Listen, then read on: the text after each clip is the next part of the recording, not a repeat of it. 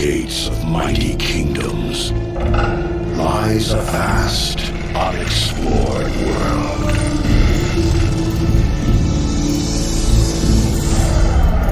A world of honor.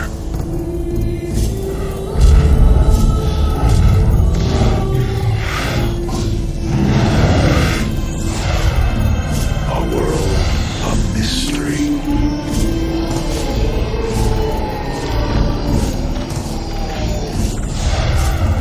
A world of danger.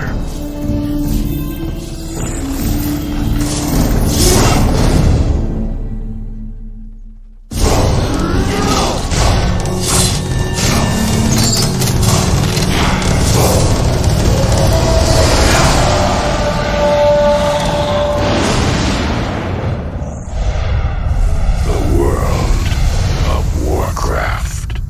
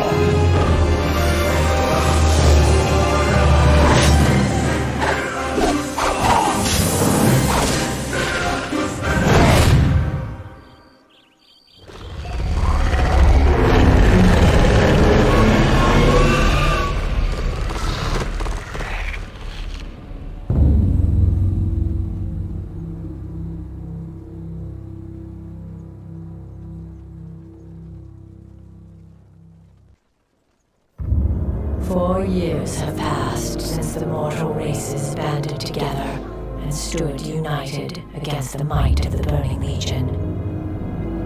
Though Azeroth was saved, the tenuous pact between the Horde and the Alliance has all but evaporated. The drums of war thunder once again.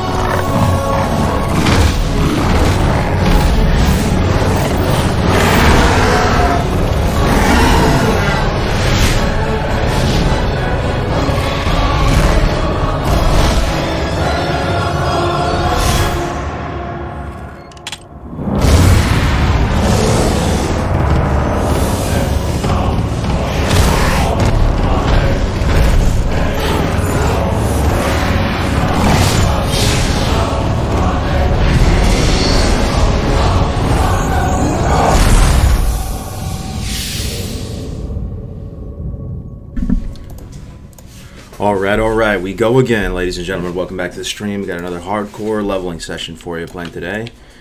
Welcome back. Let's play a little bit off stream. Big stream today. We're gonna do BFT, try to get the Gravestone Scepter. We're gonna get Fell Hunter. And probably some more cool shit too. Donkey Krong, thank you very much for the Prime already, man. Starting the stream off so strong. Thank you very much, Donkey. Appreciate it. How can you not want to play the game with a trailer like that? You're not wrong, man. It doesn't get old somehow. I've watched it a million times. Welcome back to the stream, everybody. Let's see who we got in the building today. Nazi, Ashley Nicole, Team Hicks, CD Key, good to see you. Bro Amanda, of course. You love to see it. DJ Likes, good to see you. Jim Smith, J Ella. Who else? Beej, JP. It's good to see everybody, man. It's one big hardcore family. Thank you for your time. We'll try to keep you entertained at work, whether you're stuck at the DMV, you're stuck at the office. Ooh, 2 health potions. Very nice. I might as well get the scrolls too. I've been buying these up, not even so much for me, but for the pet. It helps quite a bit for the pet. Shadow Oil. I wish. Caster though. So we're in 1,000 needles. Let's throw in that old action can. How's the sound for everybody? Is it okay? Is my voice low? Is the volume okay? Ambience? Let me check something. Something's off. I knew it. Ambient sounds are off. So sorry. Alright. So 1,000 needles, not a zone completely free of danger. I've died here on a few characters. Most recently I died here on my shaman. He was mid-20s or something. I had an enhancement shaman going. We died doing the quest that we're about to do. So yeah, let's do it. I'm good to go. Very nice. Thanks for the feedback. I like to keep the music and ambience high. It just helps me like keep my head in the game, and hopefully it's relaxing for you guys to hear. So yeah, let's start it off with a bang. We'll go do all this, the Arnok arc. Not allowed to die after the Barons incident. Which Barons? Oh yeah, yep. Our closest call for sure, right? I have not been on WoW in so long because my internet is down. What about right now? Are you on the phone? Stuck in the house. Just got off of WoW to Watch. Thanks for your time, man. A flagged, no maggots running through. Watching this in class. High school, college, graduate school? Music really loud? Is it too much? We like to put it up as much as we can get away with, but I can bring it down a touch. I love the WoW OST though. Okay, so it's not my first rodeo doing these quests. I've learned that if you're gonna do this, if you're trying to get up there, you know, it's like this top area with the bridges, you pretty much just try to leave the zone and you'll see the ramp up. That's the easy way to know. So we're just gonna like literally try to leave and go up the Great Lift, and we should see it on our right. The ramp up top. Didn't get anything from WC yesterday. Only thing I got from WC was Talbar Mantle. I didn't have the Leaders of the Fang quest line done or anything like that. I don't think I got any greens either. So we kind of just did it to support the hardcore, some other hardcore characters. Let me see what I did get though. I got this ring, 2 MP5. It's not amazing, but that just dropped a second ago. What else? Everything else is pretty standard. My gear is pretty lackluster. This is probably the most exciting thing that dropped in this entire character. I don't look very good, as you can tell. I'm still rocking the diaper. I still got the deep V-neck, the K-pop V-neck. So hopefully we can rectify that today. But yeah, we're gonna jump into BFD here in probably, I don't know, 30 minutes or so. Fake coffee? Oh yeah, man. Got the quad latte, starting the day off strong. You got to. I wish I could just drink a regular coffee and get the energy I need. Looking like a zombie pro wrestler. I'd love to see it. Yo, somebody said I look like a gigolo. I'm like, what? Pretty unsuccessful looking gigolo, dude. Bald, scrawny, emaciated. Not a very good looking gigolo. Quad latte? Yeah, it's like where they put extra shots in it. No, quad, it's not quad shot, it's triple shot, right? It's a latte with triple shot, but yeah, I guess there's 4 total shots in it. 28, you're already pumping? You already know, brother, almost 29. Alright, might be a little bit rusty here. We'll get the pin on that guy. So some good things have happened to this character, though. Not so much on the gear front. But in terms of, like, the talents turning on, I think we're in a pretty good place. We have 5 out of 5 failed concentration, so, like, the full drain tank package is online. Nothing scuffed about the talents. It's squeaky clean. These talents are squeaky clean. You could eat sushi off this talent plate here. This is as clean as it gets. It's beautiful. The one flex point we put into Imp Drain Life, everything makes perfect sense. Nightfall's been quite good for me. I got 1 point in it. We're about to get our 2nd point in it. So our rotation has changed a little bit because I got a fresh rank of Agony as well. So I'm pretty much not even triple dotting right now. I'm just going for 2 dots because the Agony is so strong, plus Drain Life. Trying to fish for those Nightfall procs. And as you can see, it feels pretty smooth and efficient. Like, I prefer the Succubus in most cases, but when we're up in, like, a dangerous area like this, and we're doing a spicy quest like this, where you have the propensity to pull, like, you know, 3-4 mobs, I'm thinking about Void. Succubus also recently just picked up rank 2 Lash of Pain, so that's a substantial DPS increase. Like, her Lash of Pain is like a pseudo torment or a taunt. And one of the nice things about using Succubus is you don't... Oh, ho, ho, ho, ho, ho, ho, ho! Wait. No, it sucks, right? Well, I mean, it doesn't suck. Spirit knot. I thought it was a wand for a second. Why did I think that was a wand? It looks like a wand, right? Nah, Spirit sucks for Warlock. Alright. But, what's I saying? Well, these aren't too bad. But yeah, I might use Voidwalker up here. I remember when you were in the zone on your warrior. Yeah, man. Long time ago. Yo, Team Hicks 3765. Thank you very much for the 3 months of support, man. 3 months supporting me in the dream. All under Succubus is dead. It's okay. We're gonna make a Voidwalker anyway. What the hell? I couldn't even one-shot a healing ward. That's when you know your melee is weak. Wow. Okay. Let's make the Void for up here. I like it. But yeah, we got rank 2 Lash of Pain, which is nice. You don't have to worry about mana. Does Classic have early level spell power items? They no, not really. Not like super early level. But in TBC, they change a lot of the quest rewards so that, yeah, there is stuff pre-level 20. Quest rewards that'll give you, like, you know, 7 spell power on this or whatever. So in TBC, it's coming. The early gear will have spell power in TBC. The music band's so good. I know, man. It's a ballad of our childhood right here. Some of us are just getting into the game. Good to see everybody once again. Hardcore feels so good right now. I don't know if any of you guys really care about the hard. I mean, some of you do. Some of you just watch from afar, but for whatever it's worth, the community's pretty healthy and strong right now. A lot of people streaming it. It's cool too, man. If you go to Twitch,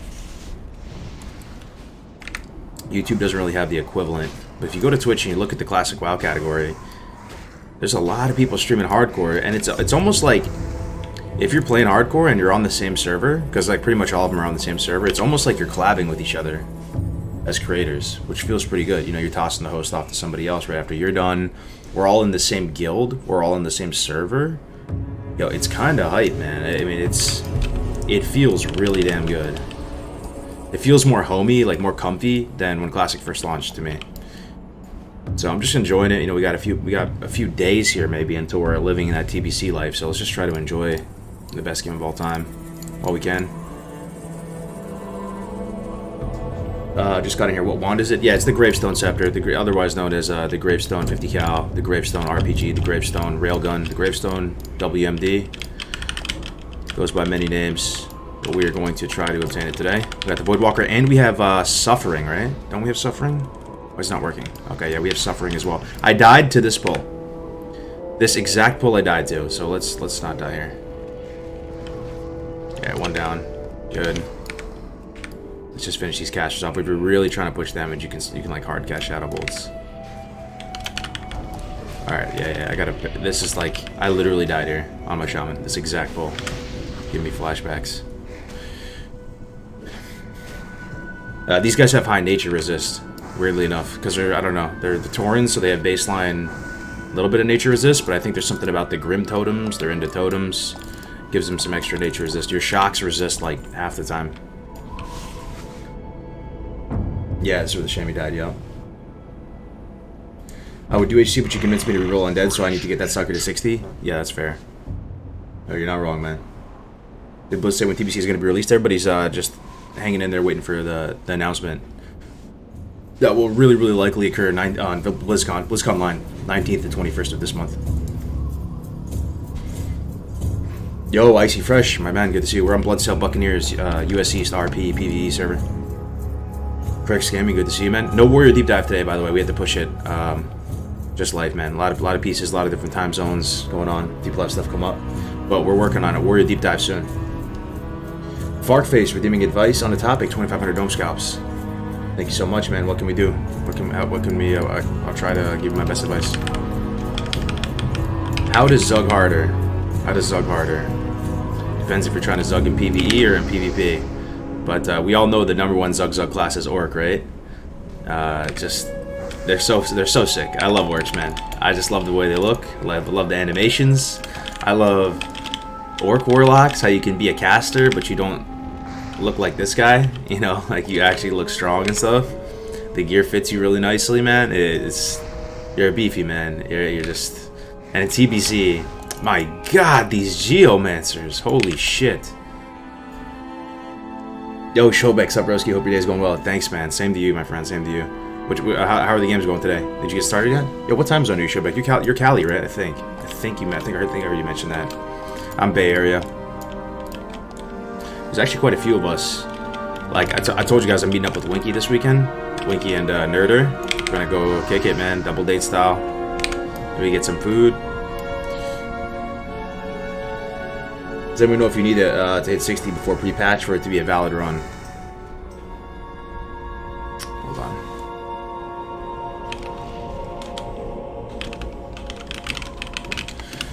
Before pre-patch? I wouldn't sweat it, man. If you just get the 60, like you started your character, I wouldn't sweat it, man. Just get the 60. Didn't know Winky's Bay Area too. Yeah, well I'm like on the fringes of the Bay, right? Like I'm on the edge of the East Bay. So he's not really Bay Area, but he's close enough. A bunch of us in the hardcore community too. I mean, like Platinum WoW is kind of nearby. Some of you follow his stuff on YouTube. Who else? Rocksteady, Pandorama. Downloading Endless currently. Do you have to pay to get instant level 70? If you want to play on their just like regular server, yeah, you do. But if you're talking about the arena realm, it's instant 70. You just create a character, and then within seconds you're fully equipped, raid gear, talent, specs, everything like that. But if you're trying to play on the I wouldn't advise that though. You know, if you're trying to just use it as a sandbox, you might as well just like, you know, do your own little repack, Mangos repack on your server and just locally host it and go in there. You have GM commands, you can fly around, do everything you want to do. It'd be pretty niche if you want to boost the character at this stage of the server lifespan on the regular Endless server. It would be only to do what we did. Like, you have some friends you want to play with, you want to do some dungeons, you want to mess around, you could boost them. But there's a new Endless fresh, I think, at the end of February. EU hardcore server is Hydraxian Waterlords. Arena, yeah, what realm is that? Yeah, that's Endless. It's the arena. It's an Endless tournament realm. What is on the walls behind you? Is that a game collection? Yeah, I have a bunch of. I'm kind of I have a bit of a nerd shrine going behind me. Right behind me, I just have a bunch of physical copies of games, just like games that mean a lot to me. Not all of them mean a lot to me, but I do have some stuff back there. Halo 2 Collector's Edition. You know, all the World of Warcraft boxes. You know, my StarCraft 2. Just a lot of the really memorable games behind me, as well as just like consoles, stuff like that. Got some arcade machines back here. I don't know if anybody's into... They're fun when people come over, right? Playing some Mortal Kombat, playing some Street Fighter, playing some Marvel. Is putting points into defense worth it as a warrior in hardcore? It's possible, but I think people are kind of like too lazy to do the math, and it's just... You just go arms, man. There's so many reasons to go arms. If you plan on tanking any dungeons too, like the one talent that genuinely feels bad to live without is tactical mastery. It's almost like you get tactical mastery is the most important thing. Not having it feels really rough, man. And it can be okay if you're just out by yourself in the world the whole time. But if you plan on doing dungeons, which you kind of need to, right, to like get weapon upgrades, I would just go arms, my man. Arms, and then if you get late game, you know, late 40s, 50s, where it's dangerous, the sweeping strike stuff, and your sweeping strikes just isn't connecting for the same amount because your weapon's falling off, consider going two-handed Fury or dual-wield Fury. Yeah. No drain tanking. We're drain tanking. We're just in a. I mean, drain tanking is just the idea of tanking damage to the face with drain life with pushback resistance. It doesn't necessarily have to have the succubus out. Like for like a situation like this where it's like really scary, and we're not really worried about combat efficiency as much. We're just worried about like survivability. Right? There's just tons of Torns everywhere. I would like to have that shield from the Void. We also have an upgraded rank of shield. Plus, we just recently got Torment on the Void, or Suffering on the Void. So we have an AOE taunt as well. That's why we're using him right now. Blueberry's still fine. He's starting to have mana issues a little bit, but he's still fine.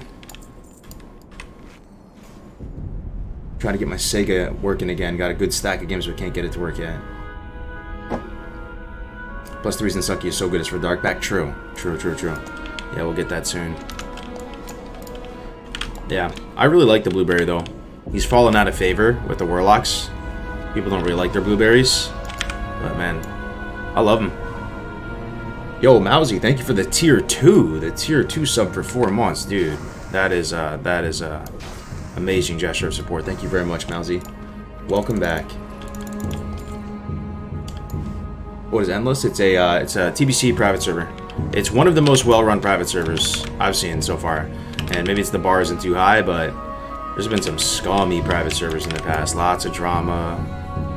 I mean, I just assume that every private server is doing shady stuff, though. They probably are.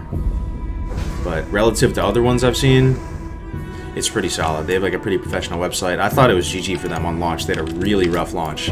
The server just kept crashing over and over again. The Discord was like a mess. I legitimately thought for a while they weren't even going to survive, but they somehow managed to stabilize and subdue the trolls and stuff, and now it's pretty decent. That's why you got to take Imp Voidwalker. Yep. It's funny though, like the Warlock leveling meta has changed a lot over time. You know, that was the, like, I'm trying to think back in time. The original way to level Warlocks everyone was touting was to splash into Demo down to Imp Voidwalker and then splash into Affliction as well, right? And then it became Imp leveling, and everybody was super into the Imp leveling. And then it kind of went to... The Voidwalker fell back into favor a little bit, but then it ultimately ended up being Succubus Drain Tanking being the way to go. After Dive, did a lot of research into Siphon Life and like how good Siphon Life is, because a lot of abilities feel good in practice, right? But they look kind of dog shit on paper. You look at Siphon Life and it doesn't look very impressive, but if you play with Siphon Life, it feels really good. Like there's so many little like nuances to the situations you can find yourself in, and a lot of times it just feels so nice putting Siphon Life up. Rank 2 Siphon Life is really when it starts to really starts to shine, but even rank 1 I like it. Few wholesome private servers back in the day. Yeah. For sure, man. I mean, Kronos has stayed really drama-free. Kronos has been solid. They honestly, maybe too solid. Maybe they needed some drama or something, because they were never really the most popular. I don't know if there was a time where they were the #1 P server, but they were always solid. Like they didn't really crash. K2, K3 was not my favorite just because some of the issues on launch, like some of this, they had some weird XP problem where like you would get way more XP if you were in a group. That kind of really took the wind out of my sails. But yeah, I remember Colroyd's getting server first on K3. Man, these things deal a lot of damage.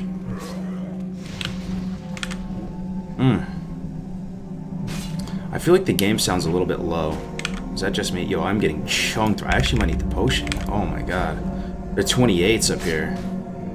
So I have potion and Hellstone on cooldown. Imagine if I had Succubus out right now, dude. I'd be full clench. Alright, let's pick up this note. Make a new stone. You loved it on Kronos? Alright, I feel like the game sounds low, no? Yeah, look at that. Let's turn it up a little bit. Oh, we're about to ding, though. That'll make a big difference. Yo, I'll tell you what, though, man. I was trying to get greedy and go 2-point suppression because I was going to play pretty safe this run. I almost died because I didn't have suppression. I was trying to kill Sharp Talon. And, you know, I assume there's going to be like 1-2 resists, maybe, before you connect with your spell. I shit you not, I oomed myself trying to fear Sharp Talon in my face. Like, I casted probably 10 fears. None of them hit. Suppression is so good, man. This is the first Warlock I've done in a little bit that hasn't had 5 out of 5 suppression, and I'm feeling it. I'm feeling it. I wish I could take this 1 point, actually, and put it in here. Just for a little bit more. I don't know. I mean, I was doing Ashenvale Hunt too early, but you're going to want to greed out. It's worth it to greed out sometimes. Getting PTSD from the Shaman? Yo, for real, I kind of am. I got my hardcore Orc Hunter to 60 a few days ago. Thanks for introducing me to hardcore. It's been very enjoyable. I'm so glad, man. Yo, grats. Grats. Did you record it all? Are you getting verified? Which spec is the best in TBC PvP for TBC? For Warrior. Oh, you're saying for Warrior. There's really just one, right? And it's just a... Well, there's a couple variations of it. There's regular Arms Warrior that goes... I don't know what regular Arms Warrior is. Regular Arms Warrior Endless Rage. They default you with Endless Rage, which is the 41 or 51 point talent in TBC on Endless. And I was playing with Endless Rage, but then everybody made fun of me, and they're like, yo, Endless Rage is dog shit. It's a horrible talent. Like you never won Endless Rage. And I'm like, oh, okay, my bad. So there's also another variation with Sweeping Strikes, which is more popular. And then there's another variation that gets Last Stand and some of the stuff in Protection. You get like Tactile Mastery, Last Stand. So there's a couple variations, but they all involve Mortal Strike. Mortal Strike is a absolute like necessity.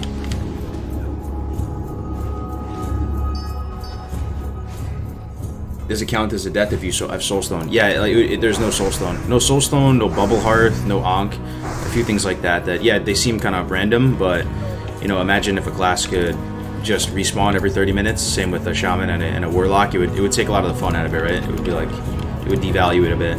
So it's not like you're missing it, you know? Like, would you even feel good about hitting hardcore 60 if you like Soulstoned and died like 27 times on the way up? So we haven't gotten too much pushback with it. People are kind of like understanding. Happy Friday 28, you're cruising. Thanks, man. Look at that juicy Nightfall sound.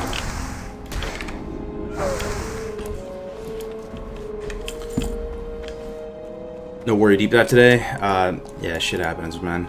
We're always dealing with EU time zones as well as NA time zones, and sometimes multiple NA time zones. So there's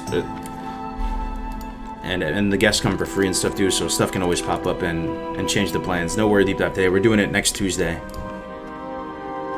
or this upcoming Tuesday. Geomancer stuck under the bridge. I wonder if I can kill her. Looks like it. Is the jump part of the wand animation? Oh, yikes. It's evading out. Is this bad? Will she die from dots? Looks like she's dying. Okay. Getting pumped like a gas station, though? Alright, nice. See if I can cannibalize her under the bridge. Yeah, I can. Look at that. But, no, it's just me jumping. There is a wand macro we discovered yesterday, though, that allows you to dance while wanding. It's pretty funny. I like it. And it'll catch different parts of the dance animation, so you never know what you're gonna get. Watch. So in between wand swings, I start rocking out for a second. I think there are talent builds that could be better than the known builds. I don't think so. I think that aspect of the theory crafting is like done for TBC. People know, they've tried everything. But I think there are going to be developments in the meta, but I don't think they're going to be on the talent side. I could be wrong, but people really know their way around the talents in TBC. There's a lot of big brains that have been playing it for like 5-6 years. Ready to pawn noobs in my rogue in TBC? Oh yeah, brother, you picked the perfect class for it. Whenever I jump, it stops my wand's auto. Do you just spam wand? It shouldn't. It shouldn't stop your auto, right?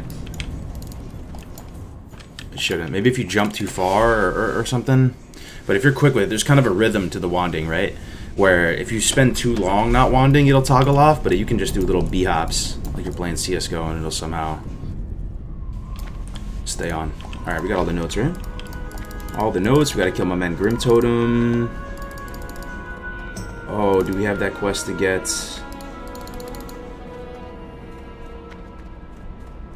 Wait. Isn't there a quest to kill the Thunder Lizard? I feel like it's the follow-up to this. Damn, I don't think I have it. Serpent Wild. Shoot, that sucks. You know what I'm talking about, right? Arikara or something? You go here, you kill the... I think you get it in TB. I fucked up. Maybe we can come back.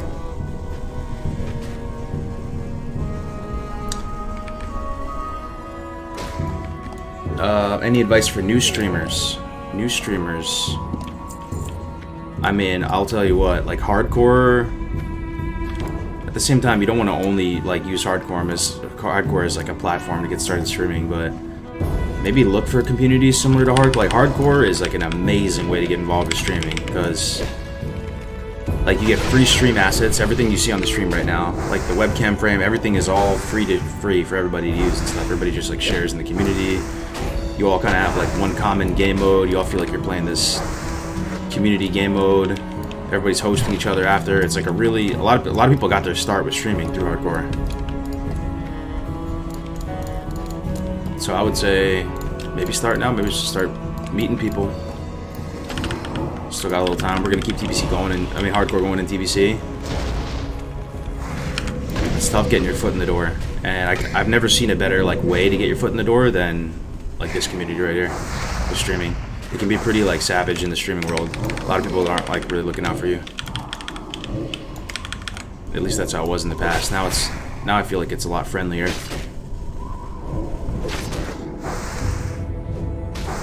Nom Nom, for example, yeah, exactly. Yeah.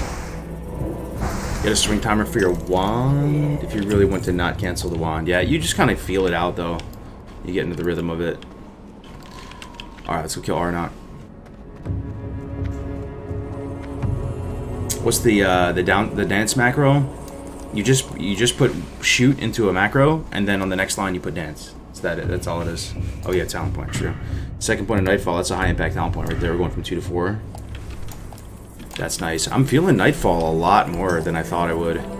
I've like really gone back and forth on Nightfall, whether or not I like it for solo leveling. And hardcore changes things a bit too. I think it's a bit stronger on hardcore Nightfall. Because sometimes you might be fighting for your life and you need that. Like the argument against Nightfall would be like it's not that great for mana efficiency because it can just proc at random times. You may not want to spend all that money, but you're not really worried about mana efficiency on hardcore, right? You're just worried about survival. You could find yourself in a big fight, and the Nightfall proc saves you because you're able to push damage and race down mobs faster. Okay, this is exactly where I died on my shaman. We just killed him a second ago, so we should be fine, but. Let's pay attention here. Dot this one up first. I don't know if I should put tongues. Maybe not. Should be fine. Void Walker's pretty beefy.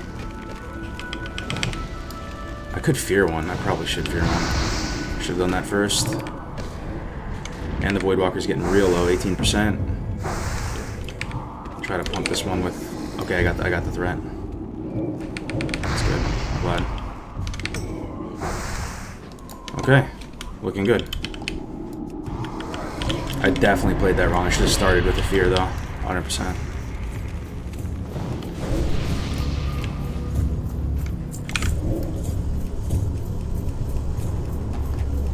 For what is the dancing? There's the Nightfall. For what is the dancing after wanding and how to use it? Here's the macro if you guys are interested. It just looks like this. I think the first line of it is unnecessary as well. It's just show tooltip, cast, exclamation point, wand, and then dance on the next line. But you can probably just take out this show tooltip. I don't know why that would be helpful. It's just literally cast, shoot, dance right after. Still rocking the undies, man. I can't get out of them.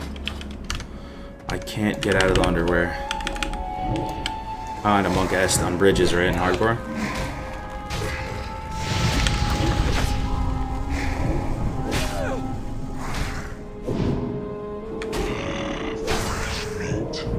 I love the amount of different customization options to the different specs in TBC. Yeah, the cool thing is that, yeah, that is really cool. Like, Arena is kind of a game changer, right? Because it depends on your comp. It depends on what bracket you're playing. There's probably a lot that goes into choosing talent points for Arena. Like, when I sat down with Spank, you know Spank, Icy? I had like a 4-hour lesson with him, and, you know, it took me a bit aback. He was like, okay, so you're playing Mage, you're playing Lock Rogue? And I'm like, yeah. And he's like, oh, okay, let's see your talents. It kind of took me a bit aback. I'm like, what do you mean? I'm just using the standard talents. But, you know, just the way he was combing through the talents from the perspective of Lock Rogue and going, yeah, this is a little bit stronger. And he was saying, like, oh, you know, Demonic Resilience gives you 35 resilience. So it's you compare that, the stat weight, versus you get this much spell power. You want to be more offensive with it. Just little things you can tweak that can make a difference. It's always exciting when the talents change. Like, just having one cookie cutter talent build that is just the go-to forever for all use cases is, like, boring and not as good. So Arena's pretty sick for that. Yeah, it's so in-depth. You wouldn't min-max everything. Yeah, I mean, if you enjoy that too, hardcore is pretty cool though, Icy, because it does, for those of you who don't know, Icy's like a big brand TBC PvPer, so he's not really like he's kind of new to the hardcore scene. But the same thing happens in hardcore. Like, you have to analyze every talent point, every decision, every ability through the lens of mortality, right? Like, this talent may be bad normally, but I have 1 life, so maybe it's a bit better. And the same thing, like, Vanilla WoW is filled with random consumables and quest items that you would normally just delete out of your bags because fuck it, who cares? But when you have 1 life, you actually hang on to them because you're like, oh, I only have 1 life to protect. It's actually worth it. Like, you're not just throwing away that charge to save like a meaningless life. You have 1 life, so keeping your sticky glue, your bag of marbles. I mean, right now in my bag I have Slumber Sand, sticky glue. I made anti-venom. I normally wouldn't fuck with any of this stuff if I'm just playing normally. Just maybe throw it in the bank or something. Especially the anti-venom, I wouldn't bother with that playing normally. But on hardcore, anti-venom can save you. Jungle Remedy from the Curzon, right? Whipperoot Tuber. What else? There's lots of little things like that in Classic. And Classic is chock full of that stuff. I think that's why hardcore works so well in Classic, because you're like working with the grain in terms of, it's like World of Consumable craft, World of wonky gadgets and gizmos craft, and hardcore like really slots in with that perfectly. HE servers, the next big thing, would join in a heartbeat. Yeah, we'll see. How sick would that be if someday that did come true? Let's not get our hopes up, but imagine if Blizzard did that. How insane that would be. How do your graphics look so good? I'm using a set of console commands to push the game past like the maximum potential just on the default sliders. I have a whole video out on my YouTube channel. And then as well, we're also using a program called Reshade, where you can do custom shader injects into your game to make it look a bit more to your taste. You can you know, bring up the brightness, a bit more sharpness, contrast, bloom. There's a bunch of effects in here. I don't understand what really almost all of them do, but you can just tinker with it. It's free. It's not against TOS or anything. And then we're using the action cam as well. That's another one that people tend to notice. There's Grim Totem. You can fear him probably. Oh my god, let me actually Hellstone. Okay. I want to dispatch of this caster quickly. Yo, he knocks you up. Knockbacks are scary on hardcore, because you can't potion while you're knocked back. That might pull the other guy. No Hellstone here. Got the Nightfall proc. That's gonna pull the other one, isn't it? Nightfall proc though. Big. One more one shot. Nice. Should be good now.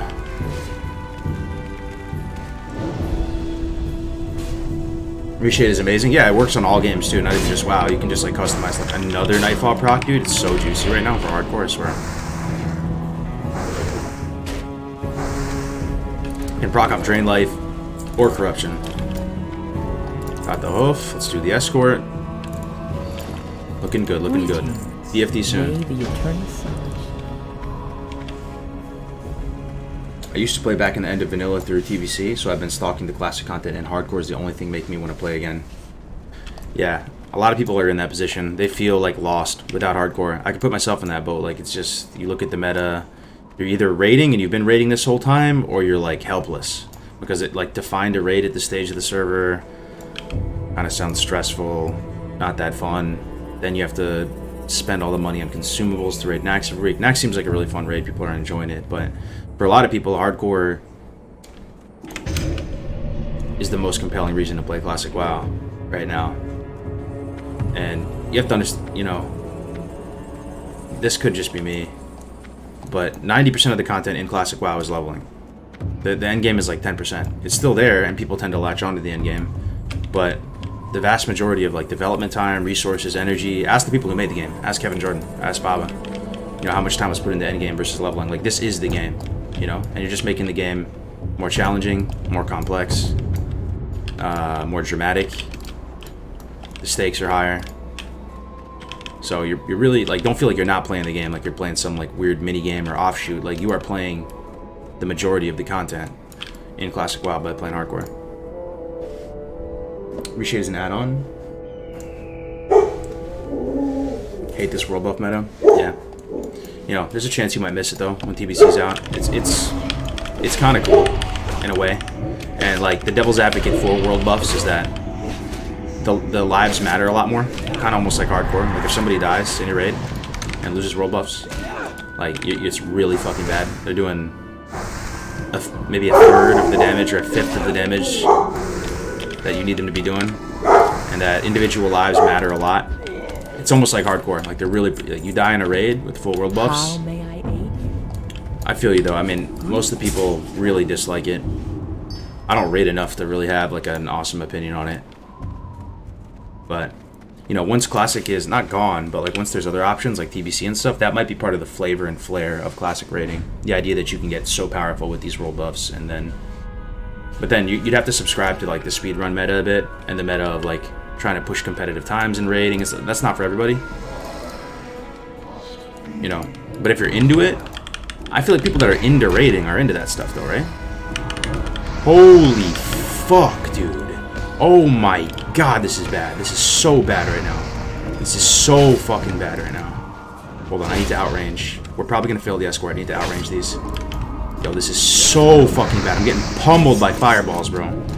This is so bad, bro. This is so bad. I need to sack Void. I need to Slumber Sand one, and I might be dead here. One's Slumber Sanded. One's Feared. This is actually so horrendous right now. Hold on. It might be legitimately over. I have to run this way. I failed it for sure. I'm out if I fucking survive this, bro. We're gonna have to probably skirt either right or left up here. Hope they reset. Let's bandage, see if they follow us more. Jesus Christ, dude. What was that spawn? Triple caster? I didn't play it well. I needed tongues, I needed fears. That is so dumb though. Like, I'm so triggered by this quest. I'm out, bro. I'm never doing this quest ever again on hardcore. Fuck this quest. 3 triple caster pummeling me with fireball. I could have played it a lot better though. I didn't suffering. I was just kind of looking at the chat. And we used one of our precious slumber sands. Hey, it's bad. I thought there was a good chance we were dead. I thought that was the end of the line there. This is what I mean. You can play the game for a whole year and you still die. Like, it's actually really hard, the game mode. About the hearth, man. I swear.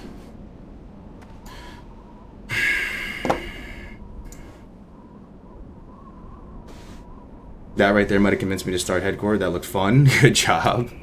Oh my god. Yeah, that was honestly... I swear, man. It's actually hard. Like, yeah, hardcore is hard. I say that, and people might make fun of me. Try it, yo. Try it yourself. Like, even Icy, yo. Big brain PvPer. Try it, man. Like... You can just get unlucky and shit, you know? Like, or something bad could happen. You just fall off the bridge or something. I don't know. It's actually hard as fuck to get 60. And I guess I'm, like, scared again because I care again. I need this guy at 60. The past characters, it's kind of like, they get 60 or they don't. It's fine. We'll still push it. We'll risk it for the biscuit. But it's like, this guy, I need him to get 60. I need him for TBC. I need this character. It's time to get another 60.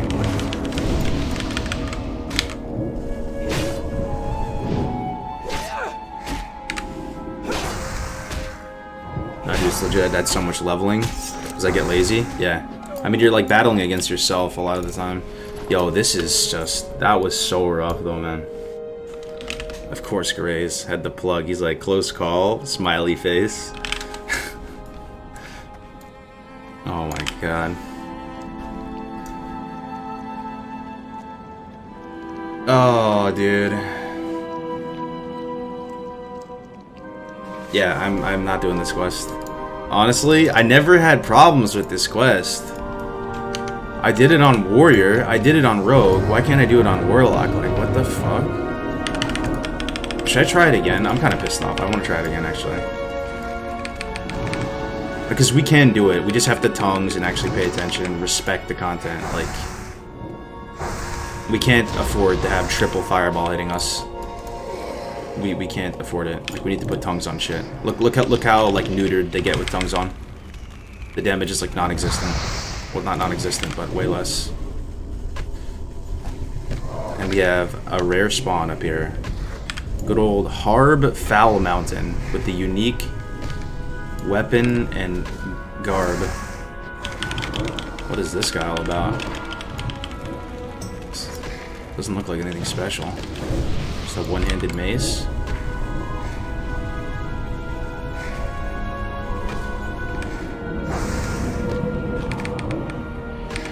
Yeah, I watched you do it. You cleared these before the escort got there. Yeah, I think I was just distracted and like talking about stuff and not respecting it. Like, you gotta respect it and like plan this. I can't believe it, man. We seriously almost died, right? Like, we almost died, right? Like, we needed... Oh. At this rate, we're not gonna make it. Like, you can only win so many of those. I swear, man. Like, if those type of close calls happen to you once per day, you probably need to scale it back 30% or something. Like, your overall like risk tolerance needs to come way back, because you should only have that moment like once a week, let alone once a day. If you're actually trying to do it, like, your risk tolerance is too high.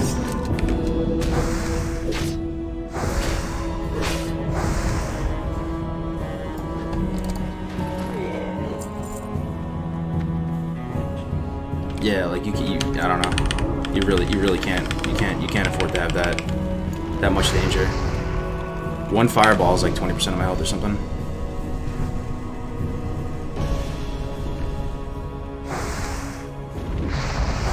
Why is naming a new character in this game so difficult? Not for me, man. It's easy for me now that I have like a brand and stuff set up. But it used to be. I feel you. Yo, Nomad, good to see you, my friend. Real play Warrior Rogue. I already got Warrior and Rogue to 60 on hardcore, so those are already like literally off the list. You've already done them, and I'm playing Lock and DBC as a main, so Undead Lock. So there's actually a real there's a real incentive for me to get this guy to 60 because I legitimately might main him in DBC. This quest is terrifying on hardcore for sure. It's pain normally. I remember doing Asgore with 2 others while leveling. Yeah. It is, especially, I think they can spawn, like, there's some RNG in what kind of mobs you get, and we got triple caster mob. Can you group with others in hardcore? You can for dungeons, specifically for dungeons. Open world, you're solo. Solo, self-found, no mailbox, no auction house, something like that. But you can group up for dungeons, you can do each dungeon one time. You have 1 instance ID per dungeon. So, and like, that's to prevent, like, it seems like just a totally random rule on surface level, but it's to prevent, like, dungeon cleaving, living in dungeons. It's also to just preserve, like, not the integrity of the dungeons, but it just gets you more hype, right? Like, if you have 1 shot at getting Cruel Barb and you get it, you're like, literally, it makes your entire day. If you get Venom Strike in WC, like what happened yesterday, that dude is ecstatic. Like, he's probably more excited for those than some purple pixels out of a raid. Maybe not. I'd still probably be more excited over an Axe Loot or something, but you get the point. But yeah, it's to prevent dungeon cleave, that. And it's also kind of like an RP aspect of it too, where like you can only kill the bad guy 1 time, then he's dead. Doesn't really make sense. You can kill Edwin Van Cleef 47 times to get all the gear you need. So like with a random rule set, you kind of like artificially recreate the environment that we used to play the game in, just like naturally back in the day, you know, like whatever. But it's still competitive, fun. All right. Arnox back up again. I'm going to do this escort again against my better judgment. Tilted me. Plus, it makes it more sense from an RP standpoint. Yeah, exactly. Yeah. The RP standpoint for sure is there as well. Yeah, you can't redo dungeons farm right now. It just makes, you know, you try to, like, scavenge every piece of loot from the dungeon when you do it, right? I see, like, and also you have this camaraderie when you do the dungeon. It's not just like, alright, did my 5 dead mines today. Like, thanks for the group, guys. See you later. See you around. Like, you did your 1 dead mines run with this group. It was successful. You remember what gear dropped. I'm getting pummeled by fireballs. Probably need to fear this guy. Why am I not able to Hellstone? Oh my Lanta, man. We ain't gonna make it, chat. We're not gonna make it just like at this rate. I'm playing like actual shit, bro. I'm actually playing like shit. I have to outrange this, get the Voidwalker on it. We ain't gonna make it at this rate. It's still on me. How is it not on the Void at this point, though? There it is. We are not making it at this rate. Like, we're not even close. At this rate, we make it to like 32 and die. I need to pay more attention.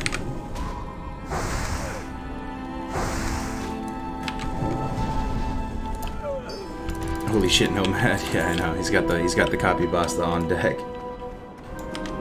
IMO hardcore is so successful because the leveling is the best part of classic. PvP and raids have their moments, but the leveling open world is the best part of vanilla. For sure. It's multifaceted. One other aspect too is that you get to see streamers and real people when shit goes wrong. Most of the time you tune into the stream, everything is going right. Streamer privilege, they're getting fat loot, they're having, you know, they're at their best, they're putting their best foot forward, everything is going according to plan. That's how streamers and creators plan their stuff. They're not trying to embarrass themselves on stream. You get to see if they make a mistake, and it's so clear that they made a mistake, and it's so clear that something happened. And like, you just tune into a stream, you know the objective, you know the common objective. The guy's trying not to die, got it. Right? And it's like, the death clips are fire content, right? Like, that wasn't even a thing before hardcore. Now it's almost like you see him in Gorthax videos, watching death clips. Well met. More so than even highlights. Highlights are cool, but nothing like a good, hot and fresh death clip.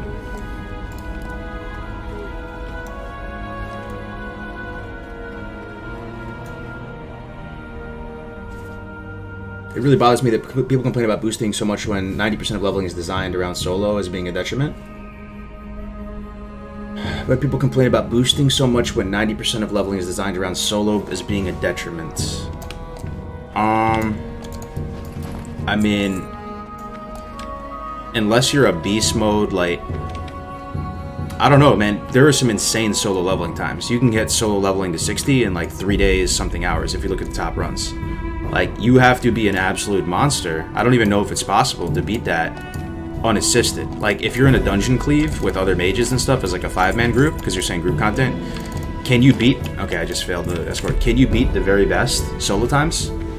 If you're assisted and you have a 60 mage killing everything, then sure. Then you, like, I don't know, you can get it maybe 24 hours or something. I don't know where the envelope stops there. But just think about boosting, man. I boost. I will be in a boost. Blizzard sets the meta. I talk all this shit about boosting and I will still boost. If I have to boost the character, like if this guy dies, I'll probably just pay some mage 40,000 gold to boost me up in Maradon all the way. Blizzard sets that meta, but is it good for the game? Fuck no. You literally just live in a dungeon all day. You literally AFK from level 8. You make a character, probably have your main on follow. He kills some scorpions, you get to level 8, you sit in RFC. You sit in RFC, then you go to SFK. You sit in SFK at the start, you're watching a Netflix documentary. Then you go right into GY. You go GY Lib ARM Cath. Very fun and interactive gameplay experience, MMORPG. Then after that, you go ZF. And after ZF, go BRD or ZG, whatever. Then you're 60. And then you get to experience that 10% of the content at the end. It just doesn't make for a good, like, community or a good feel. I mean, people are that's why I'm happy we have hardcore, right? Because it's a refreshing thing. You can always fall back if you're ever dissatisfied with the meta. If it turns you off, it doesn't necessarily turn me off. I think there's some skill in boosting, and I like watching Arleus do his thing and doing all that. I might have felt differently without hardcore, though. Hardcore is nice because it's like it's preserved. That whole experience that people are salty about missing or not having is preserved with hardcore, at least. What's the worst gap in Classic, do you guys think? The worst gap? What do you mean by worst gap? Like the most painful stretch of levels? Probably 45 to 50. Remember to pay attention this time. Didn't Thomas tell me about 48, 1 to 60 or something? I might be tripping. 48 hours, 1 to 60 unassisted? No. I think the record, Tactics says the record on Horde is like 3 days something. I don't know the Alliance one. The Joker record has been smashed a bunch of times since launch. I mean, Joker is super impressive. He did that on launch, world first. But I'm saying it's been smashed a lot unassisted. What's the news on pregnancy? Is it a boy or girl? We're going to find out any day now. We did the really early pregnancy gender test, so probably in the next 24 to 48 hours we'll find out. Can you link the Hardcore Discord? Yeah, sure thing. Here's the site. All the links, stream assets, everything you need to get started, get acquainted with the community, everything is right here.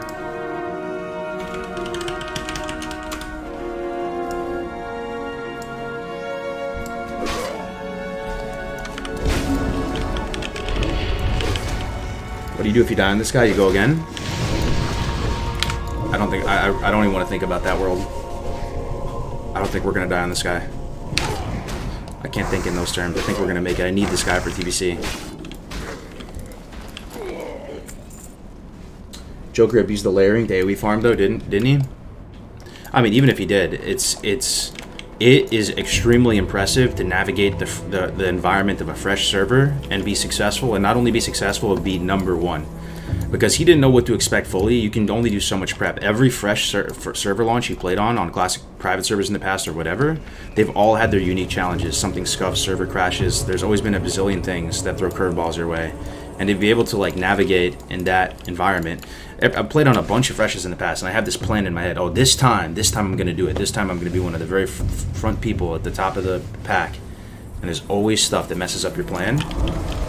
And you're always like, oh, that's bullshit, that's unfair, I couldn't log in, whatever. Everybody has to deal with that stuff, and he somehow found a way to do it and get 60 bursts for everybody else. Do you think TBC servers will be continuation of the 60s we have or fresh servers? It'll probably be both, likely. Just remember daddy's girl if it's a girl and mama's boy if it's a boy. I got 2 girls myself, so I know. Hey, congrats, man. Is Ellie in TBC playable? Yeah, for sure. All Shaman specs are playable in TBC. It's probably the easiest class, regardless of spec, to get a raid slot. You can get a raid spot probably just as easily playing Enhance, Resto, or Ellie. It might be a bit easier if you're Resto, right? But Shamans are in such high demand that you being a Shaman is big plays. And like if you're trying to live that melee life and get sick weapons and stuff, because if you can't, it looks like if you can get that 1 or 2 melee slots, it's actually really easy to gear up. Again, this isn't like experiences that I've lived myself. This is just what I like think based on some of the conversations I've had. Because I know it's the case. That's the case with like Rogue and stuff. So it might be the same with Shaman. That like if you can finesse that melee spot, you'll gear up pretty quick. It's just there's not many melee spots in the raid. All right, let's try to do this escort again.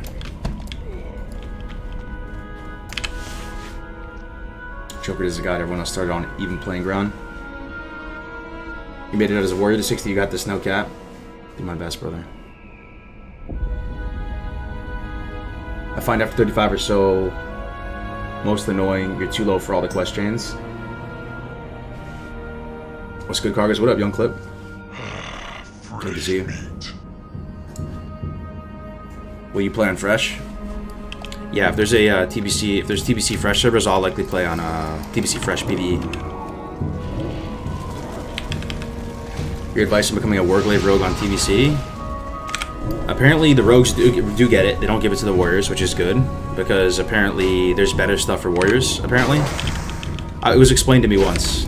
The TLDR was that, yes, they are given to rogues, because I know warriors can get them too. So there's good news on that, but I think it's like 4% per glaive, and it's not like one item that can drop at 4%. They're 2 separate items, so main-handed and offhand. So, good luck. The odds... It's kind of unlikely you're going to get both, but if you do, this is how it was described to me by Big Brain Rogue, SPK's or leader of the Silent Shadows community, the biggest rogue community right now for TBC. He said, if you are able to get both Warglaives, it feels like you're playing in Season 5. You're playing Season 5. It's a new game. It's a new game. You're so powerful. It's like absolutely Omega Abyss in PvP. Warlock pets, just delete them. You get the bonus attack power versus them. And you're so incredibly powerful that it feels like you're playing in a new season. And rogues are already like a class and a half, so those are if you're not playing a rogue, I'm not playing a rogue, that's pretty terrifying. I hope rogues never get double Warglaives. I hope I don't have to face, especially as a Warlock. I hope I never have to come in contact with a double Warglaive rogue. Sounds like a bad time. Is there a hardcore Discord? Yes, there is. Yes, there is, and it's still growing pretty rapidly. If you want to join, here's the website. Oops. Link to it there. Stream assets, Hall of Legends, the achievements. If you want to look through it. Wouldn't it be better to clear the way the escort goes so the farthest ones don't respawn first? I'm just gonna pay attention. That's probably just the #1 thing I have to do. When I hit the escort and pop the escort, I just have to pay attention this time. And I want to push up ahead of the escort and clear out before it even gets there, yeah. Balance in TBC PvP is laughable. Rogue Disc in 2s is the only meta. DPR is very strong, but there's other comps that do well against it, though, man. There's other comps as well. I mean, you're saying in 2s is the only meta? Well, they say Season 1 double DPS is the meta. I really think there's more to it than that, man. Like, there's a couple, like, S-tier comps or Tier 1 comps that are all, like, very strong and, like, kind of counter each other and stuff. You know, the Red Pally Resto Shaman, DPR, LD. Apparently WD's not up there. RM's probably pretty strong, but maybe not the very top. DPL, apparently very strong. Like, go look at the end. I would say go look at the there's a leaderboard right now. You can go check right now. An active leaderboard for the Endless Tournament Realm, as well as the Endless regular server, and you can go look at the top 2's team. They're not all DPR, I promise you. I promise you. You got the 28 yesterday, geez, you're leveling fast. Thanks, man. Yeah, I got the bug again. Alright, I gotta pay attention, right? Alright, let's pay attention. Void Walker for sure. We can even pre-sack a Void Walker if we really need to. We have tongues, we have control. You can't get too far from the escort. Let's drag this back. Let's actually pay attention. Hopefully we get kind of lucky with nice Nightfall proc. Hopefully we get kind of lucky with the spawns and we don't get triple caster again. Let's try to heal up when we can. Take those opportunities to eat, drink. Just basically pay attention. We can put scrolls up. I have a ton of scrolls. Agility on the pet. Protection on the pet. Protection on me. Stamina on me. Stamina on the pet. Yeah, we're about to get into a big fight here. Alright, let's see what we're going to do. I put tongues on this guy. Fear this guy. Ah, it's only 2 actually. Never mind. We pulled 3. Oh, there is 3. Okay, we're fearing this one. Yo, why is there so many? What the fuck is this? I feel like there's more and more each time. Okay, somehow they're not all pulling though, which is very good.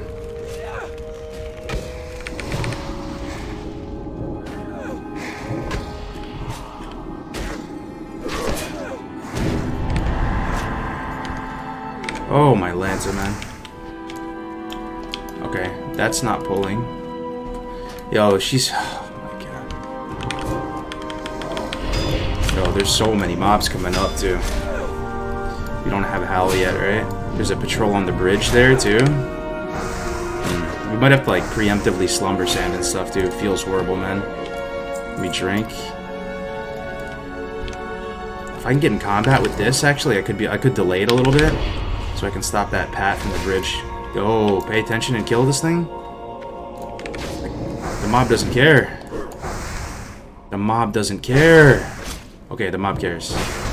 Let me bandage.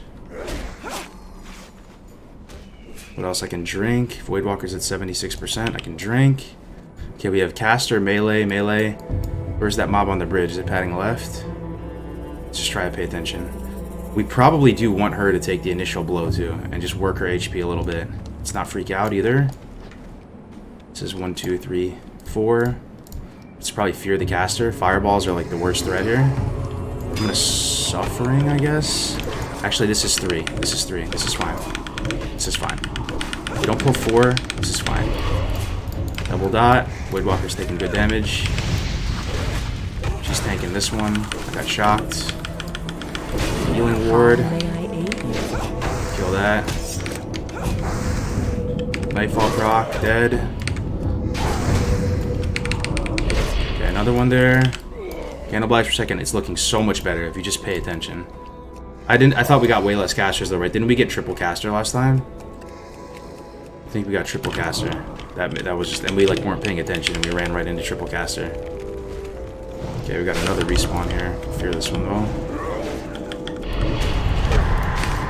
There's more spawning. Dude. And she just doesn't give a fuck. He literally gives zero fucks. I'm not gonna loot or anything. Okay, now she gives a fuck. Doesn't know what she wants to do. I'm just gonna Hellstone here. Got kicked. This is what happened to my shaman, man. I got kicked at a bad time.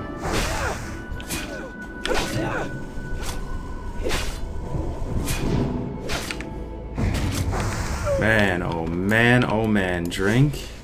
Man, oh man. It's like 6 mobs that you have to kill really, really like in a tight window. I don't even feel like looting. I'm at 35 on Hellstone. Didn't really have to use too much. There's still more to come, by the way, guys. There's like 2 more platforms.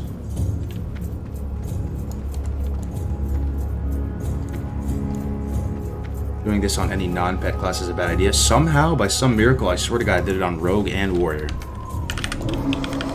And Warrior. Warrior being the craziest one. I don't know how I did that. I died on Shaman here.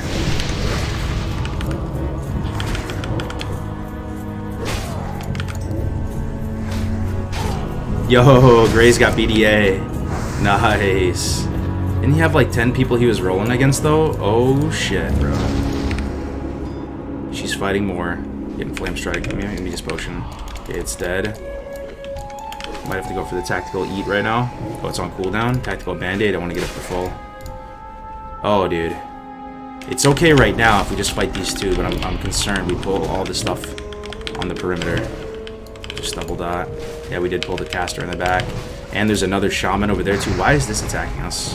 Somebody tell me. We got tongues up on that one. Fightfall. Cannibalizes up. That might pull those 2 on the side.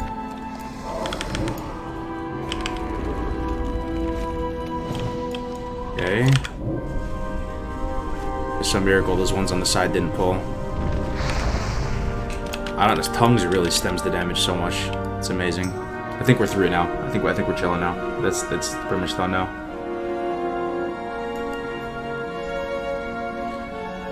Wowee.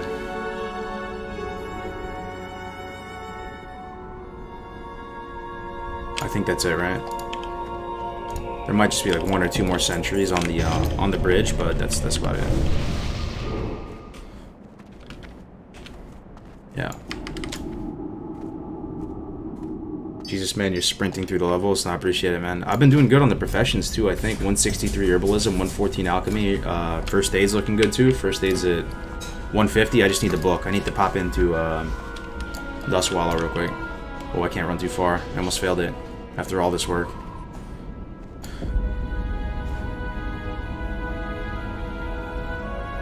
Grace pulled the stream on his stream? What do you mean by that? He pulled the stream on the stream? He just got BDA, which is awesome, man. From Dead Mines. That's huge on a rogue. No barb, though. But that's okay. He's getting Windblade. I'd rather get a BDA than nothing. You can't get Tunica Westfall, right? So that's even more impactful.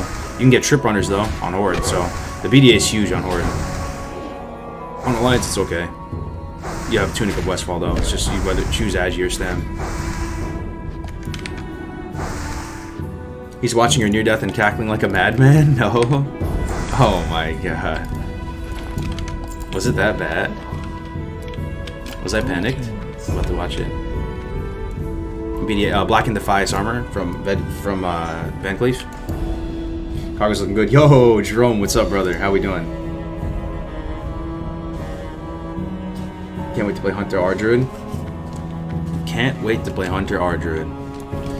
I hope you know what you're in for, my man. Long games.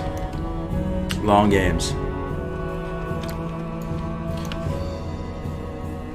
What add-on to use for the hotbar? I use type exclamation point UI. The command might not be working anymore though, but I have a video on my channel called How to Make Classic WoW Look Like Diablo. Every single add-on and all the stream settings, everything is all covered in that video. NPC AI is killing me. Yeah. You know how the femtar escorts do. They take their sweet time. You know you can cannibalize and eat and drink all at the same time? Yes, I did hear that, but I haven't been doing it.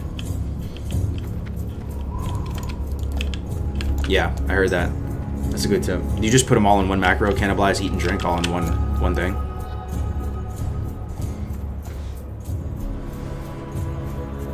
You remember at what level you did it on your warrior? I don't. Yo, Tigran, good to see you.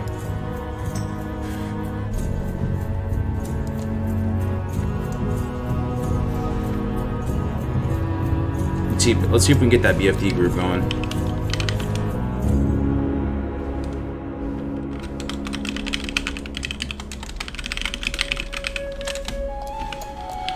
Alright, we did the escort.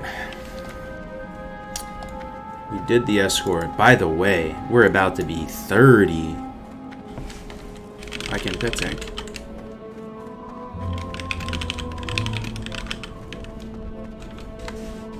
Alright, I think we're doing BFD real soon. Let's go do that Panther quest. You guys down? Another little spicy thing here. Steel Snap. We can do some of this Western stuff. And if we could hit 30 before it, though, and we get Siphon, we're going to be way safer. Only thing is, does anybody know what the top end on the BFD meeting stone is, by chance? 30 might be. It might be too high for BFD. The last boss is 28, though.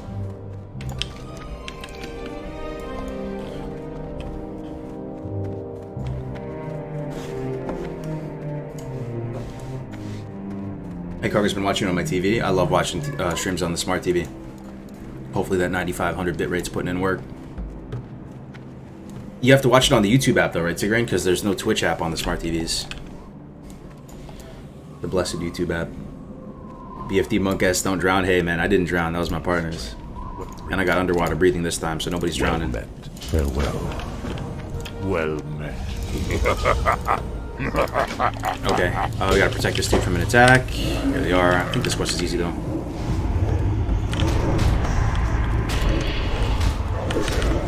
Okay. Not as easy as I remember. Some suffering. There, it worked. Sick.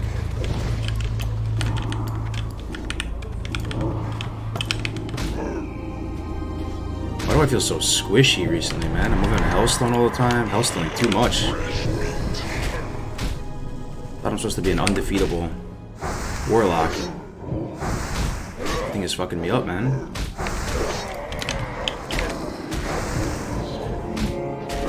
I actually feel so weak.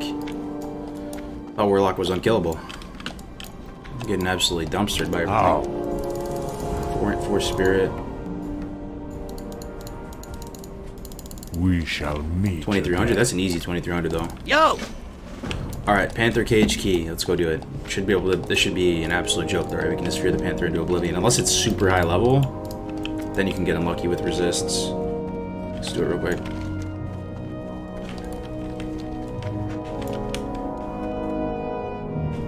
Drain life more, yeah.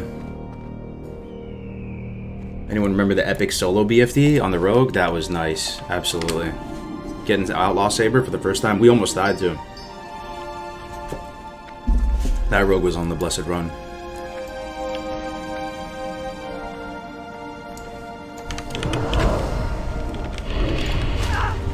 What is the deadliest one? We're getting the Gravestone Scepter today, doing BFD, Black Fathom Depths. And Gravestone Scepter is the strongest weapon out of all weapons in the entire game for like a pretty huge stretch of levels. It has more DPS than Corpse Maker. And it's something you can technically obtain at 18. Technically. For all intents and purposes, though, you really can't, unless you have like a main boosting you through. That's just the minimum level you can get the quest. But even us getting it at 29 is going to be a huge pickup for us. We'll be using it until probably late 30s. There's technically a wand or two you can get that's a slight upgrade, but it's not a huge upgrade. Like the Araki Basin one that you get, the one that looks like a twinkle twinkle little star. That one's technically a little bit of an upgrade, but it's not that much. You're not drooling over it. When did you get your farm? We got the farm about 8 months ago.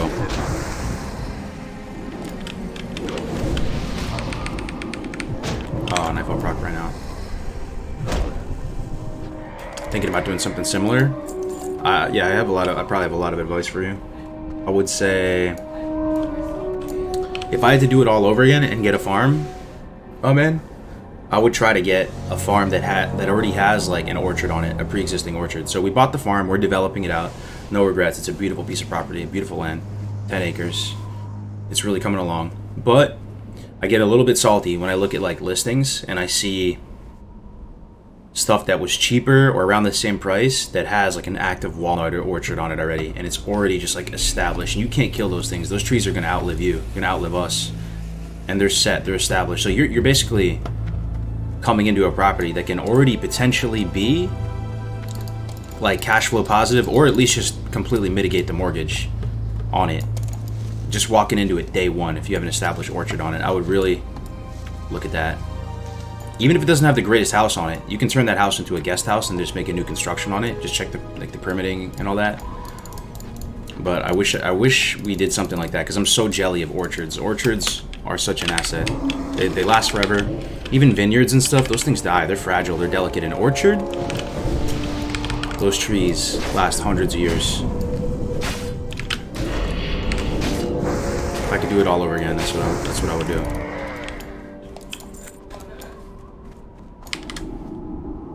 Talking about almonds, yeah, it could be anything, but just orchards are such an asset.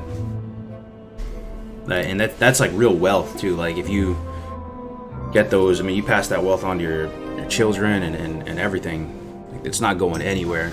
You can, and it wouldn't be like an amazing lifestyle in terms of, you know, you're not be living some opulent lifestyle unless you have tons of acres of it, but it would be a life. Like you're not on the streets ever.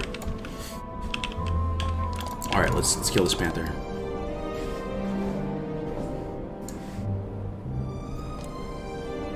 I heard almonds. We're not talking about nut milk again. Nah, man. We're talking about my man was talking about getting a farm. I bought a farm with the wife like eight months ago, like our homestead, and I have some regrets on it. Also, I would get something with a nice fence already from the get-go, because you can, as long as you're patient, you can find stuff. We're getting nightfall procs, beautiful. Might as well just put the pet on it, right? It makes the fear likely to break, but we should probably also bandage to get more mana. Let's be able to go the distance. 2 points in suppression, putting in work. When I was killing Sharp Talon, it was rough. Oh, I can eat this guy too. I was killing Sharp Talon. I swear, I oomed myself spamming fear in his face. I almost died yesterday against Sharp Talon. I'm like doing really good on fears here. I think I hit pretty much all of them. See if we can squeeze an immolate off. Probably won't hit though. It doesn't. Yeah, see, resist doesn't get the benefit from suppression.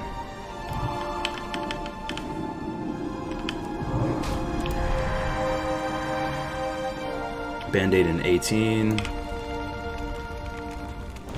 Oh, we got it.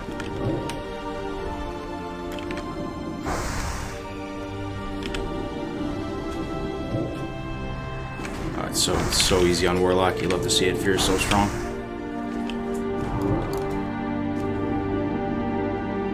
But I don't even need the fear. Alright. Free quest.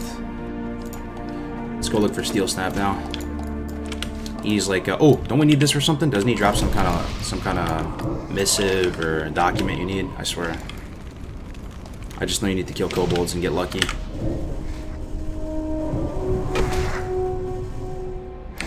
Raspberry bushes, yeah, I planted some berry bushes as well. I'm working on building a food forest of sorts, where it's not like super organized rows. We like sectioned a little bit. There's a thing, I think it used to be like maybe a pen for animals or horses. We took one of the pens and we just started planting a bunch of stuff there.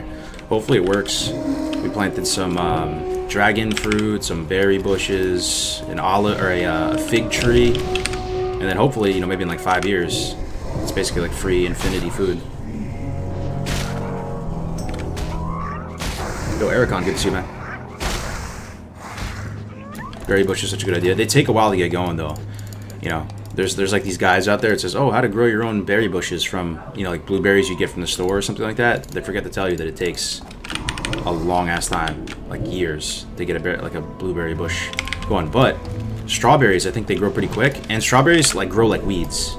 It sounds like that's one of the things I learned, that once you get strawberries going, they spread like weeds. And that doesn't sound like a half bad thing, right? Having like infinity strawberries. Strawberries, I'm not even the biggest fruit guy, and I love strawberries. Thinking of strawberry as a weed. I'll tell you what, too. One thing that is kind of pro strat that a lot of like chefs do, and you guys might want to consider doing is having your own herb garden inside though, inside your house, so it's fresh and right next to your windowsill. I have an herb garden outside where I just grow like oregano, cilantro, all that stuff, but they're basically like weeds. Those herbs, like they grow very easily and spread really rapidly. Like stuff like mint, you almost can't contain it. So they're actually like very easy to grow. You can get some cute little containers and just grow them on your windowsill, and then all the big brain chefs, they just reach for it right there and just, you know, pick a little bit. You don't have to walk outside. You don't really have to like think it's dirty or anything. I'm probably gonna do that this year. Yo, God of the North, thank you very much for the tier 1 sub, man. Thank you very much, brother. How are you doing today? Indeed, my yard is full of strawberries. I stepped on them by accident. It must be nice being able to harvest all year in winter. Here it's impossible. Yeah, I mean, they call a lot of these gardening books and channels and stuff, they're called California gardening or whatever. And like, I miss the East Coast like really a lot, truly. I still, you know, I love the East Coast and miss it. Might move back someday, but one of the biggest upsides of living on the West Coast and in California is that you basically have like best in slot conditions for growing stuff. You can harvest all year round. You can probably grow tomatoes all year round. They're going to be kind of maybe looking a little bit scuffed and smaller and weaker in the winter months, but you can still technically grow it like year round here. But yeah, gardening is fun. It's like a hobby I never thought I would have. How's internet for you in the homestead? I tried a bunch of different vendors. Finally got a good setup there, a decent setup there where I can actually stream. It's like the download is bad. Well, not bad, but it's, I think it's like 15 or 20 download. But hold your horses though. The upload is also like 15, 20. And there's no like modem or router. It's just a straight shot. There's a satellite. I've got 2 satellites. One satellite is just cord Cat5 right to the back of the desktop. And the upload being so good that hopefully it's fine for streaming. Yeah, but it is satellite though.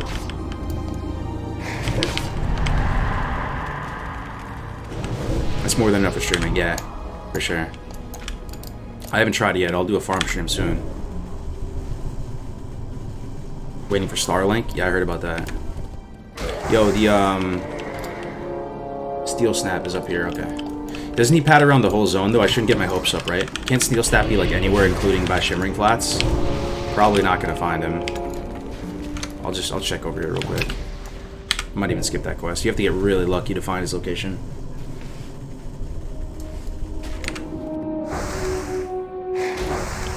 Have you considered rice farming? You can have up to 3 harvests a year in Cali. It looks kind of scary, rice farming. Like, you see rice paddies and they're completely submerged in water. It just looks scary. I don't understand it. I feel like you need like special water rights to do a rice farm. My aunt and uncle have a bunch of land, like maybe a couple 100 acres, which is still probably small compared to like a lot of people in agriculture, but they have like rice farms and stuff. It's scary looking. It's just the entire land is submerged with water. Like, how much does that water cost? How do you even harvest it? I don't know. That's why I would just get land with an orchard on it. You can't go wrong. You probably have to pay people a couple $100 to go harvest all the nuts. But it's juicy. The thing about nuts too is you can just take them to like one of those.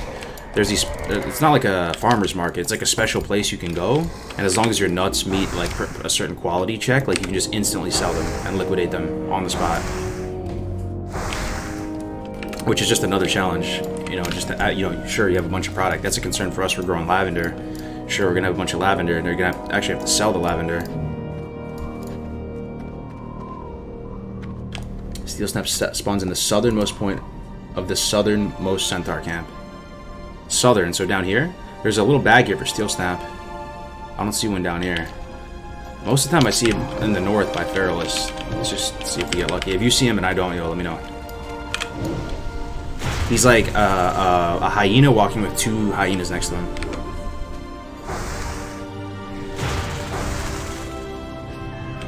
Like Grace would say, they sell a lot of nuts. Yeah. Oh, northern, I see. Bro, you're loving the Warlock? That's the way to go for TBC? I think so, man. I think this is a good chance. If there's no TBC fresh, this could be, you could be looking at my main right here. Undead Warlock. Season 1. Warlock, Rogue, in the arena. Double Undead.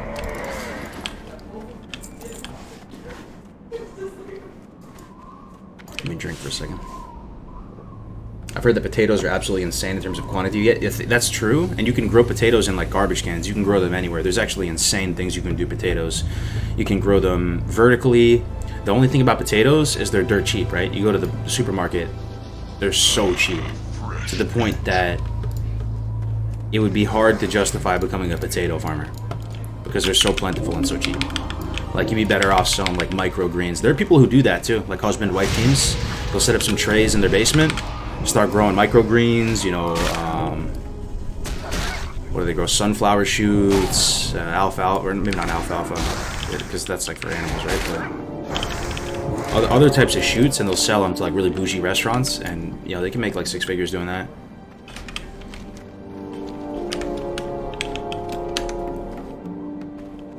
But yeah, potatoes, the one thing that I tried growing, it ended up being kind of a fail. I didn't want to experiment it. There's something called the Jerusalem artichoke. I don't know if you guys ever heard about that. A lot of preppers talk about it as like the miracle thing to grow, where they call it sunchokes. They put them in like salads sometimes. You can cook them. To be honest, they didn't taste that good, but they pretty much are unkillable, and they grow like infinity food. You can literally just throw a bunch out in the field and just completely forget about them, and you'll come back like the next year and it'll be just completely covered in it. Harvesting potatoes could become relevant if you live somewhere with a rough climate. Sure, I mean, potatoes are great. I find steel up around the Wyvern area. Okay, we have some quests to do there too. We'll swing down there, see if we can find them. Potatoes go in anything too? True. Are you a prepper? A little bit. Like a prepper light. I'm not like full doomsday shelter. But I enjoy that stuff. Those are a lot of the YouTube channels I watch. Stuff just off stream. I felt pretty like happy that some of the skills came in handy. Like, you know, just with the pandemic and stuff. Like, didn't feel totally scared. Like, I had some preparations in place and stuff, and it felt kind of like validating a little bit.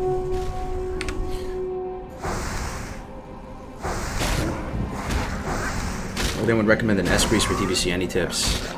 S-Priest and TBC. So I saw this YouTube video 2 days ago of Rogue S-Priest, a comp that I probably could count on one hand the amount of times I've lost to, playing like Rogue Warlock or the comps that I played. It never really impressed me as that strong, but it's probably because we're a counter to it or something, I'm not sure. But there's this video I watched of these people playing 2700 gameplay of Rogue S-Priest. And I was like, huh, maybe it is good. I don't know. But like from first-hand experience, just playing it on the ladder, pretty much never lose to it as a warlock. Like, I see it and I'm like, oh, thank God they're not disc. I take like a hearty sigh of relief. I'm like, oh, it's not DPR. Oh man. Oh, beautiful. Just as the Shadow Priest. Rogue S-Priest does better against melee teams. Yeah, a lot of the teams that are fighting in that like compilation thing were warrior teams, for whatever that's worth, and they just obliterated the warrior in like 1 second. So, 2700 SP Rogue in actual TBC. Tuska and Boost. Tuska was a beast. So how do you feel about it, Icy Fresh? You think it's a decent comp? Or like S-Priest in general. I mean, in 3s they probably do better than 2s, maybe? I don't know. It's hard to justify S-Priest when Disc is just so bananas, right? Like, Disc is bananas. They're basically already a DPS class, kinda, Disc Priest. Disc Priest can pump like a gas station.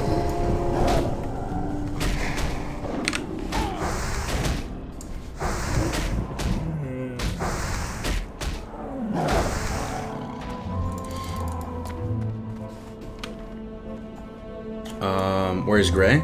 Gray's doing a solo run right now. He's leveling a rogue right now. Zug for days. He just got BDA and Dead Mines. He just got Torch Assault done today, which is cool. He got that weapon from at 20 too, which was impressive. I know people say DPS Warrior sucks in TBC, but how bad is it really? DPS Warrior? I mean, it's hard to say, right? They are pretty bad, man, in PvE. Not like bad. Like, bad is a bad term to use, right? They're just... Because bad is too... Like, they're not...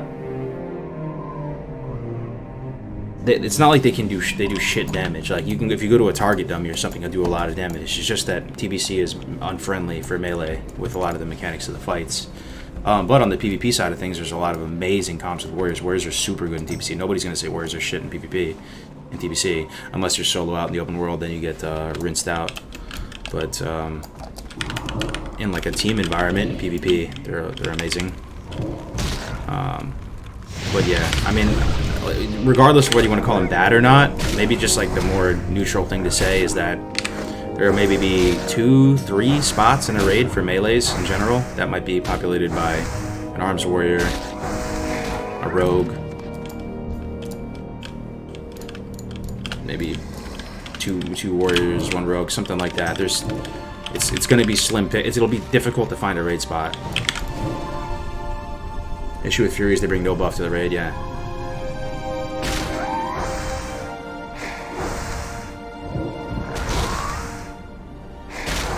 Bad compared to vanilla DPS warriors, yeah. Yeah, probably nobody's gonna fight you on that. If you say like on PvE side, they definitely take a couple steps down compared to like the role in Classic being like the predominant class.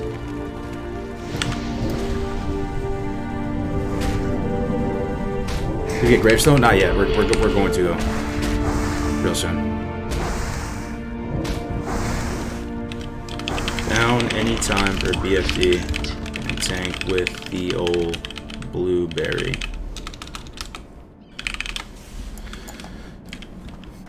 Yeah, no dice on Steel Snap, huh? No dice. Let's swing down here and do the Wyvern stuff. Those quests are pretty fun. Arms Warrior, yes. Fury Warriors are kind of suck, no. Well, here's the thing. So the Arms Warrior utility to the raid is 4% physical damage, isn't it? You know that bloody fist that's it's like one of the deep arms talents. Is it 4% physical? Or is it 4%? So it affects hunters, is my question. Does that affect hunters? Probably, right? Probably does. And hunters, if that doesn't affect hunters, it probably does though, then it's not that most insane utility because you don't really have that melees to begin with. But I'm pretty sure it affects hunters, and if it affects hunters, then it's kind of a big deal.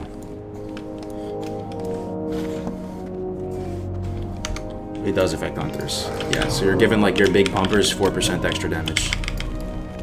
It's a big deal, yeah. It'll be tough to find a Fury Warrior spot. Hunters and tank. The new stream titles are fire. Makes me want to tune in for sure. I'm glad, man. Yo, thank you very much again, guys, for being here. So many people here tuning in to content we've all seen before. I really appreciate it. Hopefully we can make your day a little bit better. Shout out to everybody having to do like painful IRL stuff, whether you're at the DMV, you're at the supermarket, having to go to the barbershop, get cleaned up, out of your comfort zone. We got you covered.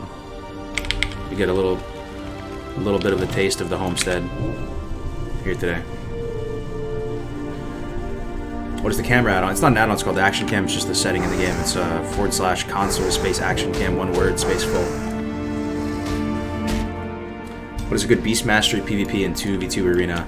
Beast Mastery apparently has a moment in the sun in S1, and then moving forward past that, it's tough to justify the BM dream. But S1, from talking with like Ozzy and some of these big brains, it seems like BM has potential to push to the highest ranks in S1. So that might be your moment. Maybe you just hang up the reins after S1 is on there. Like you just go hard, try to get a title or something, cheese out a title. Kind of sounds fun, just going full Zug Zug. What do you guys think? Best partner for a hunter? I would think maybe Resto Shaman. Yeah, it said Resto over Enhance. I'm stealing that from Ozzy though. That's what Ozzy said. That's not even like my own opinion. That's just what he said. Because I thought it was going to be Enhanced Shaman. I thought Enhanced Shaman, BM Hunter would be the play. But you can go Resto. You get a little bit more gas in the tank, and maybe you can use NS offensively and go for like Chain Lightning, Shock, Bloodlust, and you're still, you know what I'm saying? Like that would be pretty good as Resto, but maybe Shaman Hunter sounds pretty solid.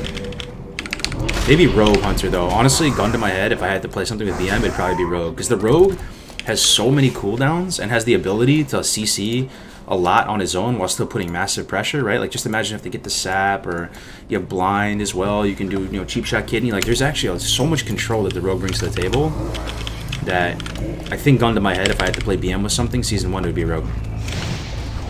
It would be Dwarf Hunter, Human Rogue maybe. Is that insane? Or yeah, I think that would probably be the best setup for it. Dwarf Hunter, Human Rogue. But on the Horde side, it would be, you know, like Orc Hunter and Undead Rogue. If you wanted to go full Zug, you would go Orc Hunter, Undead Rogue. Yeah, Orc Hunter, Undead Rogue might be better. Because your pet does so much damage that 5% racial from the Orc racial probably actually puts in massive work. Dwarf is good because they're chunkier, but like if you just want to go for full Zug, you might as well just double down and put all the chips in for full Zug. Fuck it. Blood Fury right off the bat. Yeah, it's probably better to go Orc Undead. Sounds like a grand old time too. Just literally PvE people. DM Hunter Ret Pally. So happy you said that Homestead comment card, because you have no idea how much your content has helped me and countless others over the past year specifically. Thanks, brother. Oh, I appreciate it, man. Thanks for being here. I really do appreciate it so much. Everybody streams these days. I'm getting older. I'm not exactly a spring chicken now, and you know, there's a lot of people way better at the game than me playing and streaming and stuff. So it's cool you guys are here. Never seen Ret in 2s other than Wrestler Shaman Ret. Yeah, there's no like private server that would really do like, Arena Realm for Season 1 though, so I can't even imagine it. It's like a realistic Season 1 too, because Season 1 people are not going to really be in PvP gear, right? Like any of the good shit. It's going to be a lot of PvE gear. I wish I could have that experience and know what it's like. Maybe this new Endless Fresh, they're going to have arenas on it. It might be an insane opportunity to learn. I'm going to play on this new Endless Fresh. So maybe we can get some learnings about the meta in S1. But most of the big brains you talk to, they don't take S1 that seriously for whatever reason, just because they think like the meta is kind of scuffed. Oh man, is Classic dead? Nah, Classic isn't dead.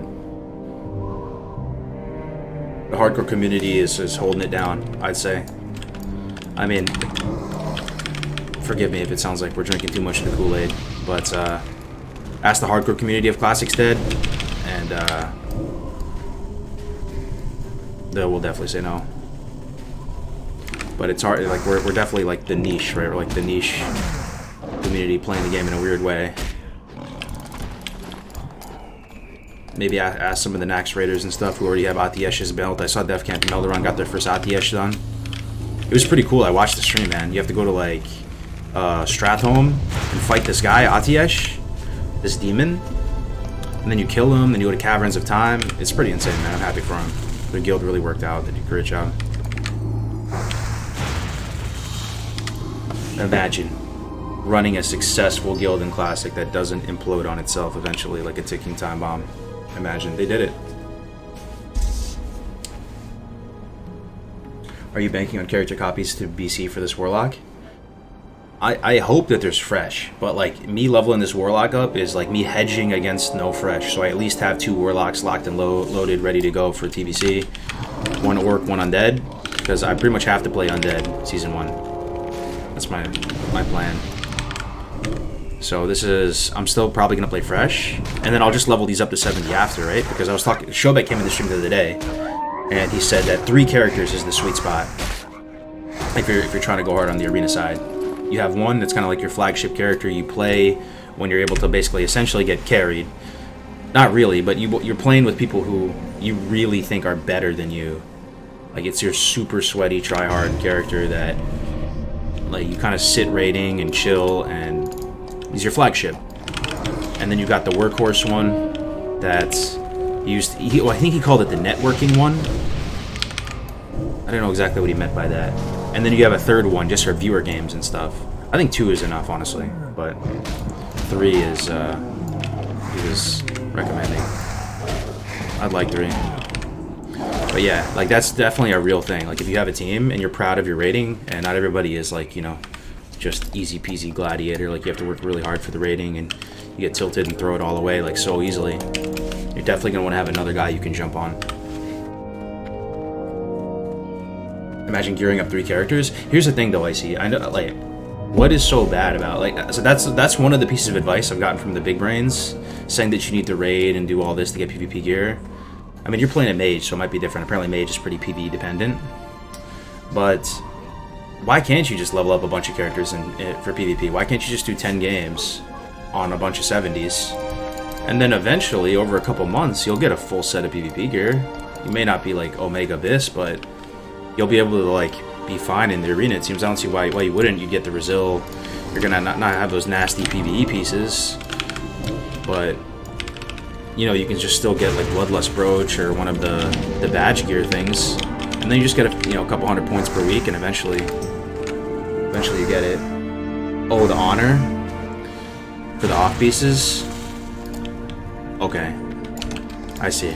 So there's no way around that. Like, so what if you didn't do the BGs? Like, what would be the next best bet, you think? If you didn't want to farm the BGs with all the characters, you just have to use some PvE off pieces, maybe a gem for resilience or something.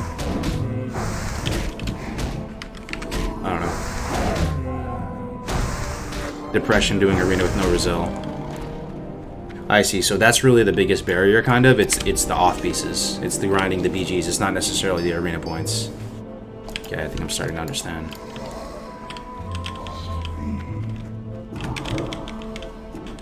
Just time investment in general.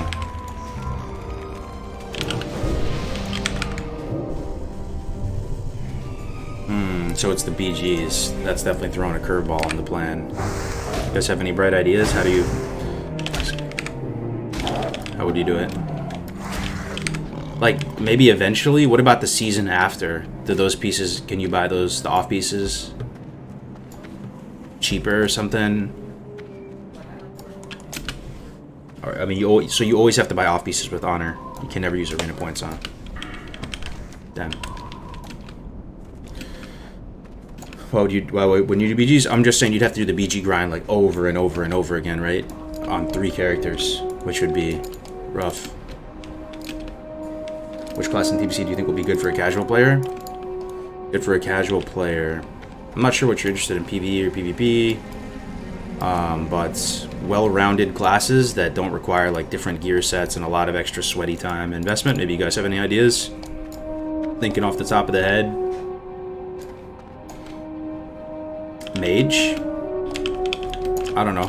Like, Mage seems kind of straightforward in the sense that you're not going to have a bunch of different gear sets as a mage, right? You could probably just like raid as Frost and then go PvP as Frost. And it's kind of straightforward in that sense. Time is money, not to say that it's an easy class to play, but in terms of like, you know, if you play like a Pally or something, you're gonna have a whole tanking set, 47 million consumables, different shields, all these weird macros and stuff, and like then you have to have another set for. I feel like it'd be a headache. If you're a casual player, just play mage and chill. Shaman? Isn't Frost Mage trash in TBC? No, it's not trash.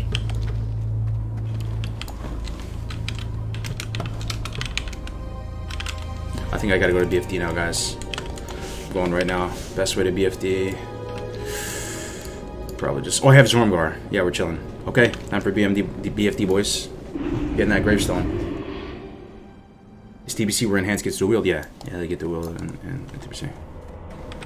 But yeah, I mean, Shaman's like, people say all the time, Shaman is easy raid spot. If you're worried about getting a raid spot, Shaman will be up there. Strength and honor. Hunter too? Yeah, Hunter's... No, you're so right. Hunter is chilling. Hunter is chilling. Hunter is chilling. So, the reason why Hunter is kind of chilling is there's multiple raid spots for him. It's not as punishing as it is in Classic, right? There's no dead zone anymore in TBC. No dead zone doesn't exist. You can always melee, you can always shoot. Traps in combat. And some of the more juicy thing for a casual player is your normal dungeon set, not even your heroic one. I'm talking your normal dungeon set. I promise you, I'm not lying to you, chat. I was questioning it too. Your normal dungeon set, it's called Beast Lord set. 4-piece Beast Lord gives you this buff where it gives you like 650 armor pen, and you use that through tier 5. stuff. Like it's, and then the other pieces you get, I think 3 of the pieces, it's called what is it, ebon netherweave or something. Somebody remind me the name of it. But you can either buy those or craft those. So like what you're looking at is pretty much you can get like 7 pieces pretty damn easily. That'll last you a long time. And your weapon, your ranged weapon, your big slapper, you can get 100% guaranteed if you just get exalted with either Honor Hold or Thralmar. Or you can buy a Don Santos. There's some BOE bows and stuff you can buy. Hunter is chilling. And then likely have a one-shot macro that you can use in TBC Classic. But if there's not, it's not the end of the world. You just use a swing timer. Rotation is pretty straightforward. Hunter Dungeon set is absolutely insane. Yeah, so I think Hunter is actually a decent option. How about Priest, raid spot easy? I'm not sure. I don't really know how healers work in TBC, but I think Priests are really strong. Defcamp says Priest is TBC Priest is his favorite thing to play ever.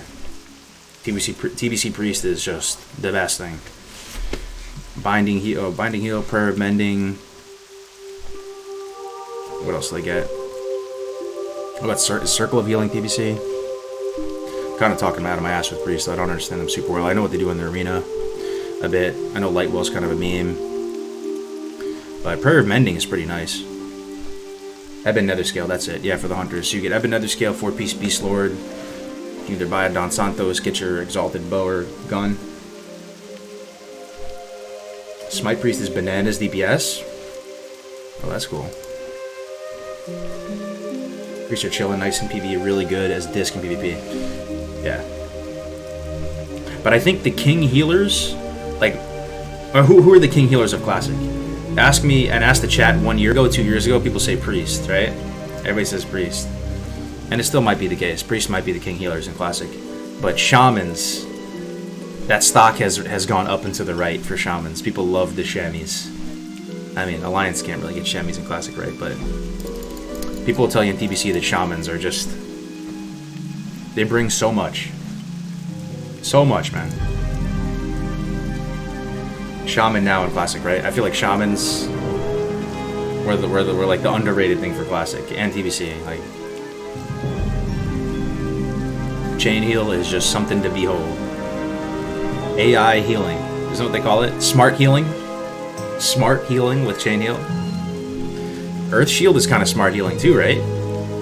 Damn, dude, Shamans are nasty. Earth Shield, smart healing, because it only procs when they get hit. Chain Heal and Wind Fury. Yeah, Shaman's looking good, man. Alright, time for BFD, boys. Let me try to vendor a little bit. We're going Pet Tank. What you want? Pet Tank. 4 Stamina, 4 Spirit. Ooh, that might be better than 2 MP5, right? That's definitely better than 2 MP5. 2 MP5. Goodbye. This thing. Get rid of it. They have lots of food and water. Please tell me they have food and water here. They have food here. Food's kind of the same as water, a little bit for Warlock. Yo, they might not have water here. Oh no. Oh no, no, no, no, no, no, no, no, no. You come get no water, man. You hate to see it. I might have to just buy some COD. I can kind of turn health into food though, so I could make it work if I had to. spirits. I got 27 waters. Plus the COD. Plus some COD. 45 COD. Okay, Blueberry Tank. Rain is a vibe, I know, right? Trust me, man, I love the rain and WoW. Shop the community, what's up, Dangerous? There's no water at the post either, so you have to go all the way to X Roads. Damn. It's okay, I got 27, I'll just have to use it sparingly. I'll put my small water here and then use the big slapper top shelf water. I'll pull it out when I really need to just sip sip. The Sweet Nectar top shelf.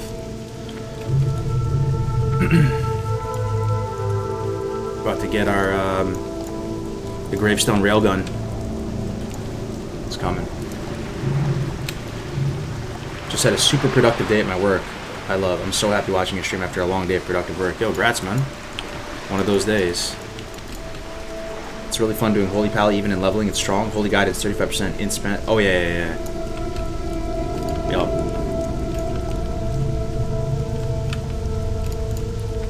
Yep, that Pally stuff. What made you want to farm? I think it's just the product of your, like, circumstances. I grew up in the opposite of a farm. I grew up in Westchester County, a suburb of New York City, lived in New York City for many years. So you crave what you don't have, you know?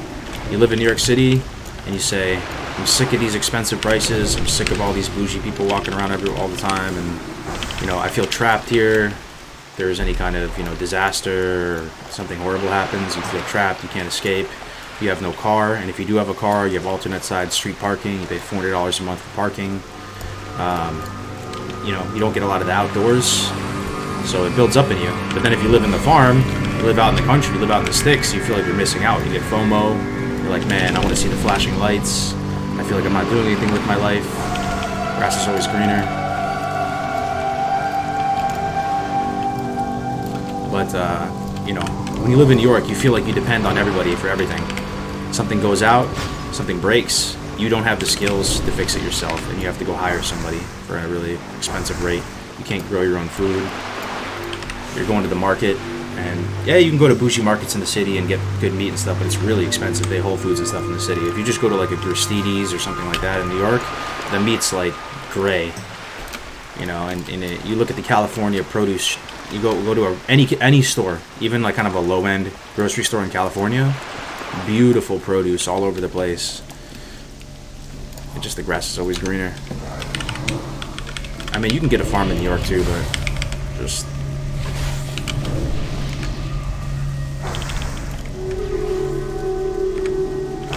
grass ain't greener, wine ain't sweeter, either side of the hill.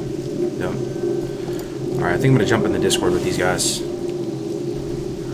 So, yo, let me know how the sound is. I'll put on push to talk so we can still talk with each other. Like, they're not going to hear everything that I say.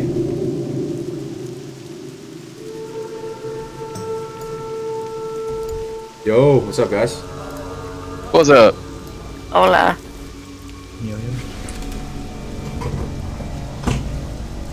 Gotta get the foot pedals. What's his name? It's already down there. Heal ya ass, Ash. Yo, how's the sound, guys? Is it okay? Can you hear them? They can't hear them. I'm just wondering, chat. Are they super loud? Music is a little loud? Okay. What about their voices, though? They're a little hot? Okay. Just soloing these moms down here. What a lad. He is. Alright, I turned them down like 20%. Let me know, though. These just in case. That's a little low now, isn't it? No drops. I want it to be comfortable for you guys to listen to. That's always the thing with Discord. Everybody's mic's different volumes, you know. Alright, here we go. Into the depths. This is where I died on my last character, remember? Anybody watch that? My pally's drowned on me in here, so... a little spooked. Hey, day for aggro Bartholomew. Okay, let's get the meters Yeah, I'll going try not here. to start with Turn down the WoW sound, background and music. Mind Blast. Ooh, a little low. Got a lot of snap Okay. throat on it. Let me turn it down a little bit. The music is a little hot, isn't it? Maybe right there should be good. I like the ambience, though.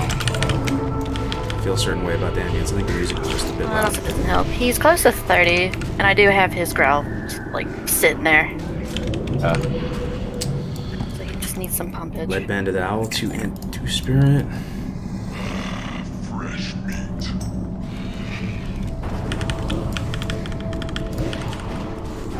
Turn them all down 50%. Let's see if it's good now. Just give it a second. BFD with full party? Bro, I can't even remember the last time I did a full dungeon run, man. I feel like Ray's and I have always been 3-man. Pretty much just like 3-man, always. We need the crystals Not too, really don't we? 2-man. We do, yeah. They respawn pretty quick. I'm down to get them all done. Kargoz, we're talking about if the note drops, just sprint back real quick. True. Pretty good chance of it dropping. Yeah. I think I've got it every time I come through here. She's loud? Okay. Well, usually get it by now. There you go. But, That's another 10%. I'm also not going to worry about the sapphires, because it's already great for me. Damp node acquired? Hell yeah. Yep. Let us Alright. charge forth. As you say that. Notes. As in, bye. Well, that's good. I don't have too far to come back. We in here. Y'all got this. Yo, Pico, good to see you, man. Yeah, I'm trying to get the old gravestone. Usually you're not too excited for dungeons as a caster, because you're a caster. But the wand, this is a special exception. This wand is going to help carry us for almost 10 levels.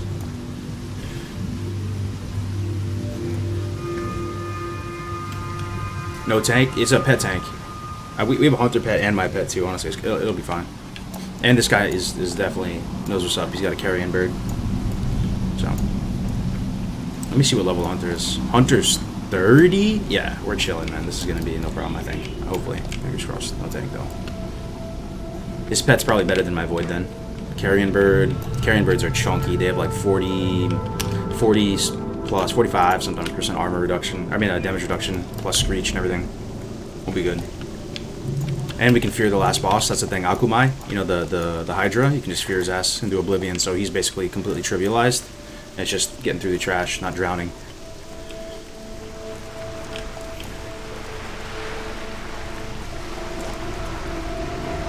You have the quest for the wand. I think you get it inside, don't you? Don't you get it? Don't you get it? Black Fathom Villainy from the dead Night Elf. Ambience would be perfect if tuned down just a tad. Okay. You don't like that? That nice rain.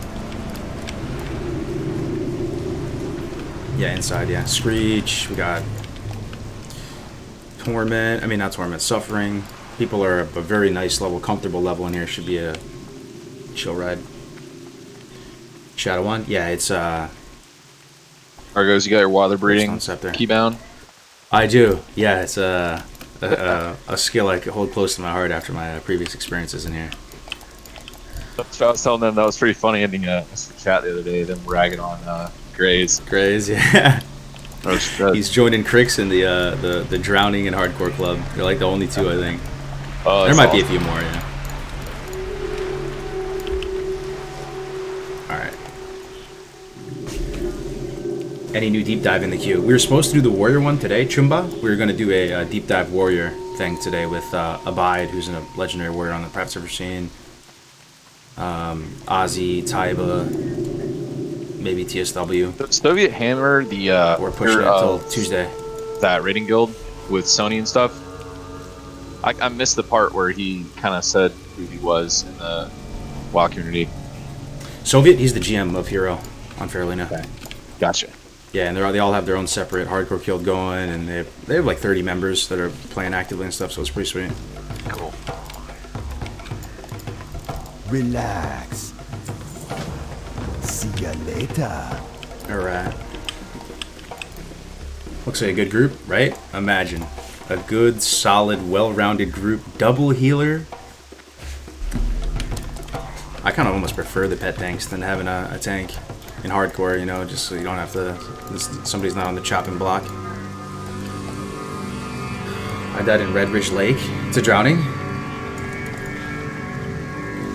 Will you do a Vile Reef Challenge around 35 or so? An SDV Vile Reef Challenge? Sure.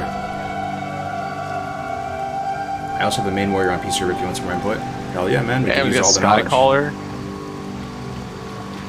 That's pretty sick.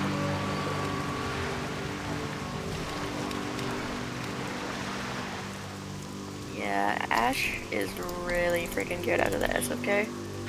Let me see. I got struck the Hydra out of here on my warrior when I did it. Nice. Yeah, it's actually a pretty good looking troll portrait, I gotta say. You guys ever look at somebody else's character? You see the way that the face looks, and you're like, damn. I didn't know they could look that cool. That's a good looking troll right there. You can see the stripes, the tusk are kind of flared out. He's got the classic mohawk, everybody uses that, but...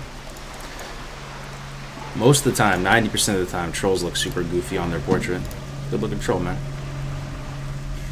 Let's see everybody else.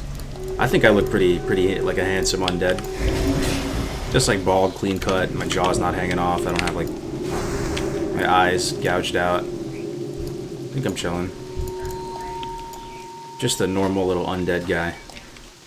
Oh, that feels bad. Trolls are best looking race. They do look really good in gear, I gotta say. You ever see a full troll kitted out? The guy we had on the Rogue Deep Dive, He has a troll rogue with warglaives. You don't see it very often because troll is kind of not as good as some of the other races in some respects, but those are some big warglaives. When did HC first start? Right at the very end of January, we did the very first, Iron Man stream, and it kind of that started everything. Female Night Elf Master Race. I don't really play female characters, but I do have to admit they look pretty sick. I was watching that clip in SFK with that female Night Elf warrior. Just the flips, man, as they're in combat, kind of looks like they're playing like it's a movie or something. Like how the flips interact with their skills too. Like you'll flip while doing a hamstring or something, and it looks pretty fire. Are all your party members playing HC? Yeah, that's the whole thing about hardcore. You have to play with other hardcore players. You can't just queue up with random people for dungeons, and we only have one instance ID. So if we scuff it, something happens, we have to abandon ship. There's no second BFD. This is it. What is faster when leveling? Is a 5-man doing dungeons or questing? Really depends on your class, your experience level. For most people, just like the average player, probably doing dungeons is faster. Because you have to know a lot about the world, like, or if you're following a guide or something, it might make it a little bit better. But if it's a normal player just left up to their own devices to explore and walk around, it'll probably be faster to just straight up dungeon cleave, but wouldn't necessarily recommend that. It is a way to do it if you despise leveling. Female Night Elf has some awesome animations. Yeah, did you know the undead female can also flip? It's not just the Night Elf thing, man. And the dwarf female, I swear they give the females in the game like custom animations. I feel like they didn't give it to any of the male characters. The female dwarves have something interesting about them too, right? Pretty good. I forgot what it is, but there's something there.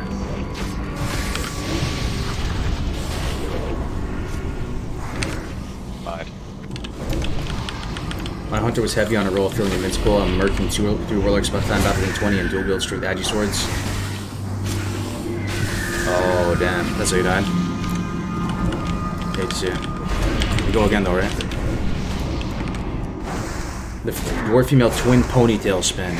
I think that's it. I was watching Parla play, and his character is a female dwarf. And for the first time ever, I was like, dude, it's kind of badass. It has like a weird movement. That's how you're not even playing WoW too long. Look at the female dwarves in you. Start thinking they're badass. Because everything grows on you. You play WoW long enough, even gnomes start growing on you, man. You just like acquire a taste for everything over time. Pretty good.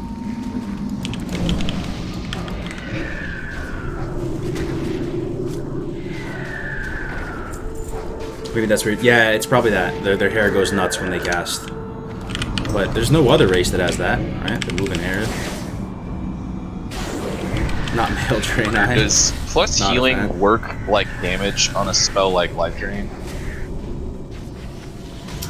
Oh, what's up, Simon? Any new talk in town about TBC? Everybody's just waiting for BlizzCon Online. It's this month, man. In a few days, 14 days, 2 weeks from today, we get BlizzCon Online. It's free. Everybody can watch it. Oh shit! I need a couple more. And everybody's just holding their breath, waiting for that. That's going to be, hopefully, when we get all the color about DBC is coming out then. Made my first female dwarf warrior. I'm a fan.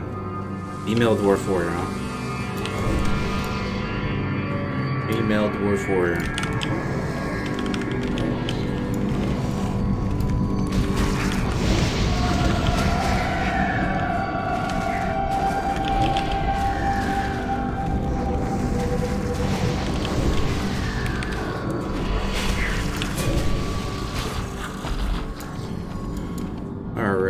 We're in BFD, folks. We are here. We are in there like swimwear, a wise man once said.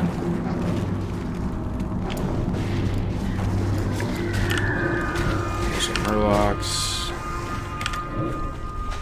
I'll probably get Diablo 4 news at BlizzCon as well. Yeah, man. You know, I'm excited for it. I'm one of the few people excited for D4. I'm hoping it's going to be good. I've already talked at length about how sprung Grays and I got when we were watching when we were playing the the demo at the last BlizzCon. How beautiful the game looked. Instantly Edwards, crabs. Hello, pretty cool stream here. Yo, thanks, Blaze. Dang, Right. ran fast. Let's see if we Tiny little can. legs. Yo, where's my void at? Huh. Where's my They void would at? flee. Where's my void at? Where's my void at? Where's my void? Yo, where's Hathmon? Oh, he's down deep. Oh. I just was scared. My pet was pulling everything. Hathmon was down at the bottom of the ocean. Alright. That is the anti-dream. Is a pet class. You guys know about the skirt for this, you don't actually have to make the jumps. Is a pet class. Just Just over there. Or walk over there. wiping your whole group with your pet is the anti-dream.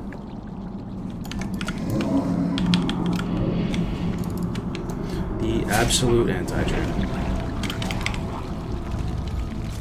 Keep everyone water breathing. I was wondering when to do it. Probably soon. There's no swimming yet. Real soon. After the turtle boss, I'll give it. Not knowing where your pet in classic is good cardio.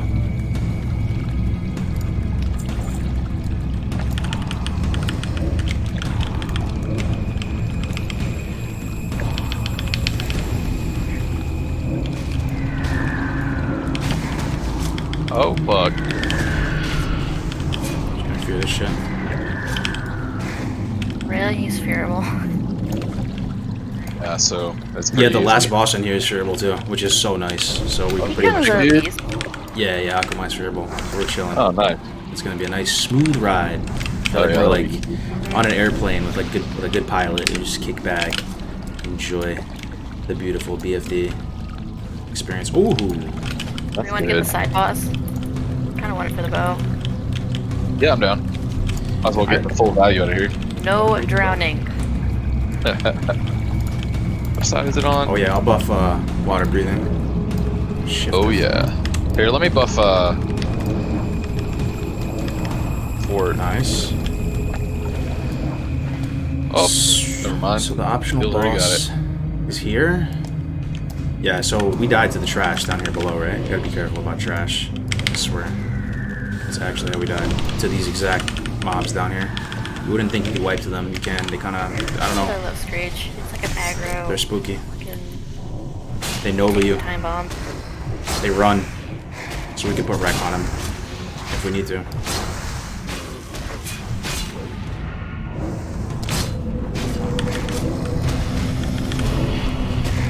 Yo, having underwater breathing is so nice though, right? Don't have to worry about your breath. Yo, Warlock utility, man. So nice. Oh, that's definitely a hunter weapon.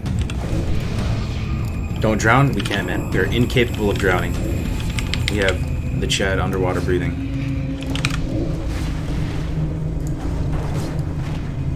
I need another dope Diablo trailer. Trust me, Jerome. I love that trailer so much. I've watched it on stream a couple times. Good dialogue, low power creep. At least for a bit. Then they summon, like, you know, the Omega goddess Lilith or whatever. But at least how it's set up. It's just like a simple band of bandits going into a cave for loots, just for gold. They brought like just Or just alternate. a scared little neophyte guy, just a little small son. You know, read some incantations and stuff. Yeah, I know it looks. I love it, man. I love the aesthetic. I love how it's not. It's a serious world, serious characters, serious dialogue. Nothing corny, nothing kiddie. Call me a boomer, whatever. But I miss that. I miss being able to have like a world worth investing in, worth learning about. You know, I don't want to be embarrassed to learn about the lore of a world. I want it to be like a cool thing, man. A rich, serious world. WoW's pretty. WoW has a big sense of humor for itself. That's probably why it's so successful, but at the same time, you know, Lord of the Rings, serious universe. There's nothing to troll or meme about with the Lord of the Rings. I mean, even hobbits, yeah, they kind of look. I mean, hobbits don't look cute necessarily, though. You know, like they're like a serious creature. They're just small. You know, like they have like hairy feet and stuff. So like, there's nothing really corny about Lord of the Rings, as long as you like that type of thing. medieval high fantasy and all that.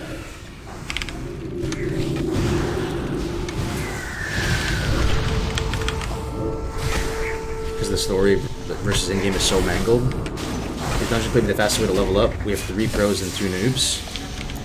It's definitely not bad, and you have to just, you know, do you like doing dungeons with your friends? Like, I personally do a lot of the time. Like, if I was just chilling in Discord with like raids and tactics and stuff, or just doing dungeons, I would be having a great time. Just the banter and everything. It's a long haul though. Even if you're doing dungeons, you're gonna have to like spam ZF in certain dungeons literally hundreds of times. So, I mean, your life is going to be do the dungeon. All right, everybody reset. Do the dungeon. Everybody reset. It's going to be a pretty mind-numbing at times. It's probably faster for the majority of people though. Yeah. Watch it again later, bro. You really should. The Diablo trailer slaps. Ooh, weapon. Love to see that. Yeah, good sword. Hey, any herbalists here? Want herbs? I think. Yeah. Okay, we can switch off here. You can take this one. Sword of proc. Ooh, that was the 200 IQ play. Now I get the juicy strangle kill. That's full Zug Ceti's herb, right? Yeah. Yeah. Okay. Cool. Athmon is a Shakespearean man, I Pokemon found for the sure. wand out of here. Athia, Priest is feeling Soul a Shard, little Nay, then mad bother me not. lately. I love my demon names on this guy. Seriously, I've never had a Warlock with better demon names. I've never really remembered my demon names. I don't know what my demon name is on Wands my main names are Warlock. nice. I already remember these ones. Memorize them. Hathmon, Avere, Karqua. How many of you right now who play Warlocks memorized all your demon names? I mentioned it on stream right before we got in here about S-Priest in the arena. What's that, sorry? I was going to ask you when we got in here, but you mentioned it on the stream right before we got in here about the S-Priest in the arena. Oh, that was you? Oh, nice, yeah. No. I was listening. I was like, oh shit, that's what I was going to ask him about. Just because I didn't even plan on the on Endless a lot. Yeah, it seems like it can be good for sure. S-Priest, I was watching this video. 2700 gameplay with S-Priest Rogue. So Yeah, I that's think pretty S-Priest nice. streams alive. Is this where you get Black Fathom? I like Building, it. guys? It plays a lot like a Warlock. I just don't know if I can do the arena setup every single time. Seems like a lot. Yeah, Seems like you get tedious. for sure. The Warlock one, you have to have a little. Yeah, you have to, it's annoying. You have to do like 20 things for every single match. Yeah. All right, this is literally where we died with Grace. This next pull. Oh, seriously? I'm slaying the dragon right here. Yeah, this next exact pull, right after we got this Black Fathom quest, on these exact mobs I'm looking at. Water, wow. Did you have a runner or something? Yeah, runners, exactly. And then, you know, the paladins drowned on me, so. Yeah, that'll happen. Got the old Curse of Recklessness now. Yup, true. I'll do it if it gets bad. Sure, I'll put it on just to not scare everybody. No runners, right? We're safe. Pretty safe. Nice, we did it. Wow, it looks so easy doing it like this. I guess there's only 3 of us. Why was that so hard? I don't know. Like That's 3 crazy. mobs. Literally wipe there. Full wipe.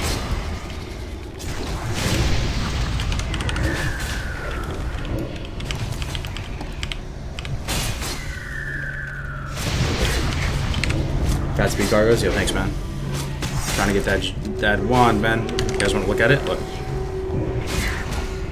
Look at it. Look at the upgrade. 29 DPS to 21 DPS. Huge, man. And it's shadow.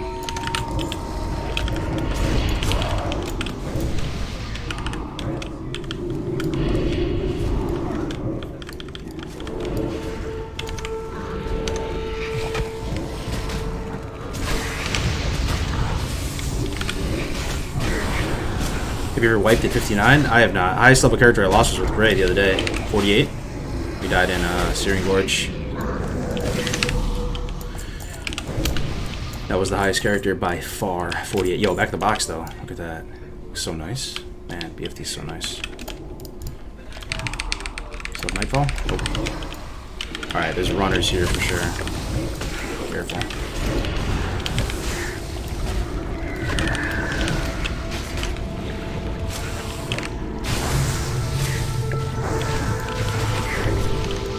think there's some aggro resets on some of these routes that come down. Oh, really? Yeah, I'm pretty sure there's some spots you can jump up on. And What's the next dungeon to do? I don't know which one, but Next dungeon after this? SM maybe? RFK? so that doesn't really do any good. But if shit goes bad, you can always try. True, man. Yeah, if you can usually like kind of find a safe spot if you really think to try to find one. I'll use one at the top shelf. Only got 4, but I think this is a worthy use. Yeah, I think it's gonna be SMGY or RFK is the next one. Or Nomer. What level's Nomer? Yeah, Nomer's like probably mid-30s though, right? I don't know. It's all in the same bracket. Maybe SMGY next. Who's gonna be your TBC main? Could be this guy, man. Possible. I want to main Undead Warlock. I don't have one. If there's no fresh, it could be this guy.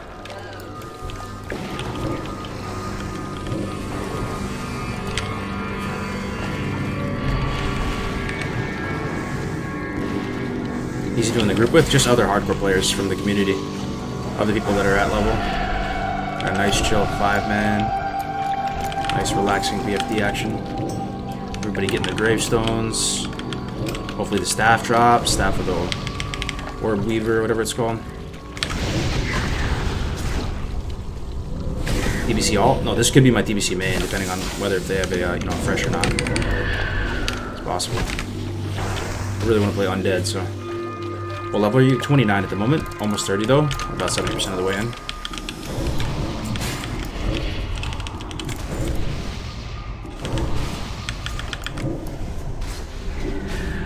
How do you multi-target quickly for dotting? I match tab. Yeah, I'm using tab right now. In TBC you can have focus too, that's another thing. Or you can do mouse overs, but I'm not really good with mouse overs.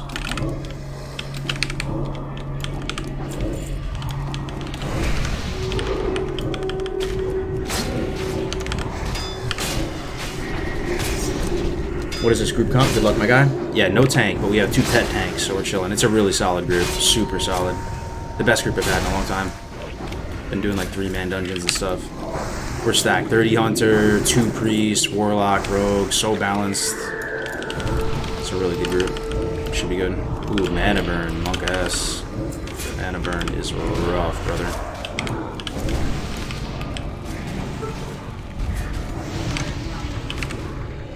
Rats, I always did this run at 18 with the carry. Oh yeah, getting it at 18 has got to be disgusting. You probably 2-shot everything. You know, there's a problem with alchemy, guys. Alchemy? Has anybody... Is it just me, or is alchemy, like, horrible initially? Like, I love alchemy. I think it's probably the best profession overall for hardcore. Once you go mongoose, you never go non-goose. But alchemy, up until you're, like, 200 or something, up until you're, like, nifty tier and beyond, it basically does jack shit. I don't know. Maybe I'm doing it wrong. It's, like, tiny little upgrades you get. Little HP 5, little armor, little strength, or whatever. But you can't even really get the correct health potions you need. Like, I've been aggressively doing alchemy this whole run. And look, like, I can't even make really healing potions that much. I was just able to now at, like, high 20s. I don't know. How do you guys do it? I've just been questing normally, but I've hit every single herb node. Every single one. I haven't really skipped any herb node. And by the time I'm able to craft just like the healing potion that you can buy from a vendor in Stormwind, I'm like late 20s. Seems... Let me babysit this guy.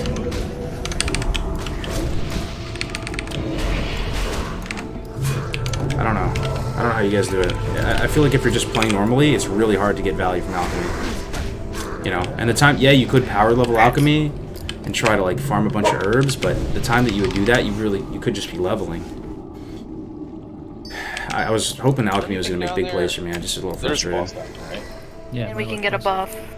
Some locations suck for gathering. If you get alchemy right at 10, it's extremely good. I had it before 10, man. I had it like 5, and I hit every single herb node. Remember, I got it in Brill, if you guys were watching the first stream. And, you know, when you're Alliance, right, you get level 12 like almost instantly. You go to Stormwind and you can buy these potions at like 12 or 10 even on the dot. You can buy them from the vendor. I'm crafting them late 20s on Horde. To the point that they're already, basically by the time I can craft these health potions, they're already kind of like useless. Or falling off hard.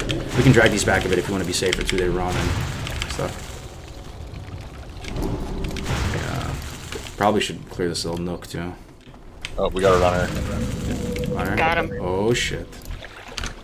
Nice. Oh, Lord. I'll put up wreck on stuff, yeah. This room is...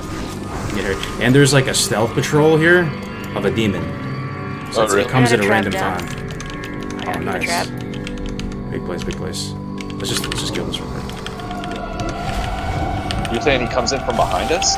He just pats in through this corridor. He's a stealth demon. So like I've had some close calls here where like you're fighting Murlocs, you're dragging him back, and out of nowhere he like ambushes your healer. I don't know why he's not here right now. He's around here somewhere. Yeah.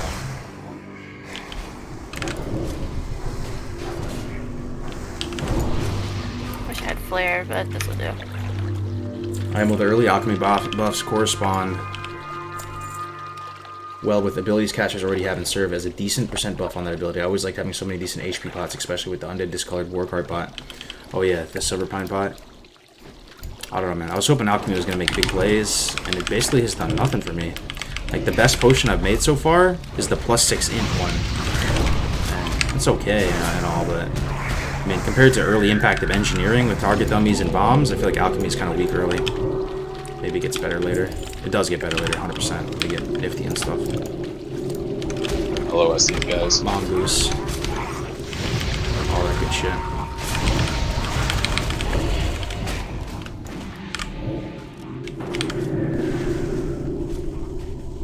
Hope you get some good loot in this run, bro. Thanks, Sino. It's good to see you. Yeah, I'm getting Gravestone. Health regen elixirs are really good for Warlock.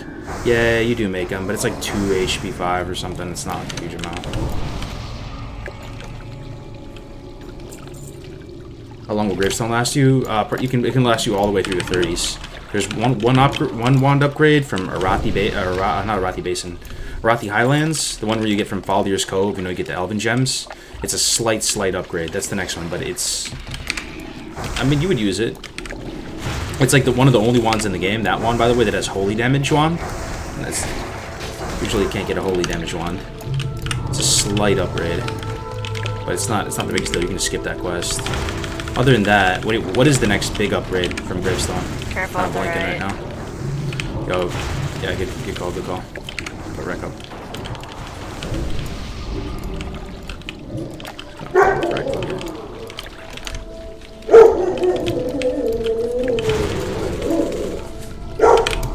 Sorry about my dogs. Man. I'm going crazy. Hold on.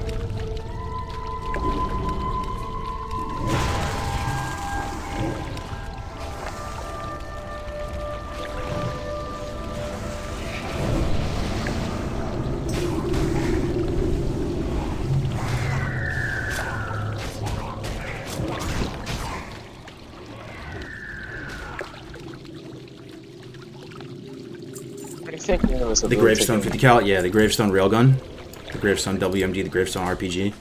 It goes by a million names. Oh, awesome. I'm getting that right now.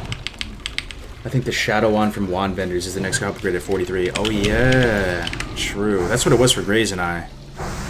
At least, yup. Lock seems to be fun, but I'm not really into pet classes. I got you. Ooh, that's good for nobody. Hell yeah. Algae fists. Murloc skin bag. That sounds kind of nasty, but that's pretty cool. 10 slot bag. A bag made of Murloc skin though. Did you really use that? Probably smell really bad. Oh my Lanta, they're fucking mana burning me. Honestly, hoping for the axe if it was better than the staff. They are mana burning me.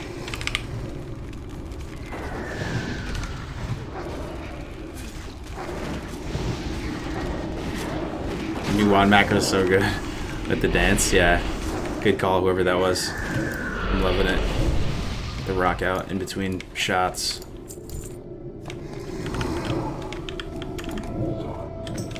Yeah, we got a chest Alright, sweet. The thing where you just open it with no auto loot. Ooh, Nightfall. Nightfall. Who do I use it on? This one. Another Nightfall proc. They're going like crazy. 21 water left. I went Rogue because I followed your Orc Rogue, so I think I'm going to play it in TBC. However, it's not the best class. Orc Rogue would be the best for the PvE side, though. You can look forward to that. And Orc Rogue... and in this cubby here is the quest guy. Nah, Undead Over is the really, right? it really is better. Yep. But We can get chest out of the way though. maybe if you Not play going anywhere. DPR with the Priest, maybe Orc Rogue could be okay. Because you can remove the wound poison. Honestly, it might be fine. Maybe I'm gonna ask a Big Brain about that. Any Big Brains in the chat? Orc Rogue with Priest, you can still dispel the fear from the Priest. You know, have Cloak of Shadows, you have Fear Ward, you still have some Fear Protection, and you can take off wound poison with the Blood Fury. Having an Orc partner, it might be pretty good. You always see double undead. You really never see Orc DPR, but I don't see why it'd be bad. Is that everyone? You know, Priest can't take off poisons. It's like the bane of a Priest's existence. So your Blood Fury can take off the poison. Kargoz and roll. Well, that's okay. I saw you. Wait, is this a rare spawn? Oh, no. This guy's request. Yeah, that's the quest guy. There's that down there. Oh, yeah. Oh, it could be good. Orc Rogue. Possibly. But like, again, it goes back to what we were saying before. Like, your race will kind of like make it more flexible. Have a ring. There's one. Your, I don't need it. It'll make it more flexible. The ability to go different comps and stuff. Yeah, he's fucking you up. Probably should put thumbs on him. Oh, got me. Nice. Shit. What the? Okay. The monk just came out of nowhere and died. What the fuck is going on with the camera angle? It's just called the action camera, my man. It makes it more like immersive. Going up? Yeah. It's a setting. What was in the chest? Ring of the Moon. 3 stam, 1 strength ring. It's pretty good.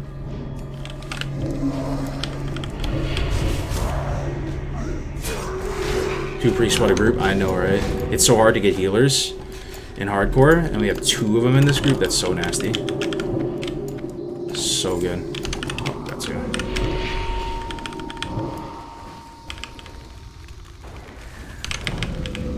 Oh, and then Nightfall proc. Bam! Love Nightfall. So nice. That's one add-on if you're gonna play Warlock that you should get. I don't have it on this guy. It's on TBC, but you can get an add-on that tells you when you get Nightfall procs. So if you're a goldfish like me, you don't forget. It'll be like Shadow Trance. Shadow Trance.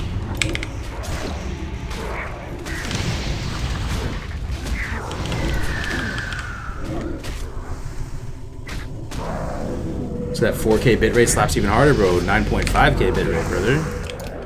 Congrats. 9.5K bitrate. Alright.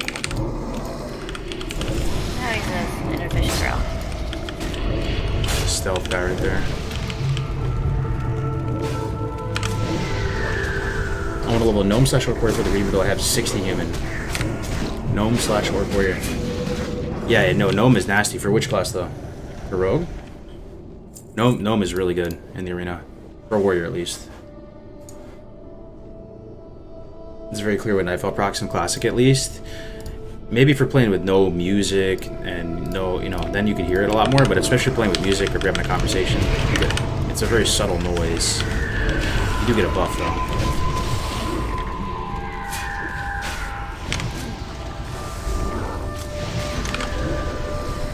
Is leveling a healing spec good for any class? Leveling is a healing spec? It depends. I mean, if you're playing normal, probably not. If you're playing hardcore, I think it's actually pretty solid, yeah. You can go Holy as Pally. I mean, it's way safer. If you go Resto as Shaman, you know, you'll have pushback resistance similar to Pally. You'll have that 70%. And you'll have NS and stuff. It's way safer for hardcore. For normal, probably not, though. Unless you want to do Dungeon Cleave, then you can be the healer in a Dungeon Cleave. It's probably optimal in that situation.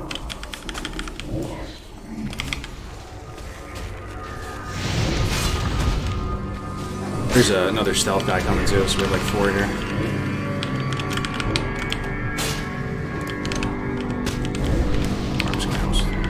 Trying to get him off you. Scared. Yeah, we're good. We're good. For the packs up here, I'm gonna leave a trap down So if you do get one on you and the pets are being stupid, just run over it. I love that. That's such a good practice as a hunter. In TBC too, like it's kind of, or even in Classic, sometimes it's hard to get the trap off 100%, but if you just put a trap in a corner for people to like use, to Go there, it's so nice. No, I need to get the, I make a macro or something since I got Feign Death, because I literally just got it last night, and I keep forgetting to use it, so like, yeah. Some revelation came to me in Warlocks and spicy. Classic don't use Fell magic. They use Shadow and Fire magic and We're gonna not have to- Fell. And they need Soul Yeah, Stones we to do wanna some go of stuff. There's no Fell magic. Wait, what's the difference Go between Fell top magic? first, and we can go under Is last. Fell magic like Chaos Bolt? Like the green magic, right? In TBC you do though. You have Fell Armor. My bad. You have Fell Armor. Nah, it's me placing. What's Fell magic? It's a hardcore term that I need a mana Back-to-back equals Shadow Bolt. It's so himself nasty. to help me coin. Gotta do exit looting in caves. Yo, I can banish. I can be useful. I can be useful, but I have so much pushback. I'm useful. I'm officially useful. I have utility too. Oops. What's going on? Oh, it's banished. Not gonna lie. That's awesome.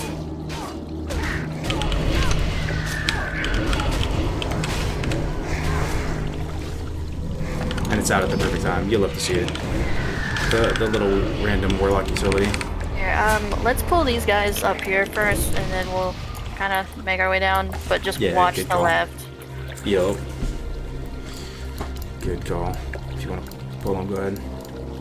Okay, Fell magic is basically the embodiment of chaos, while Arcane is the embodiment of order. Fell can do anything Arcane can do, but faster and better. Or no, it's the lure seeker that Maybe that's why you heals. can't use it, because it's too OP then. It's literally better than Arcane magic. Maybe it's too powerful. Maybe Blizzard was trying to go for like the low power creep. You know how that's all, like one of the things that makes Classic shine, that nobody's that powerful. You're just like a random Warlock.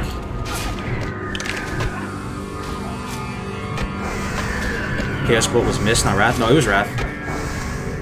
Chaos Bolt pierces through immunity effects. I learned about it the other day. Somebody brought it up. You can't cloak through it. Wait, can you bubble through it? Maybe you can bubble through it, but you can't cloak through it. You can't, you know, like, you can't do anything to stop it. You just get fucked.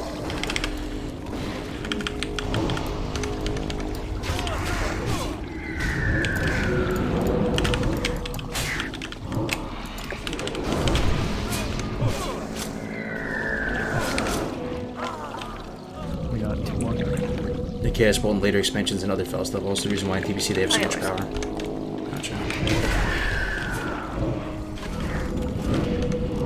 Look at this Nightfall procs, man. This talent is so good. Nightfall is just... You see how much it's brocking? I feel like... So many Nightfall procs, it sounds like a gust of wind. Yeah, it's so good, Nightfall. I went through a phase of not liking it. I'm back to loving it. Like on one of those. Nightfall is so nasty. You get a free 3-second cast. You guys are ready to this part? Yeah, we're cruising. It's a 5-man group. It's because we never do 5-man groups anymore. Chaos Bolt on retail is not Fel damage. It's literally called Chaos damage. Oh. I see. Do you have any GMA on the horizon? Not really, actually. We haven't talked about it in a little bit. But we do have a Dark Portal scheduled for Tuesday is the next one. Warrior Deep Dive. I would love to do a GMA. It's just Def Camp Melderon. Melderon works full time. Def Camp's been kind of like taking a break on and off. Looks like he's coming back though. He streamed yesterday for the first time. Anybody catch that? They made Atiesh. That was so cool. I watched the VOD after. They actually got their first Atiesh. Some of those quests in Classic for the weapons, man, they really outdid themselves with this game. It's so insane if you think about it. Anathema and Benediction quest, Rockdalar, Lockdalar, the Thunder Fury quest line, Atiesh quest line. Did we miss any? It's not really a quest line for Sulfurous, right? But even just the whole process of, you know, getting the ingots and stuff, like they did. I don't know what they were smoking back then.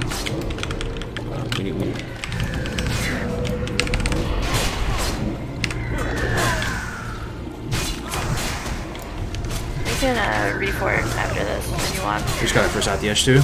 Nice, man. Whirlwind Axe quest line, true. So many good quests. Best game ever, right? Oh yeah, yeah, for sure. Scepter, for sure, for sure.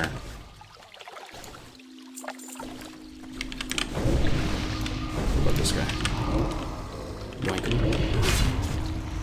Whoever's on here doing God's work, making this fun again, making the game fun again. Yo, you're too kind, man. Thank you. What about GMA next week? Oh, it's Dunedain. Wait, was it Dunedain asking about it? No way. Yo, Dunedain, I'm down. I'm down this week. Oh, I guess this week's over. Good to see you. Any Dunedain fans? Any Fellowship members in the chat? Dunedain. My brother from another mother. Great to see you, my friend.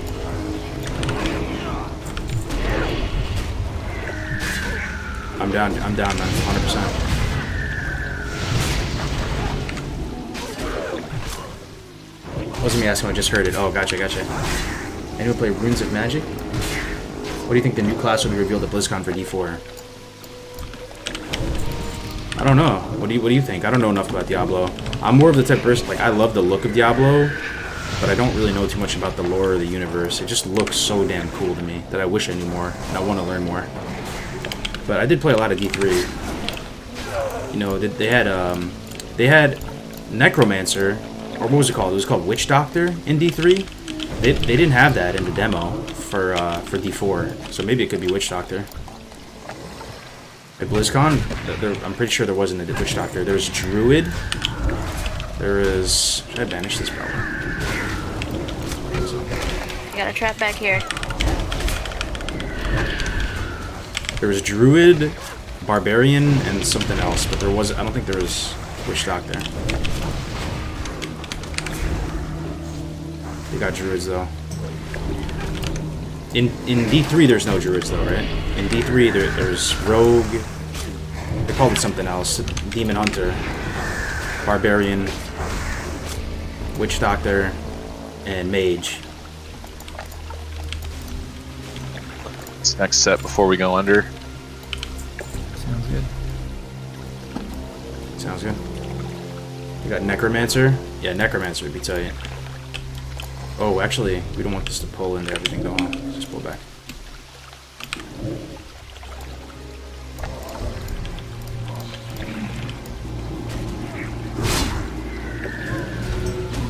Oh, is it cleave? Yikes. Do I fear? Maybe not. Fine. Corruption on this guy. Slacking with the dots on this bull.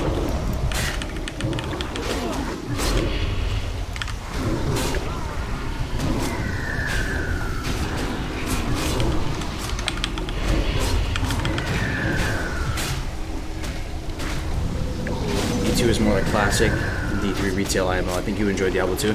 Yeah, I played it on stream a little bit, and I played it back in the day when I was a little kid. D2 is an amazing game. I would love to see, out of any game in the entire world to get a remaster for, in the entire world, it would be D2. Unless you can think of another one. But D2 remaster,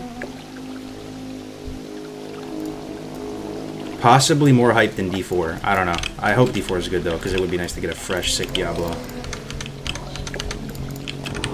Only thing is, Blizzard kind of ruined their reputation for remasters now, right? I don't think any people might not buy it because Warcraft 3 was like a clown fiasco, right? Wasn't it the worst game of all time on Metacritic or something? I don't know if people are going to give them another chance. They kind of shit the bed.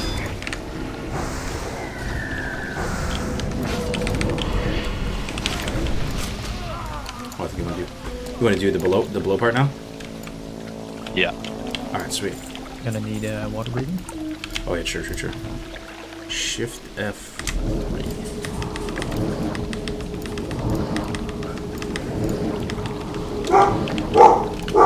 Let's see if my pet comes in. Ah, he's gonna scuff it. Make a new one. Trying to solo this on my rogue at 30 and forgot I was sub. I forgot that elementals are immune to bleeds. D2 Remaster is definitely 100% in the making. They never said anything about it, though, right? You think so? Yep. I would buy it. Yeah, I was thinking of soloing it, but I I was would like, buy you know it. what's I would better risk than it. soloing it? Living. Yeah.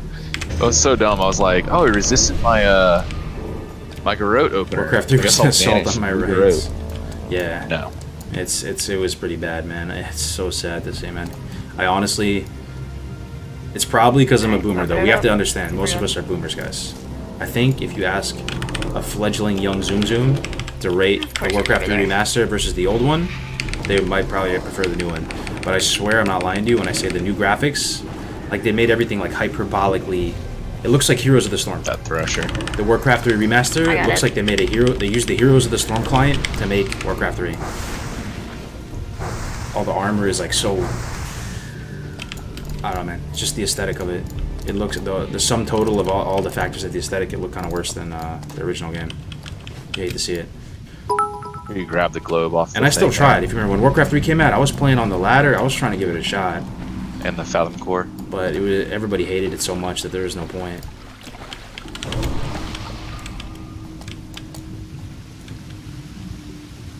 Remastered Ocarina of Time Zelda. Didn't they make that already? I think they made that.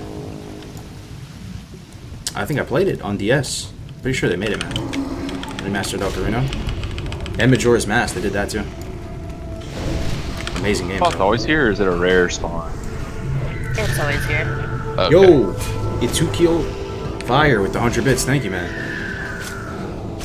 All the models were outsourced too. It kind of seemed like it in hindsight. Yeah.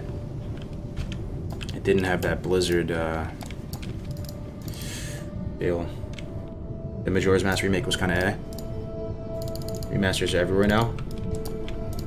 Hey, look, it's old Syracuse. A lot of people don't even know about this boss. Actually, so worth doing though in BFD. It drops a blue dagger. That's nasty for rogues. This guy's gonna be so happy if it drops. Good daggers are hard to come by in hardcore, just in general. Like Dagger Rogue is so fun, but there's not that many options for it. That's the main problem. Let's see. The Glowing Thresher Cape. 8 Spirit. Good for the priests. Kinda. 3 Strength though, yikes. Then they changed some of the bosses in Majora Mask Remake. I'm not sure. I don't know if I played the Majora's Mask Remake too much. I know I bought it at one point. I played the Ocarina one again. I played the Super Mario 64 one again. If you ever want to have like intense, if you ever want to induce an intense a nostalgia-induced rage, play Super Mario 64 again. I swear, every single pixel of that game will just trigger you in such a good way. Every soundtrack, every level, it's up there as one of the most, man, I play it on my N64 sometimes. And Banjo. Yeah, I didn't get super into Banjo. I played this game again, Conker's Bad Fur Day. It was pretty nostalgic, but that was one of those games that the graphics didn't age as well as Super Mario.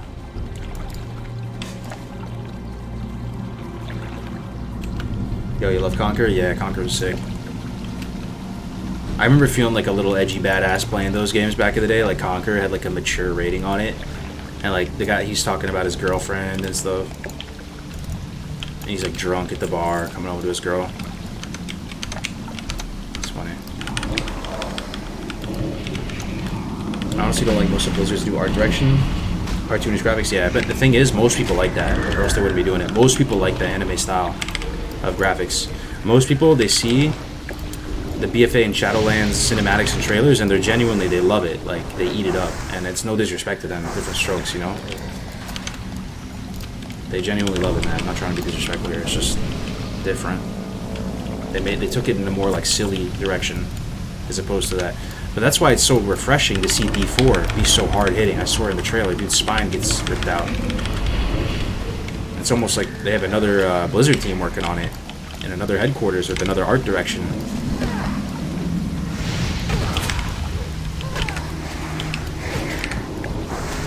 Did you play Final Fantasy 3? I didn't.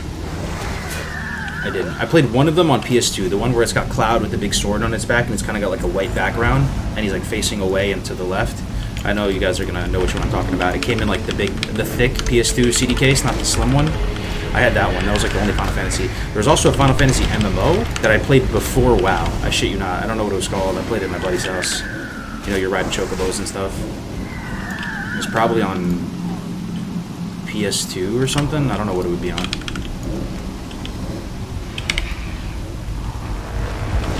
played it for a couple days. Final Fantasy 11 was on PS2. Yeah, I'm pretty sure it was probably that one. Yeah, I love the music from Final Fantasy, man. And I'm nostalgic about something that I never really played and earned my stripes on. The music on Final Fantasy is phenomenal. Nam plays it on his stream sometimes. And even when they did that one like ad for Final Fantasy recently, where it's the the dad and the son playing Final Fantasy, that old kind of pixelated soundtrack style, it's so hard. Polyphonic. Remember polyphonic ringtones? Remember buying polyphonic ringtones? Where's my boomers at? Buying a Kyocera prepaid phone. Buying a monophonic ringtone? Okay, I missed that. There is no time where you bought a monophonic ringtone, right? Where it's literally like, buy the hottest new monophonic ringtone, Jingle Bells, $5. My first phone, though, had like 2 games on it. It had like Snake and something else. Remember the calculators, too, that you could have games on somehow? You could play it in class.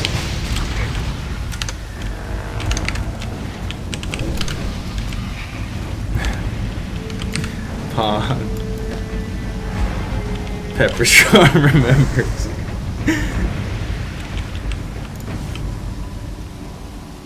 Classic SNES games, Chrono Trigger. I played it recently. Yeah, not back in the day because I missed all those games when they came out. But I bought this Sega Genesis. It's there was this whole like phase where they like re-released the consoles kind of with a bunch of the top games.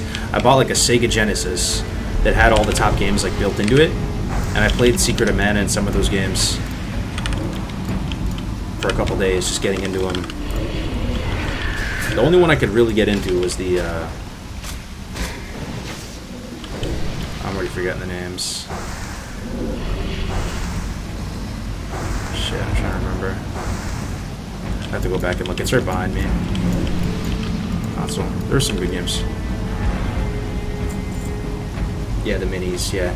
Also, the PlayStation Mini, I'm telling you, it got really bad reviews. People thought it was horrible.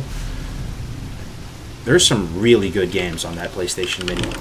It has provided hundreds of hours of like entertainment for like people when they come and visit over. Like you can play Tekken 3 on that thing. You can play the bubble game. You know where you break the bubbles. Super Puzzle Fighter, I think it's called, but the Street Fighter edition with the big slapper music playing the whole time. You can play racing games. You can play snowboarding games. I thought it was worth it. It comes with 2 controllers. You can play it in the car because it's literally just like a little flash console. I had a lot of fun with that.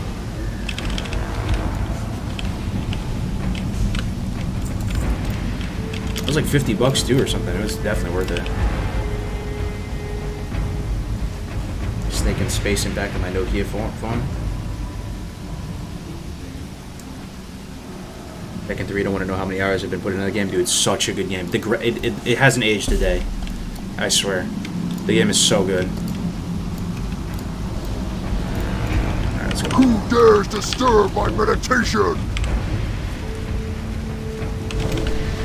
It's a good gift if you want to give a gift to somebody. Just buy them one of those little PlayStation consoles for $50, and they can throw it in their car, put it in a backpack. It's super lightweight. If they can just take it with them. If they ever have access to a screen, they can throw it up and just play some Tekken with whoever's around them. Uh-oh. Uh-oh. I got the thread. Okay. Gaze Dreamer Band. 7 and 6 Spirit. Okay. Upgrade Reno right there. Get the head. And please don't click all of these. True. Somebody had to say it. Appreciate it. Yeah.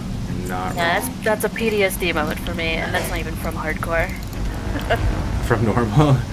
Damn. Did I win? Those pants are good. I won. Yeah, man. Thanks. All right.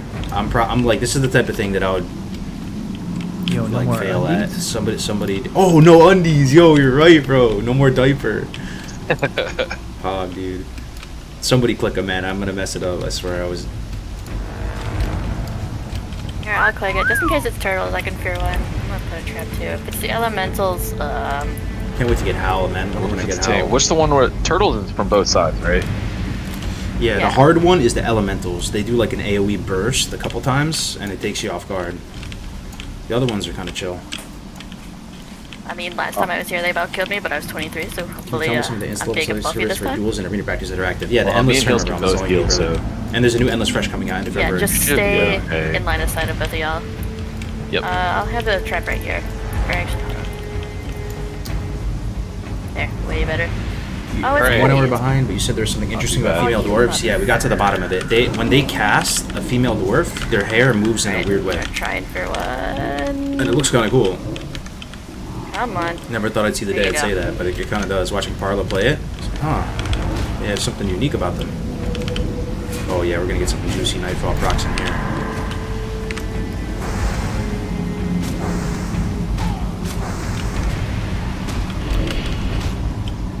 Uh-oh. Gotta get this thing off us. Get it off.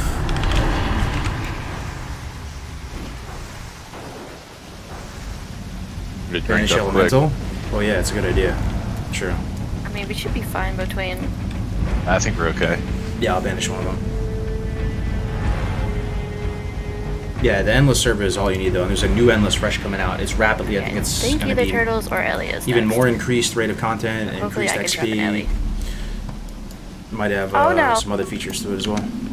The big dudes? Oh no. No. Been suffering here probably. A good use of it.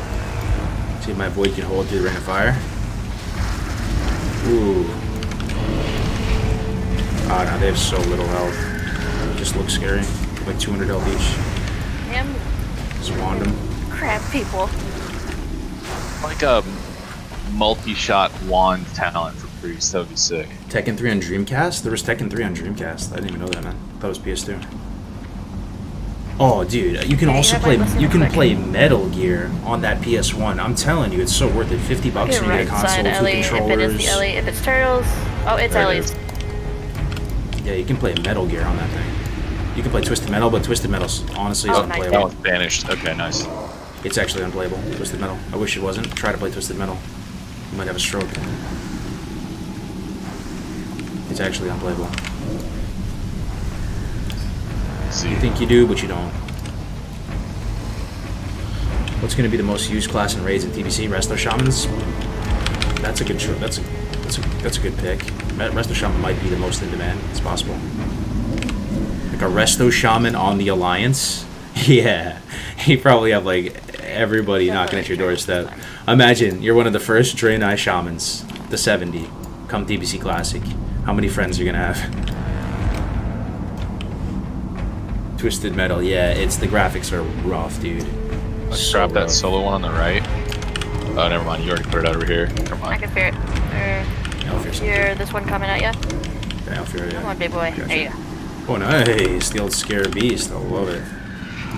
The Hunter Fear, bro. You're never really expecting that. It's actually so... Yo, that's actually so sick. The Hunter Fear. That's awesome. And I got a trap down. Let's go. Nice. Yeah, this Hunter's kind of good. I love the hardcore community. So many nice people. But you've seen so many dungeon runs of all of us. Speckled playing shell stuff. fragments. Like, That's my. I never saw any toxic people or any. That's my any mount strat right mean-spirited there. People, you know, I've literally only had good dungeon run experiences. Those drop pretty good off the Being that you'll turtles. have to have short friends to be the flats. first level 70 Draenei Shaman. Oh, you're saying to even get there and be one of the first, you're gonna need a lot of help. True. Almost 10 silver a pop. Still though, Any if other you just shit? level a Draenei Shaman up to 70, you're gonna be in massive I'm getting demand. these. Even if it's not the fastest.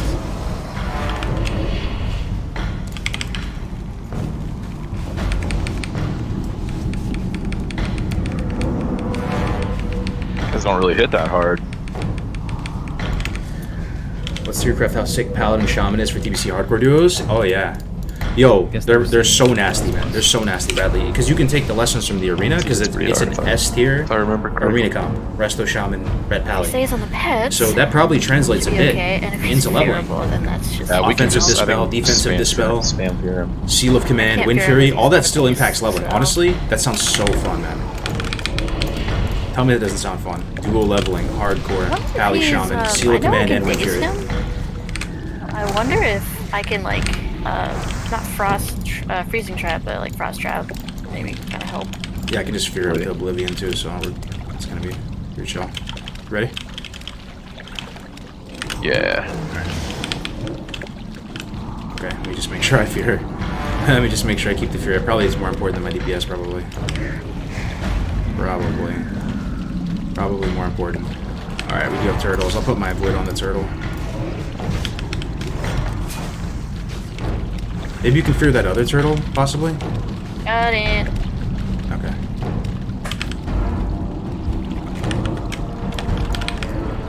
So kill this this lower turtle real quick. Okay, good idea, good idea. Oh, I got both of them on me. Kind of low on mana, though. Slightly concerned. Right behind you. Tap. So Oh, he's enraged. So He's mad. Ooh, he's mad, bro. It's so scary when he's mad. I'm just like spamming fear on him. We're good though. He's not doing any damage to us. Like literally none. And he's literally done with the enrage.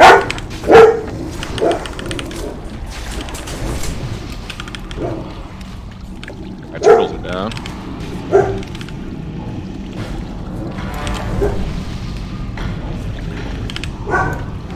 Beat him. I don't know who we're down there. Sorry, my dogs. Get greedy here. Get an immolate off. 30%. Ah, didn't work. You might enrage again. Sorry about the dogs. I'm so sorry. I just got to finish the fight. Sorry about that. Oh, he's enraged. Oh, he's an angry boy.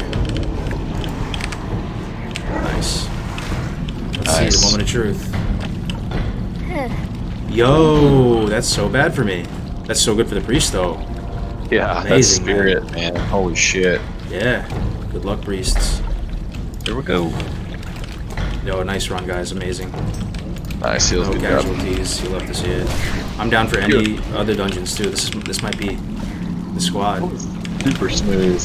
I do have an RFK that I'm doing later, so I could do Nomer. Oh, that sounds fun. Hell yeah. Never done Nomer in hardcore. I mean, Alright, let's get our loot. Let's go. Probably a reason for that. it's not something that I would Let's go into probably Hearth. preferably like. Probably, right? That one gets a Probably little crazy, huh? Isn't there something that ports you out of here, or am I tripping? I think it's only aligned. It's Alliance only. Oh, my bad. Okay. Yo, good run, guys. Oh yeah. See you around. I'm down for the next ones. Cool. Alright, we're done. Well, we're not done with the stream, but we're gonna get our scepter now, and we're gonna keep going. Don't leave, everybody. It's still gonna be a fun stream, I promise. We're gonna get the scepter. We're gonna get the Fell Hunter. Who's hyped for Fell Hunter? Maybe we could just try to drain tank with the Fell Hunter. Just experiment with it. What about this guy? Hey, what is this? How does this event work again, guys? I don't think I can do it, right? Don't you have to go to Moonblade or something? Is this good in hardcore? Usually all the events do something in hardcore. Let's go to Zormgar. Blood and Wait, is that where you turn this thunder. in? Ashen Veil. Ooh, we get a shoulder? Okay, sick. TB for the gravestone. Well, I even want to go back to Zormgar. Turn this in for Fathom Core, maybe. If I don't do it now, I'll never do it. Just knowing myself, I'm gonna get lazy. Let's just go to Zormgar real quick.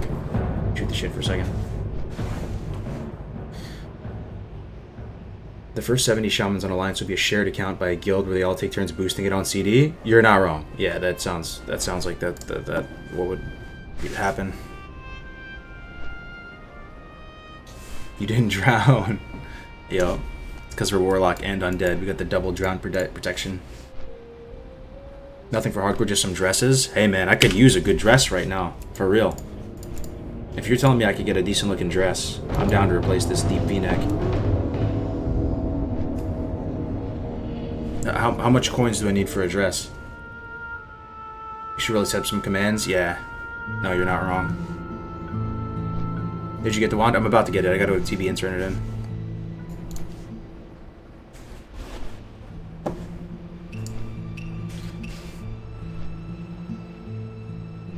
Rogue gets so fun at this level with poisons. Braze is loving the Rogue. Yeah, we're about to turn 30, guys. I mean, we already dinged 30 in the IRL Hardcore Challenge a couple months ago, but level 30 is huge for Warlock. Huge. Ah, the rain. Beautiful. We're about to get Siphon Life. Fell Hunter. Not that it's that useful, but still, the quest should be some good XP. I'm going to get Curse of Exhaustion right after. Getting some more utility, getting some more damage. Big level.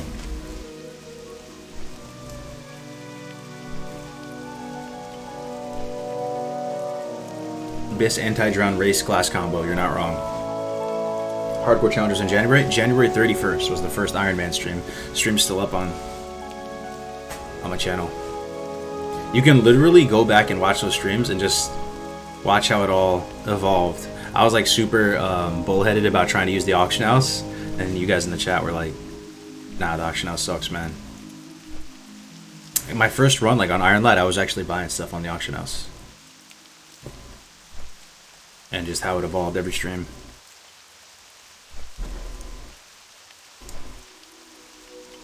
Shadow Weave went. I can't get it, unfortunately. I'm not tailoring. But Alchemy should come in clutch. It hasn't been helping me out too much, but I'll be able to get Nifty. That's about it. I'll be able to get Nifty, then I can drop it for something else if need be. Maybe make some protection potions. There's got to be some other stuff with it. Nifty's the big thing, though. We already made a bunch of swiftness spots, so that's really good.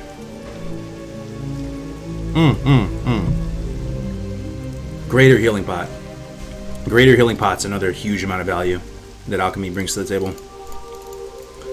That whole tier for potions sucks.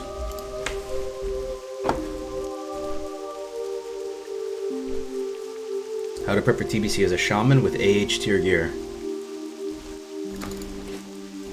How to prep for TBC, AH tier gear.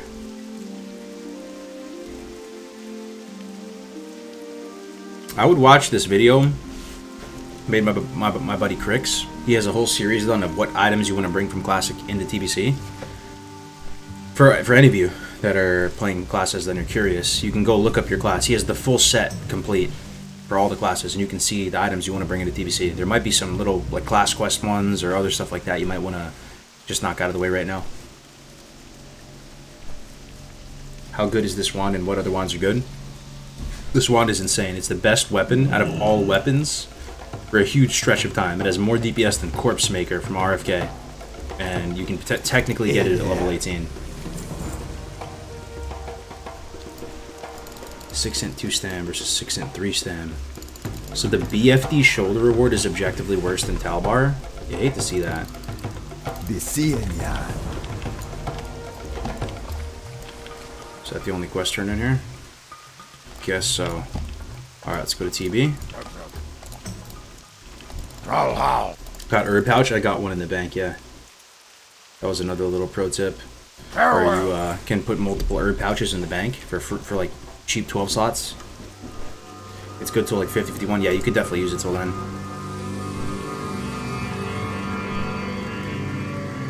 I watched one of your early streams of you playing Dwarf Hunter, and I thought it was so cool how the quests you did were meaningful.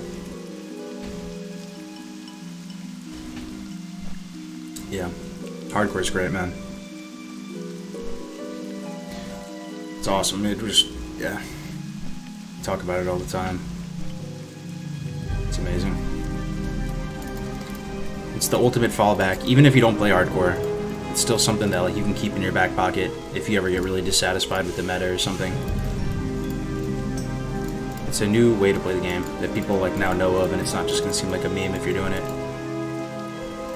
So that's just all of us, even going into TBC. If you ever get frustrated or something, you can always fall back to hardcore and just immunize yourself from all the drama around loot or really anything. Any issue with maybe if they mess up something with spell batching or whatever the case may be.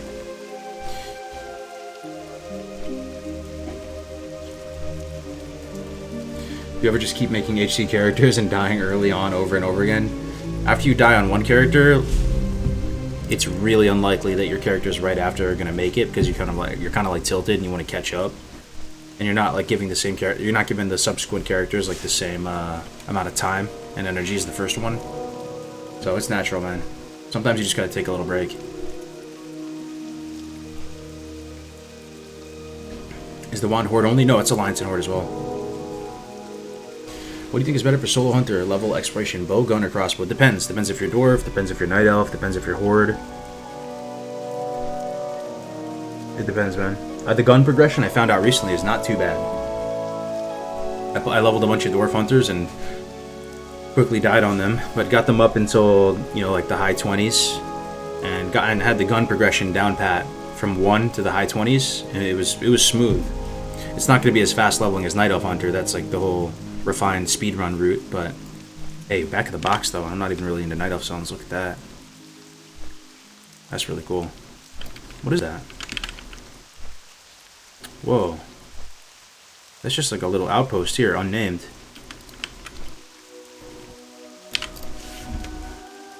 What wand is it? Gravestone, the Gravestone Scepter.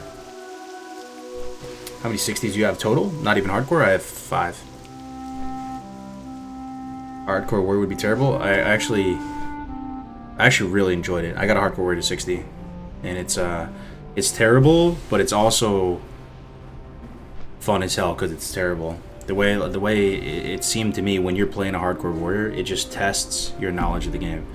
Like all of us at this point, we've been playing the game so long that we just have so much random knowledge about the game, you know. And playing a hardcore warrior puts all of it to the test. You know, your understanding of weapon progression, what quests are safe, what quests are non-starters, what zones are safe, what dungeons are safe, your limits, you know, just everything. Everything gets put to the test. The hardcore warrior, the ultimate challenge.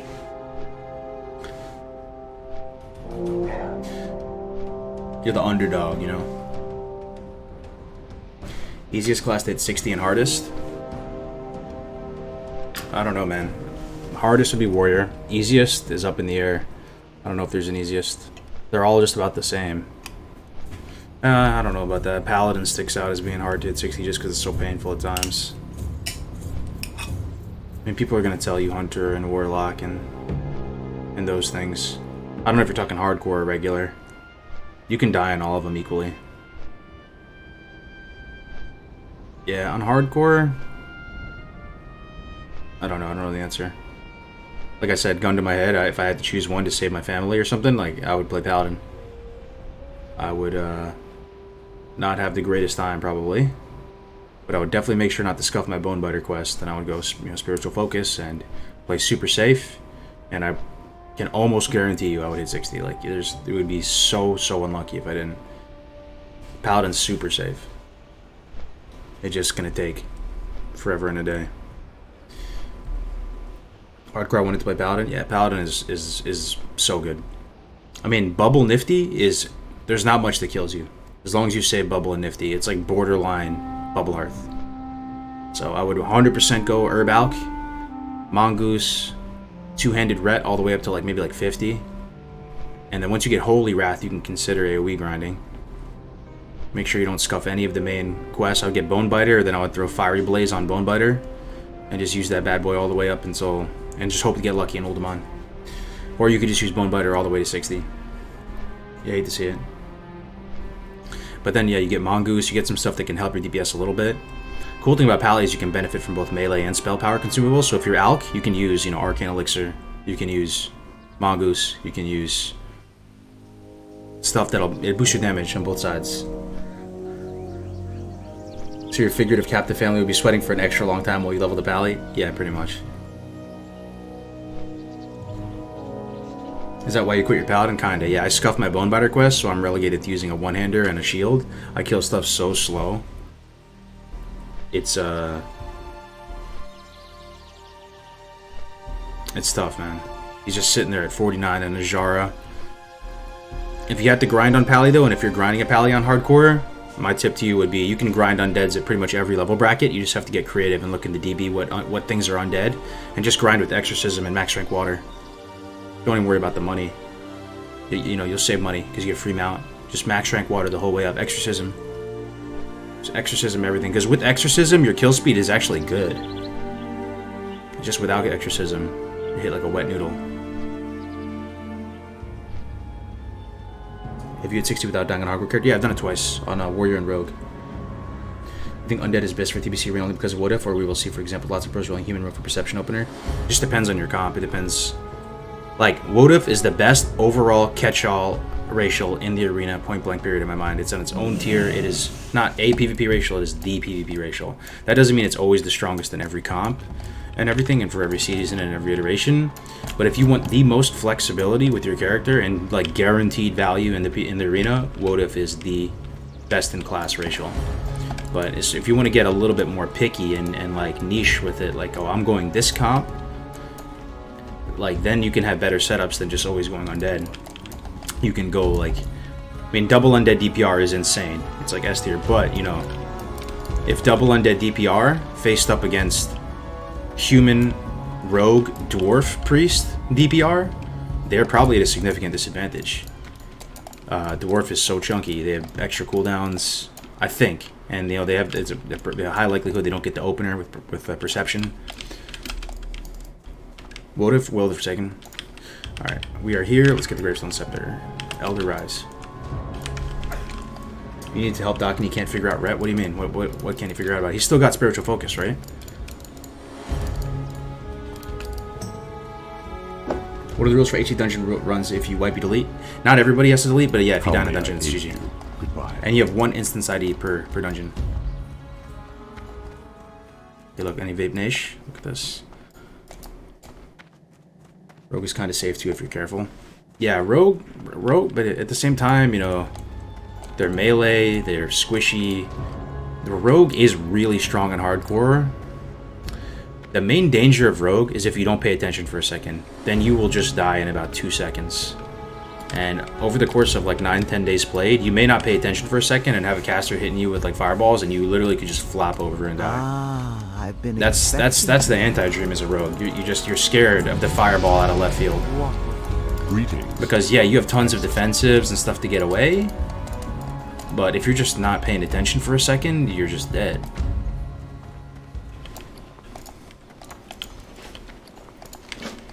Alright, we got it, boys. Check it out. Hell yeah, dude. The Gravestone Railgun. The Gravestone RPG right here. Oh, baby. We're going to be using this puppy for like a whole 10 levels, probably. Maybe more. Siphon Life as well. Oh, yes, dude. We are there. We are a real Warlock now. We have all the pieces, pretty much. This is good. Big grats on Ding there and the 50 cal. Thanks, man. Yeah, I'm stoked. Let's go to Orgrimmar, train up. Can't train in TB. You hate to see it. Yeah, you need to be alert at all times on Rogue, 100%. Yeah, but the trick you can keep up your sleeve on Rogue, which I love, and I still think people like, they don't like, I say it, but nobody does it, and they just think I'm like an idiot or something. Be careful. It's so cool. Okay, to be fair, I've never had it save my life at all yet in hardcore, but it's still cool as hell, and I think it's 100% worth it.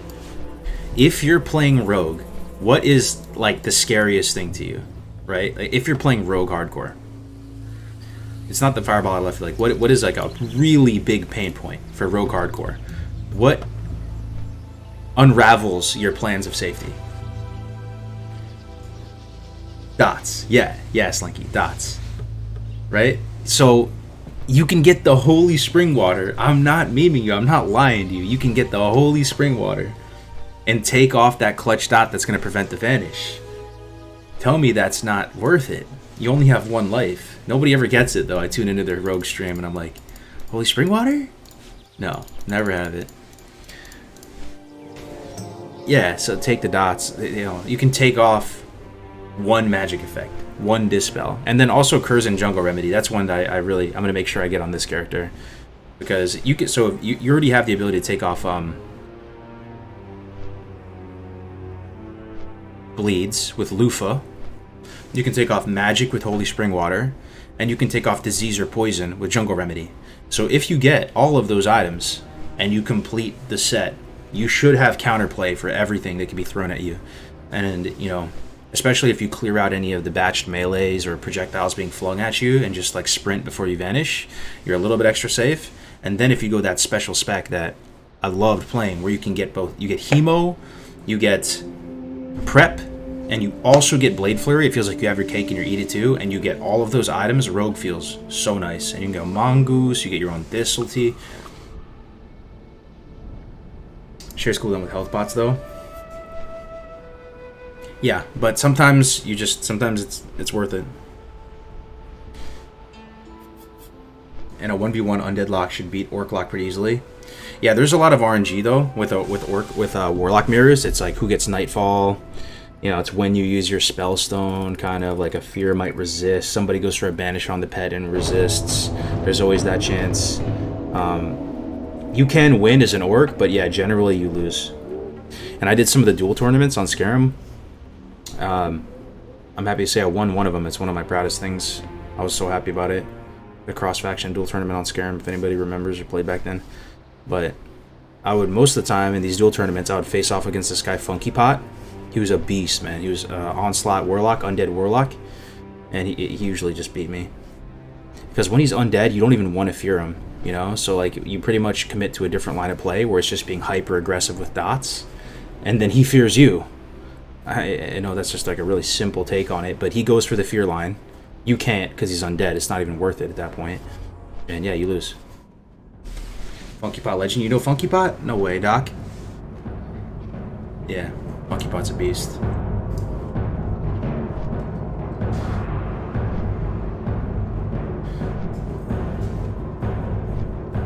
What's the add-on that tells you your spawns that keeps flashing red on the screen? Oh, it's called a unit scan. Dexterous is God, yeah. Oh, you're in Onslaught, Doc? That's cool, man. Small world. You're Onslaught? Nice, yeah. Funky Pot. He's the man. Lock or S-Priest for TBC. Trying to figure out what to start leveling. I would tell you Lock, but that's just me, man.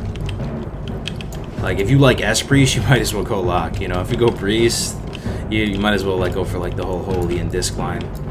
But, I don't know. Looking for something special?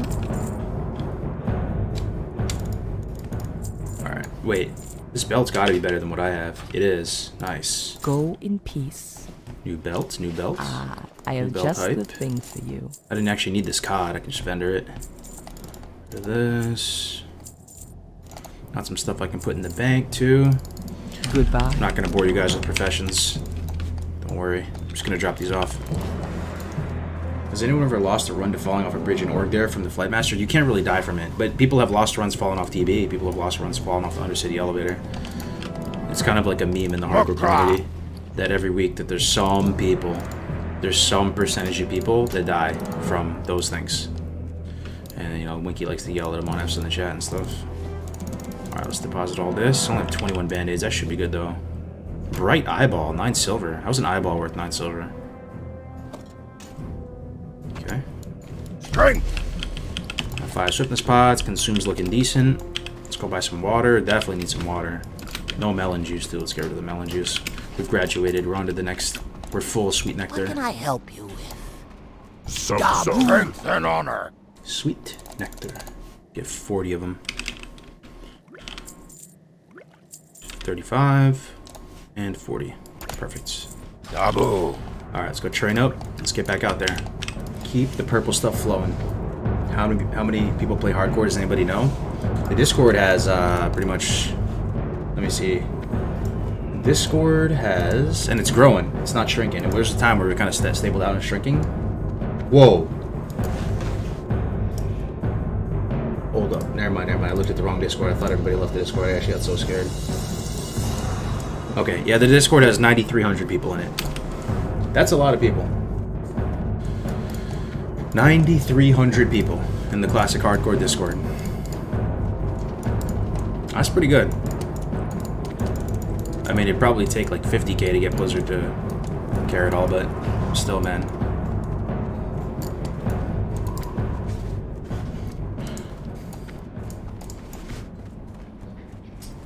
Yeah, Screech died. Yeah, you hate to see it, man. Saved in the bell. Saved by the bell. If you could only play one class, what would you do? Which iteration of the game would it be? I don't know. The class fantasy is different from for like which class appeals to you class fantasy wise versus what you would actually play realistically in the game is another question too. Thunder. What are you looking for? For the wait, here. Horde!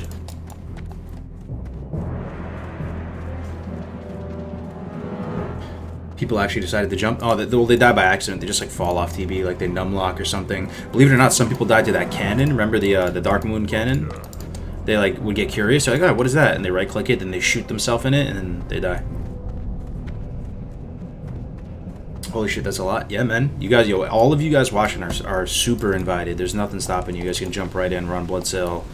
Active guilds on both sides. There's an EU community. There's an Oceanic community.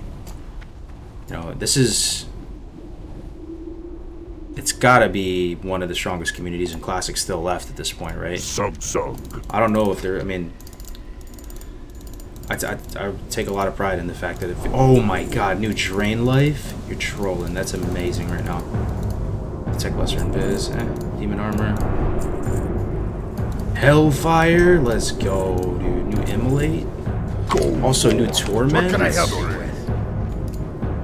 Torment 3. Victory! Yeah. It's tight knit. Did we sign a petition to Blizzard yet? Nah. Not yet. New Torment's nice. I might even rock with the Voidwalker for a little bit. I was thinking, just the thought. You know how like any Warlock mains out there? You might have an opinion on this. So you know how rank 3 Torment, the Voidwalker starts going a lot more. And it is kind of a problem, you know. You can't really just leave it on autocast anymore. That's one of the main compelling reasons why you want to drain tank with the Succubus, because if you leave Torment autocast, he's just going to go and it kind of sucks. Like, nobody wants the micro Voidwalker mana. That is a problem. But what if you just summon a new one? So he gets low on mana, you just summon a new one. That sounds less bad than... that sounds not that bad. As opposed to like having him regen mana, which would take forever. I never really did that. That would fix it. Because it still takes him like, you know, 5 minutes or 10 minutes to go out of mana. You just summon a new one.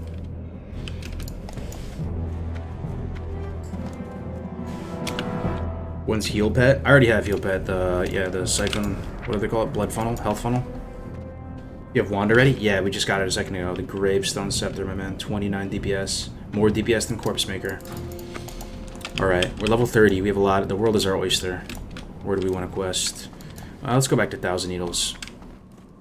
And then, man, we can even start dabbling in some STB action. We're in the 30s already, man. You'll love to see it. Let's go to 1,000 Needles. Can you purge Votive with that? What do you need? Nah, you can't. Let's go here. Down. Drain Life 3 is so clutch though. Thing is, I'm gonna be a bit torn because I have a new wand and I also have a new rank of Drain Life. Before it was pretty easy. I used Drain Life more than wand in most situations because my wand was dog shit. But this is a new rank of Drain Life. So this is 30 health every second. Enhanced a little bit by spell power. What's the spell power coefficient on Drain Life? Does anybody happen to know off the top of the cerebellum? Probably scales a little bit at least, maybe 47. Anyway, I only have 7 spell power. Let's say it's like 31 health per second or something. This is every 1.5 seconds I do 30 to 57. So, what's the median of that? 35 would be the median. Well, 40 would be the median if it was 50. That's more than 40. I don't know, maybe like 42, 43 would be the median.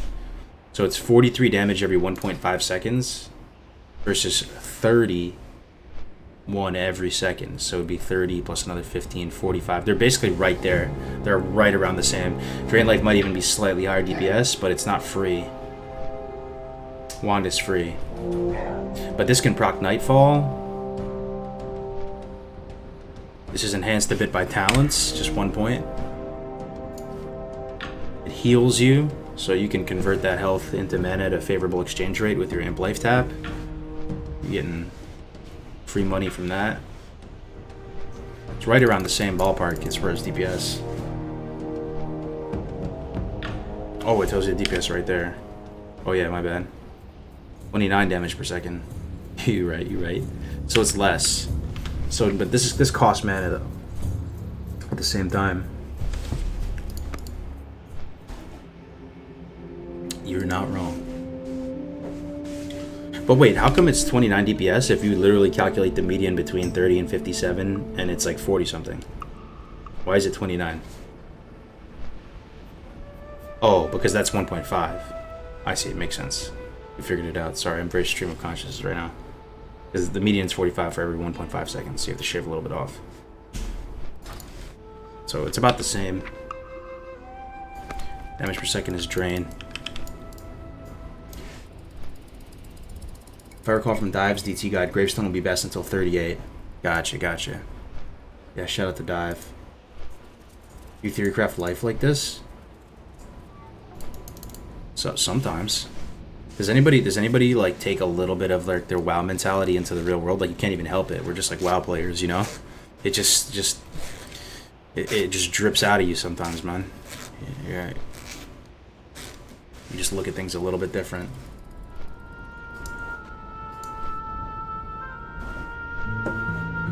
What's the profession meta for TBC only? Warlock or whatever. TBC profession meta. Profession meta in PvE.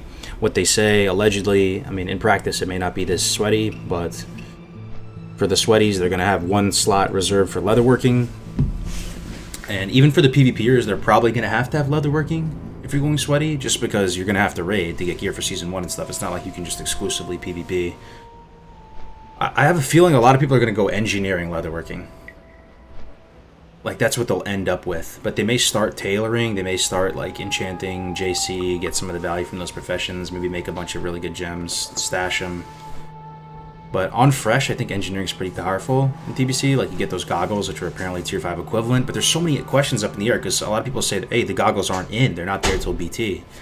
So, but people say the same thing about gems, they say the same thing about the blue gear that you get from Honor Hold, Scenario, and Expedition. Apparently that's not there until later. Blizzard has to answer a lot of these questions if they're rolling out TBC. A lot of this stuff is still way up in the air. But, I mean, leatherworking is solid. I'm gonna go leatherworking for one of the slots. And then ultimately, like, once the PvP meta, like, unfolds and develops a bit, it's enchanting JC is apparently the best for the superior gems and the ring enchants. Everything's up in the air. Yeah, the rep gear slaps. Better than nothing, that's for sure. Got some Brazil on it. Oh yeah, BS if you're weapon oriented. Yeah, that's the whole thing. You know how everybody was like, what will be the classic equivalent? Like Lionheart Helm? But it's different because it's not a weapon. But you know how everybody was going crazy over Lionheart Helm and stuff? Phase 1, Phase 2. For TBC, it's going to be Lionheart Executioner or Storm Herald. But you can't even get those for a long time. You're going to get like the mini versions of them and you upgrade it. So you get like Thunder, Deep Thunder, Storm Herald, and I don't know what the Lionheart mini ones are called. Hail. But you pretty much, everybody's gonna get like the Tier 2 one for a while. And I think for when Tier 6 comes out, you can get the main one. 5 Int, 5 Spirit, that is worse. Winds be at your back. Bro, I craft all my linen and wool bandage and sell to make a profit. IRL. Oh, IRL, because I'm saying in-game you don't make a profit, right? You lose money on those. Winds be at your back. Hail. Be careful. Alright, back in the saddle, we got Siphon Life. We're looking good right now. Let's go do this quest here. High Perch Wyvern Eggs. Let's go look for Steel Snap. Just basically pick up where we left off after a hell of a BFD run. We're not making this one best practice in hardcore. Always wait for the next lift. Never greed out for the lifts. Always wait one cycle. Yo, Voivin, what's up, dude? Good to see you, man. Yeah, playing the old Undead Warlock. You know a thing or two about these guys, huh? Yo, what's up, man? The 10K challenge. Voivin's playing for $10,000. Imagine. What would you do, guys? If you had to, like, he actually has $10,000 on the line. If he gets to 60, he gets $10,000. What class would you do it on if you actually had 10 grand on the line, but you only had one attempt? That's a real thing. Aladar right now? Anybody know Aladar? He's another guy. I met him at BlizzCon. He's a nice guy. He has $3 grand on the line. I don't know where all this like angel investor money comes for leveling hardcore, but it's kind of hype watching it. Druid. People slipping on the Gift of the Naru. Now, Gift of the Naru, I thought I was sleeping on it. I think a lot of people are sleeping on it. How many people here think Gift of the Naru is a meme? I thought it was a meme. I remember back in the day, people thought it was a meme. It's a meme if you're like a DPS class, kind of, but it scales 1-to-1 with healing. So apparently it's the best heal in the game for like all healers because it's free. It's on its own school. Scales 1-to-1 with healing. It's just like free money. You like free money? Gift of the Naru. Oh yeah, he has to do it on Naked Warrior, so he's in a bit of a different boat. But I'm curious what you guys, if you had 10 grand. Shaman, Hunter, Red Pally. Be Hunter, Drum would go Hunter. I never saw Drum play Hunter. Forget Silicon Valley investors. We got Alterac Valley investors over here. Yo, wouldn't that be the funniest name for like a hedge fund or something? Be like Alterac Valley Capital. Alterac Capital. Alterac Valley Capital. Yo, I would crack up. So please somebody become rich enough to make that. They'd be like, and in the Series A for Alterac Valley Capital.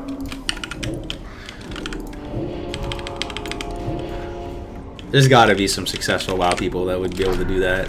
There's some really successful people who play this game, I swear. AV Capital. And what realm are you playing? Bloodsail?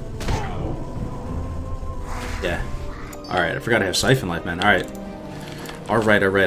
Let's have some fun with the rotation. Let's think about this. Siphon Life. Let's just see how it feels. This is a mob that's a little bit under level. We go Agony, Corruption, Siphon. Let's just see how it feels. And we're gonna drain off the back end of it. We'll see. With the new wand.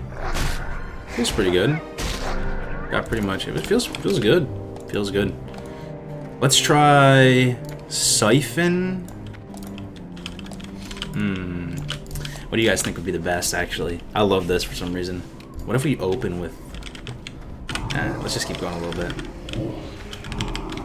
It's definitely not worth to do 4 dots, right? 4 dots would be OD. Let's try it. And then we wand. Yo, actually kind of feels... Still getting full corruption value. Still getting full corruption value. That was a mob at level 28, pretty much. Yellow mob. Felt pretty good. Didn't lose much. Go for the 4 dots.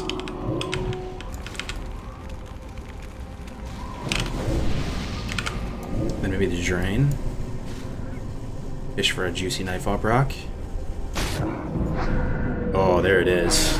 The blessed noise. We start with that. Probably don't even need Agony if you start with the Nightfall. Maybe if you start with the Night. Oh, I fucked up. Another one. It's gonna take a minute to get used to this. We're rocking out in between wand blasts.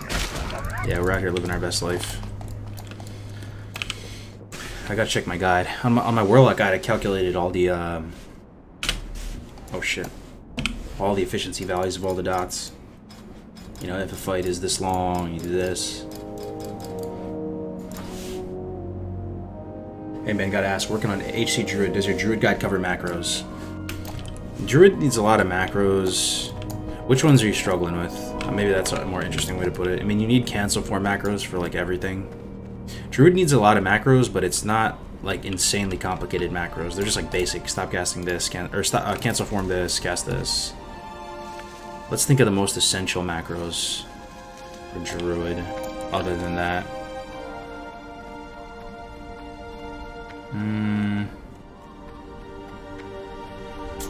I don't know, man. You really need macros on Druid? Druid's just OP, man. You just need the cancel form macros. What else do you really need on Druid? Let me think. Druid macro. Druid macro. More than the macro, you need Druid bar. Please tell me you have Druid bar. For a while, Grace didn't play Druid with Druid bar. It would drive me insane. That's like the #1 thing, just so you can monitor your mana.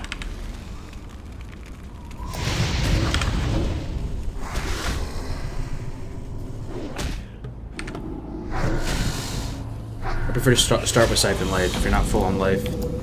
Since it has the longest duration, then agony straight after. Yeah. No, I like that. I appreciate the feedback. I think you might be right. Siphon Life is nice to put on because it lasts a long time, 100%. Gives you more of that heal value.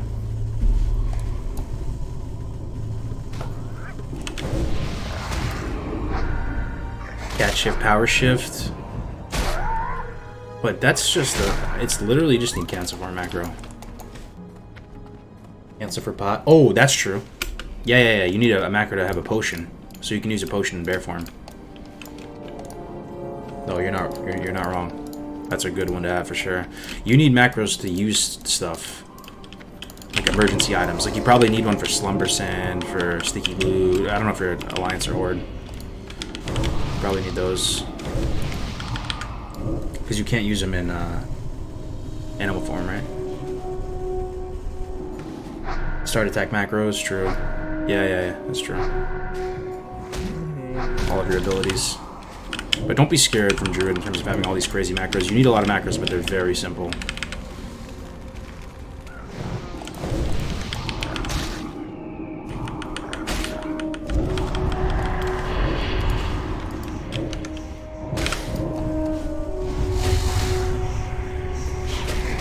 No, you can't use them in forms. Yeah, like, you need a macro to make it look like you use them in form. Right? Like, it looks like you never left bear form, but you actually did and used the potion. That's the whole point of the macro. Because you can't use it in human form. In a form, unless you're a Moonkin form. That's the cool thing about Moonkin form, because you're a humanoid, so you can use bombs, grenades, anything in Moonkin form. That's why it's kind of OP in the arena, too, for TBC. Because you have bear form armor, you're just sitting there chilling, spamming Entangling Roots, spamming Cyclone, living your best life, pumping some Wraths, and you're chilling in bear form armor. Killing a Druid in bear form is tough. I don't care if you're a caster. There's something about it. Even if you're a caster attacking a Druid, they get something that stems caster damage too, right? Maybe it's just bonus health. But try killing a Druid in bear form. In DBC, it's rough, bro. You have to catch them outside of bear form. Especially if they like frenzied regen going. They're just hopping around. Just don't go down. What spec you going for this guy? I'm just standard deep affliction, drain tank, got 2 into nightfall, all the standard stuff. The only flex point they have right now, I put in imp drain life, 2 into suppression. In hindsight, I probably would have taken this out, put 1 more into suppression because I am killing some high levels from time to time. But I will have another flex point or 2 later at some point, and I'll be able to put them into drain life. So drain life will be, I think you get like 3 out of 5 drain life with your flex points in affliction. So we'll probably go down to Dark Pact. If I want to be like greedy, maybe I could skip Curse of Exhaustion just to get another point in imp drain life. In aggregate, over the course of all the levels, that 1 point might add up to a lot of value from drain life. If you're gonna drain, you might as well drain the shit out of them. Just double down. But yeah, we're getting Dark Pact, and then we'll go Demo for a little bit. Finish up in Demo.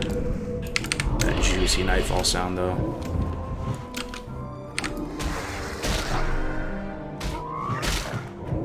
Ever play Rock and Roll Racing? No, I never heard of it. Rock and Roll Racing. Ever played Pokemon Pinball? I don't know where that came from. We're talking of sleeper games. Honestly, Super Puzzle Fighter too, as well. Some of you might have played that. That game is really high skill and fun. You get a lot of bonus health and can LOS casters easily. Yeah. Let's see. Wait, Dark Pact, could you explain why that's good? Yeah, it's good because it's good for like the drain tanking line. Like what you basically do is you put your succubus on the target, which just deals a lot of damage. The succubus just slaps, and you turn off all the abilities because you know how even on your character your mana regen is really high if you're not doing anything, but as soon as you use an ability, your mana regen just completely pauses for 5 seconds. That's the whole 5 second rule, right? The same thing applies to your pets. It's no different, right? So you just turn off all the abilities on your succubus or your imp. You can do it on imp too. Imp is the most nasty with Dark Pact, but then you're using an imp. You can just have them phase shifted as an Omega mana battery. And then you can tap freely using Dark Pact from a character's mana pool that is experiencing spirit-based mana regeneration actively. It's never being interrupted. So you can just get even more sustain from your succubus. More often than times you're still going to tap, but like especially in transit, if you're just going mob to mob, you can just do a little taparoo on your pet. Get a little bit of free cash money. And just with their autos, she's pretty powerful. Like she can do some damage. And if you really want to be sweaty, you can like use one Lash of Pain and then stop, and because you'll be mana capped. When you get Dark Pact, you pretty much have infinity mana. SOP, yeah, no problem. That's been the meta leveling build for Warlocks.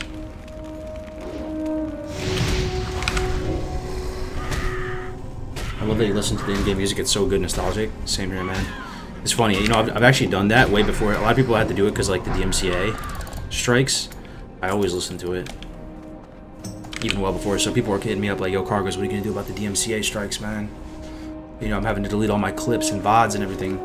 I feel for him, but I kind of, it just went over my head. It's like, what? I've just been listening to the in-game music the whole time. And we got the 6-yard range extra with the talents. This Warlock is looking so good. Oh, I'm silenced? Yikes.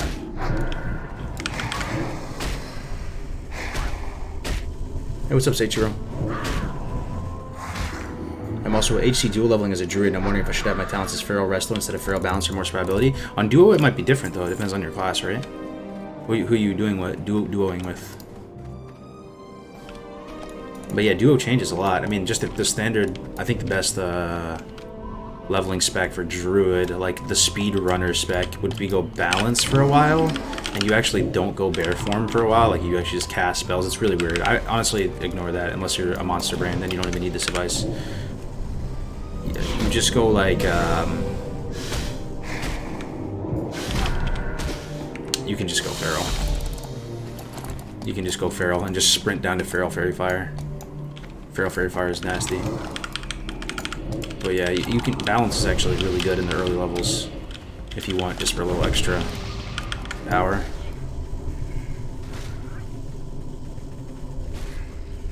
HOTWNS is very versatile spec. Nature Swiftness, Heart of the Wild Nature Swiftness. I mean, yeah, Nature Swiftness is insane. You know, you can Nature Swiftness Cyclone in TBC. It's so good, man. If you watch the really good druids, like Dasp and stuff, play druid, they use it all the time. Because people are so good at monitoring each other's casts and stuff that you need to like get really tricky with it. So like they'll be on like the kill target, and as soon as they get them within like striking distance of a kill, bam, and a Cyclone on the healer. Nothing you can do about it. So wait for the trinket to be down or something. Fresh DR on clone and a Cyclone. And again.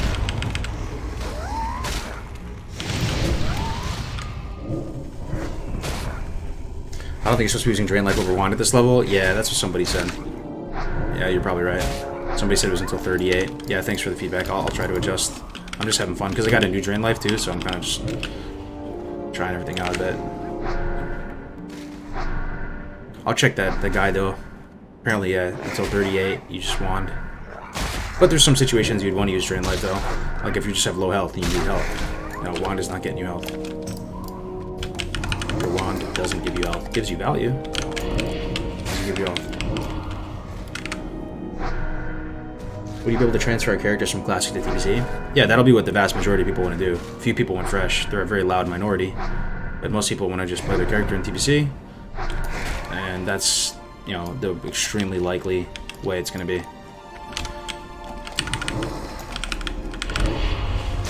Which class has more impact on group? PvP, Shaman or Hunter? I'm leveling both. For TBC, you're saying? Group PvP? I mean, Shaman, right? Bloodlust, bro. Bloodlust is like the ultimate group PvP lightning rod of value. Bloodlusterino. Pretty much the best thing for a group. Oh, and Classic.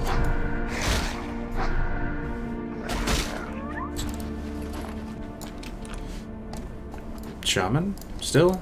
I mean, Shaman's a hybrid support class. Like, they're going to be better at supporting a group of PvP than Hunter. Hunter's useful, though, because isn't Hunter one of the best classes? Like, anybody, like, actively doing BGs and stuff, it's one of the best classes to spin a flag, or spin a, not a flag, you know, spin a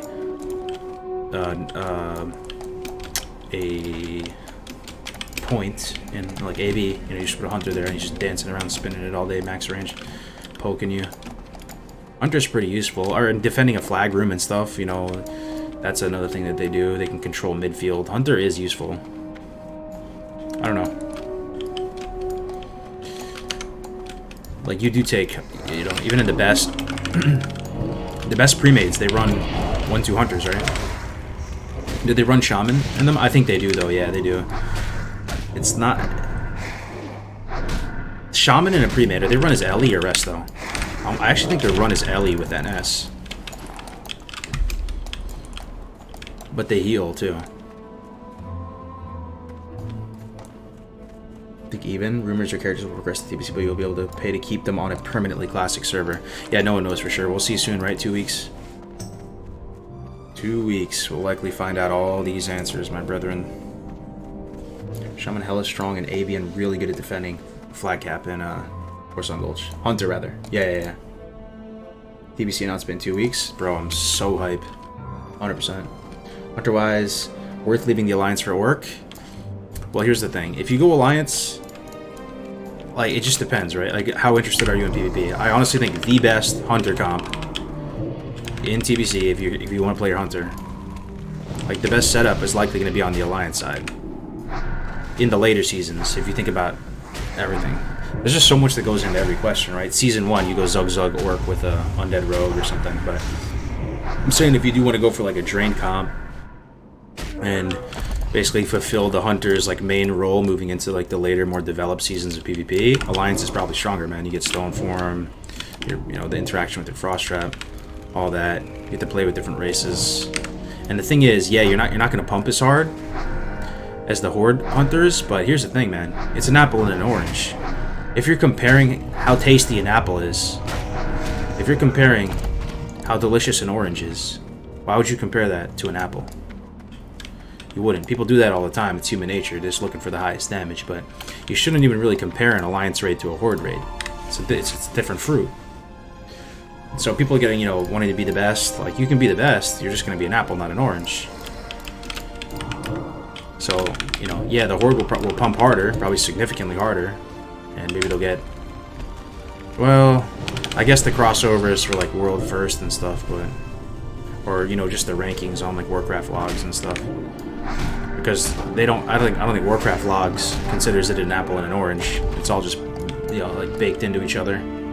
But maybe they should, honestly. Maybe they should rank Warcraft logs by faction, because they're different. They're actually different. I don't know why they're combined. But if you're gonna play Alliance, don't even, I mean, just compare yourself to other Alliance hunters and stuff. They consider it a fruit smoothie, exactly.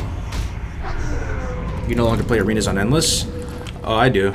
I just got a little bit burned out. I was going really hard. And the other thing is I got the hardcore bug again, so I'm leveling this guy. And I'm pretty hesitant to stream it. I got a little scare while I was streaming it the other day. Some of you might have been there. I thought I might have gotten a strike. And I'm fully prepared for it. It's all good. It's a risk I'm, you know, like, happy to take. Especially because it's just such a good learning tool and it's so much fun, that server. But it put me off a little bit streaming it. I was like, damn, that felt kind of bad. I thought I actually, you know, was taking the L. But it turned out to just be the music. Turned off the music, the stream was fine. So it's not that serious. I'm still playing, I'm learning and doing all that. It's just feeling the hardcore pretty hard right now.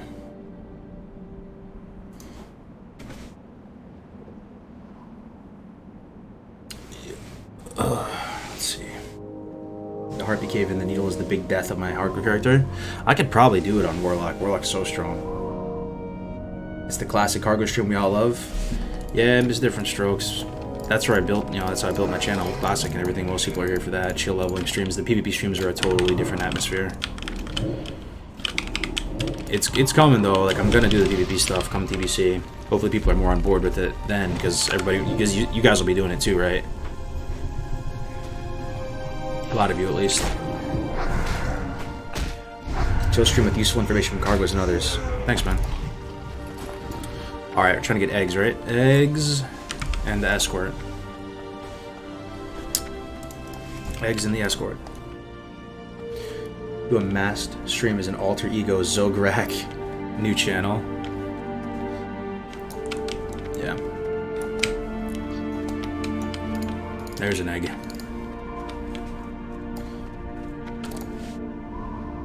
Enhanced resto is really fun in dungeon groups. I mean, if I had to play Shaman in TBC, I've said it before, I'll say it again, I'm 100% going Enhance. Enhance is one of the flashiest classes. You still are super sought after, even as Enhance, even as a melee Andy. You're still sought after because you're a Shaman. How good does that sound? Dual wielding axes. How good does that sound? Wind Fury Bloodlust. How good does that sound?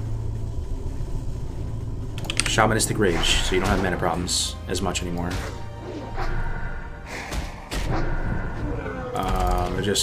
They look so cool, Enhanced Shamans.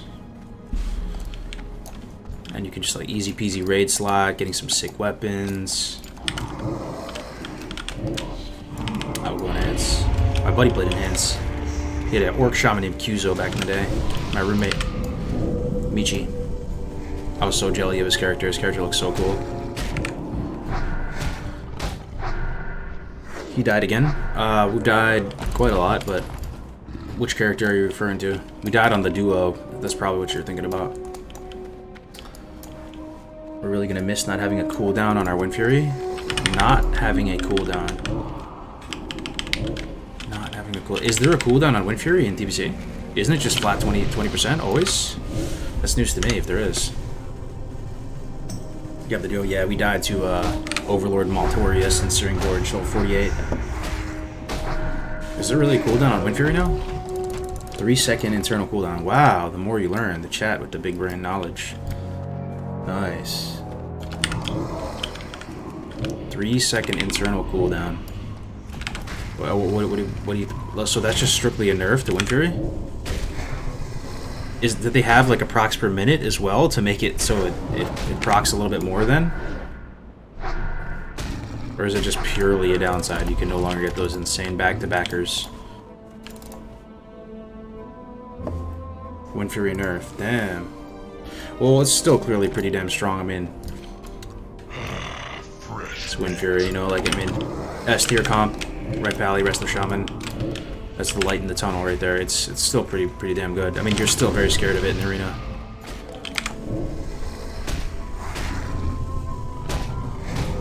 Yeah, apparently gets 3-second internal CD, Kedros. Did not know that. Glad to see you back on the Superior Faction. Yo, Horde is so chill. Love it. I think I'm starting to realize I'm a Horde Andy. Alliance, I've died every time. And I feel less... like, I don't have the bug as much when I'm playing the Alliance. I'm loving this right now. There's something about it, man. These zones, you'd think that they're boring looking, but I love these zones. I love Douse Needles. I love the Stone Talon. Barons. You could bypass that Wind Fury CD if you had different ranks on your weapons, since those don't share CD when dual wielding. Oh, wow. Is that something to do? That's a myth of TBC, right? Anybody think you don't downrank in TBC? A lot of classic people. I always knew it wasn't 100% true. But like a few months ago, I would be like, yeah, I think that's generally true. That's what I was thinking. But you still downrank a lot in TBC. It's basically like a complete myth. Some probably downrank more than others, but yeah, downranking's still a thing. Because that's like a feels bad moment, right? If somebody tells you, oh, no more downranking in TBC. A lot of people enjoy downranking and the extra finesse and the utility from the lower ranks of spells. I think it's cool. That's a thing of the game. Downranking. That's pretty sweet.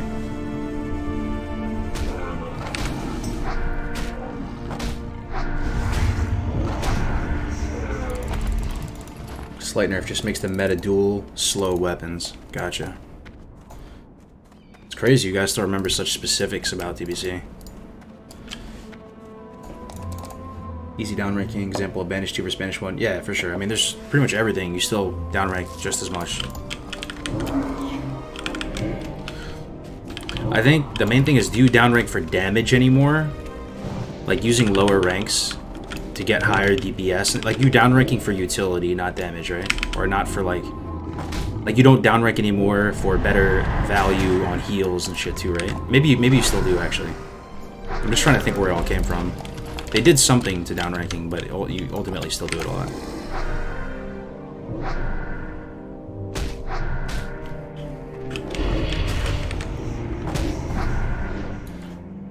Lots of people actively play DBC servers. Yeah, for sure. I mean, yeah, that new Endless Fresh is coming out, guys, end of February. Like, depending on what they do with Classic, I'll be playing on it. It's probably, I think it's February 20-something. It's going to be super accelerated. It's going to basically just be good practice. And I don't know if they're going to do a Season 1 arena on it. They probably should, though. If I was the Endless people, I would do a Season 1 arena. Even though it's people, you know, just so people can see what it's like. Just for a minute. Like, it's not going to be a super serious server. People are really, like, caring that much. But I would like to see, get a perspective into what Season 1 looks like.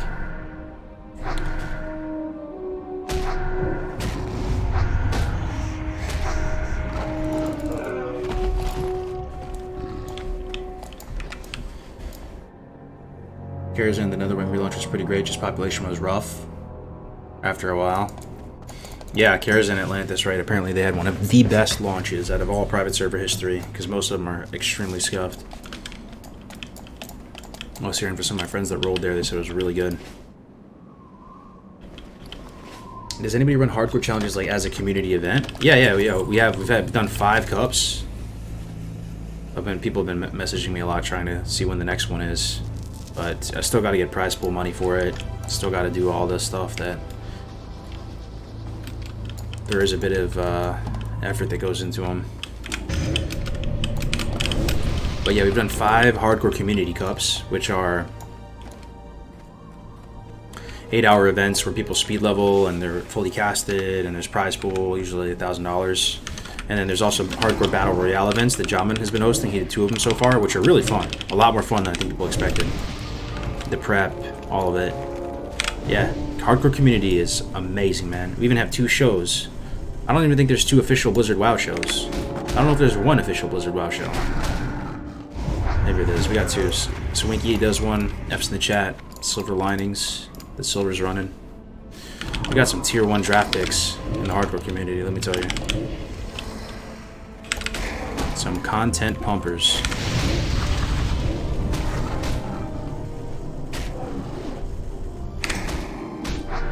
How do I join the hardcore Discord? Just type classichc.net and there's a link there. I'll put it in the chat for you. If anybody wants.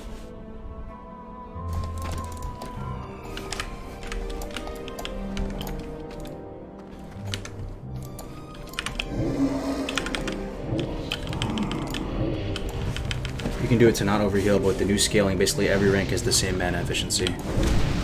Gotcha.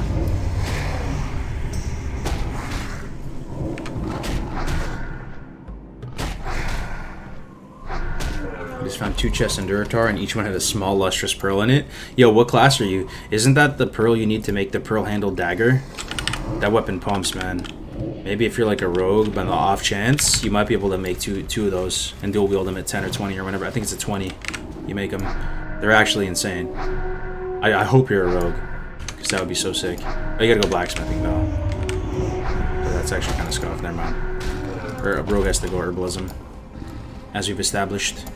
Blinding powder, thistle tea. Well met.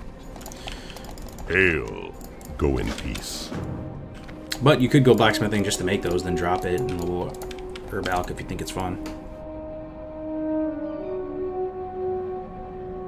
What was the deadliest one? Gravestone Scepter. We got it. It's the highest DPS weapon in like a huge swath of levels. Like it's higher DPS than Corpse Maker. There's no weapon in the entire game, any class, 2-handed axe, 2-handed whatever, that has higher DPS than it for a huge stretch of levels. We picked it up, BFD. It's one of the things you look forward to most when you're playing a caster. Alliance or Horde, Priest, Warlock, Mage. You're all looking to pick up the old Gravestone 50 cal. Even leveling this guy so fast, I'll make it to 60 no problem. I'm calling it. Yo, Crusader, good to see you, my friend. We're trying, we're trying. I got the hardcore bug again after that last apps in the chat. Definitely love this community. Got one more hurrah on us probably before TBC. Then it'll just be another animal. hey, actually, we can use this stream time super usefully. Super usefully. I've been meaning to ask you guys this. Just flirting with this idea, right? Imagine. Type something in the chat if you're alive. So imagine there's... This would be like an optional thing, of course, right? Like, you know, play the game however you want. But what if there was a hardcore event where it was like either a season, or maybe you could even view it as an extended cup, right? Where it is first to 60, or maybe not first, but all right, imagine there's a prize pool. It'd probably have to be a pretty hefty prize pool because it's asking people to get to 60. Maybe they were going to do that anyway. Imagine it was 1K or 2K, and you register a character, and you have to record the entirety of the run, and you only have one shot at it. Like, once you die, you're really dead. You have to just go back to playing regular hardcore. So you really truly have one life. If you die, it's 100% over. And it's like a leaderboard of like the top 50 people hitting 60. But here's the twist, because you might be thinking it's totally normal. We could brainstorm in the chat some unique twists that would make it exciting again. Like a lightning bolt that would come down and maybe shift the meta a little bit in a fun and interesting way. So thinking about what those twists could be fun. You know, then you would do a poll, people would vote on it, so it feels like everybody is, you know, getting to have their say. And, you know, you just think about what weird twist you could add that, and think about the guiding lights being fun to watch, fun to play, maybe in that order, because I think that's helped hardcore get to where it is right now. Really caring about like the viewership experience and the communal experience of watching and supporting people's runs. Something, right? Because people always say, oh, I wish the Hardcore Cup could go longer, you know, like you're seeing the same strats all the way up to 20. But imagine you logged on to Twitch or YouTube and you saw a bunch of the streamers and they were all on the same server competing in the same thing that would last like a couple weeks, not like a couple hours. And everybody's competing on it and you're like, yo, who's still left? Who's still alive? You maybe check the website and you see, oh man, Kargoz just died. Like he's out of the competition. It's over. GG. Same thing, you know, Graze is dead. It's just Aladar left. It's just Ompi left. I think that would be a lot of fun, and we could probably maybe do that in TBC, just to like get a little momentum back for hardcore after it gets all stripped away. Likely with, oh fuck, dude, is this 2 or 3? Fucking focus here for a second. Double dot everything. He's attacking the other one. We win these, right? Hellstone. 596, I have more health and he has 4 dots on him. Yeah, we win these. I'm scared there. I am strong. I don't look strong, but I am strong. Nightfall proc. Get on him, Boyd. Get on him. Maybe I have bandage. Only allowed to kill your mobs that are your character level or higher. I gotta write all these down. Like, for real. This is, like, invaluable. You're only allowed to kill mobs your level or higher. That's a possibility. It's kind of like what they do with mythics, though, like an affix or something, but it would be something that we could actually pull off. You always have to think about how easily you could...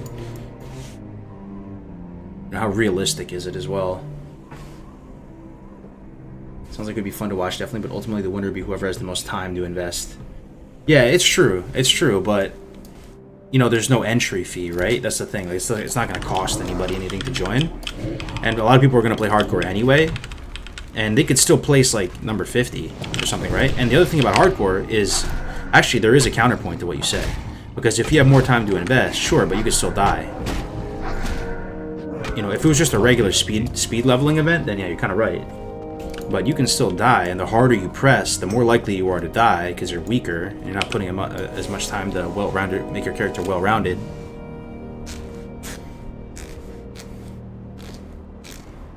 Sorry to bother, but you can't find your live stream from the HC Cup. It's back there, man. You just gotta keep scrolling back there. It was a few months ago.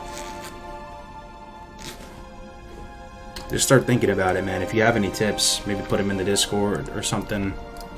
Again, this isn't confirmed that it's happening or anything, but I think it'd be a lot of fun. And that goes to, like, you know, the whole seasonal play. People always talk about how cool it'd be to have seasons for hardcore.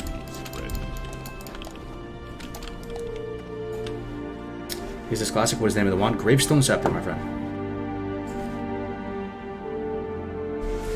No shout out for my sub. Oh, my bad. Did I miss a sub? I didn't even hear it. Yo, I'm sorry, man. I'm a little... Oh, okay, there it is. Yo, butter me up. I would have seen it. I just didn't check my alerts in a minute. Thank you so much, man. Butter me up, bro. For the support, man. Love you, Kargoz. Keep on classicking. Will do, my friend. Thank you for the continued patronage, my friend. I feel like 60 is too long. But people were going to do hardcore anyway, right?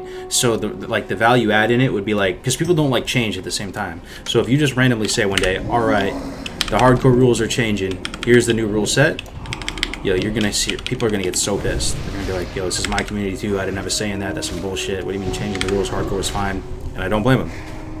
But if you structured it as like a one-time event and hardcore is always there at a baseline with the same rule set that's not changing, then you could probably get away with just experimenting with some new rule sets to make the meta a little bit different. And then it wouldn't be as dramatic of a change, you know?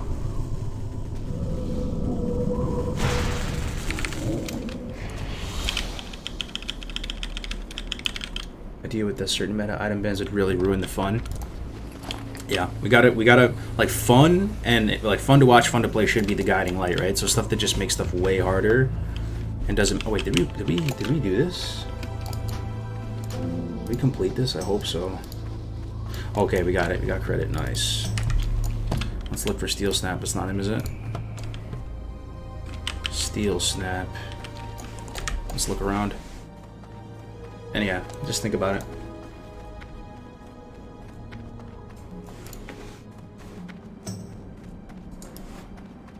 As far as people having more time, you could have it whereas it's whoever has the least amount of played by X date.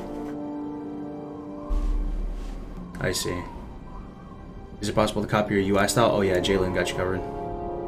We're talking about modifying the game to accomplish something. A randomizer would be good, similar to how they have randomizer mods for Zelda or similar games. Ooh, I see what you mean. You could be onto something where you spin like an RNG wheel and it spits out a bunch of like potential modifiers to the rule set. Something like that could be fun, yeah.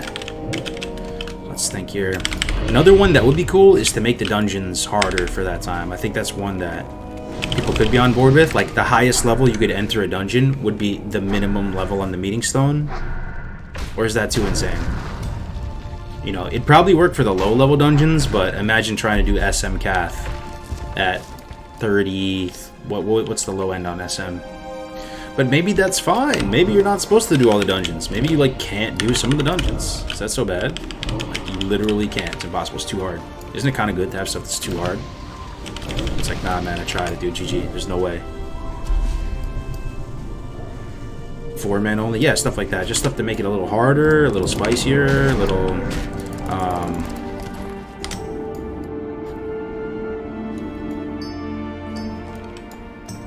I was watching an old stream when you were doing AoE Paladin build. You made a full vid and build on AoE grind spots. Yeah. AoE grind spots. So the first AoE grind spot you do, you have a couple options. Basically the Murlocs or the Raptors and Dustswallow. Both pretty solid. Then after that, you can go to Tannerus, do the Fire Rocks, and the Hyenas there. You're basically looking for mobs like this. It's like teaching a man how to fish rather than just giving him a fish. You're looking for mobs that don't run. Yeah, that's it. They're looking for mobs that don't run, that have high density. They just can't run. They run, it sucks. Yeah, the Murlocs run in that spot, but it's too good.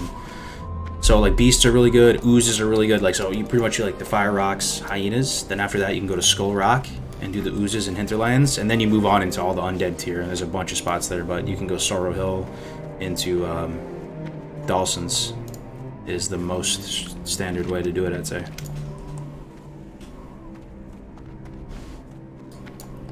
By randomizer, I mean you walk into tiers, fall grades, and all the quests and mobs are different. Oh, but the thing is, we can't actually modify the game. We're still going to be playing on Classic, right? You're saying like you would actually change the game files so all the quests would be different? I mean, one way to do it, and I don't think this is the play necessarily. You see what Graze is doing with the self-crafted gear only challenge. I'm just using this as to like inspire some thoughts. Oh shit, there it is. Okay, I'm kind of in trouble though. Let me hold on. Hellstone. I kind of fucked up for a second. Let's fear the main guy. Hit the void on this guy. I think we're fine. Hathmon is chilling. Probably keep dots on this guy too, because I'm gonna fear him. The other one we can't touch. Walked right into a fucking hornet's nest. That's fine. Hathmon's at 30% though. Hathmon, brother Hathmon. Hang in there, brother Hathmon. Hathmon. Hang in there, brother Hathmon, please. He's in bad shape, boys. He's at 12%. We're gonna have to sack him. If he gets down to like sub 5, we're sacking him. 7%, we're sacking him. You hate to see it. Okay, I think we're good though. This guy's gotta be getting low. Yeah, he's low. Alright, sick. Hathmon, you did so good, man. What a legendary Voidwalker. Tanked till he was 7%, then gave me a massive shield. Ooh, green. Leather.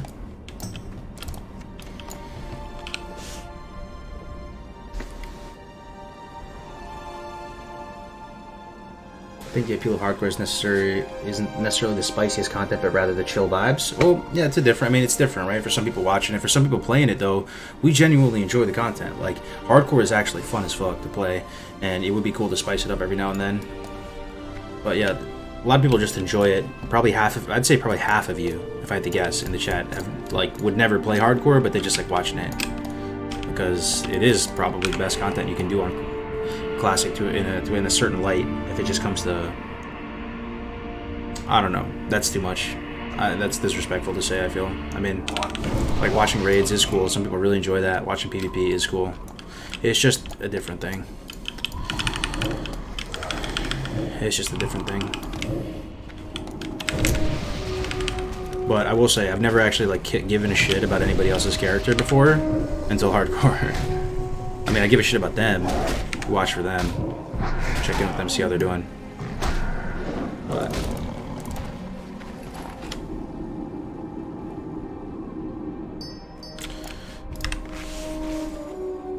it's crazy. I still miss Iron Lad, right? Yeah, man. 1 year ago. What if you registered with a pre-made 5 and go as far as you can? If someone dies, you just keep going with 4 and so on? Yeah, that'd be another way of doing it too. So you have like a bunch of little 5-man parties, like Lord of the Rings style, setting off on an adventure to get 60.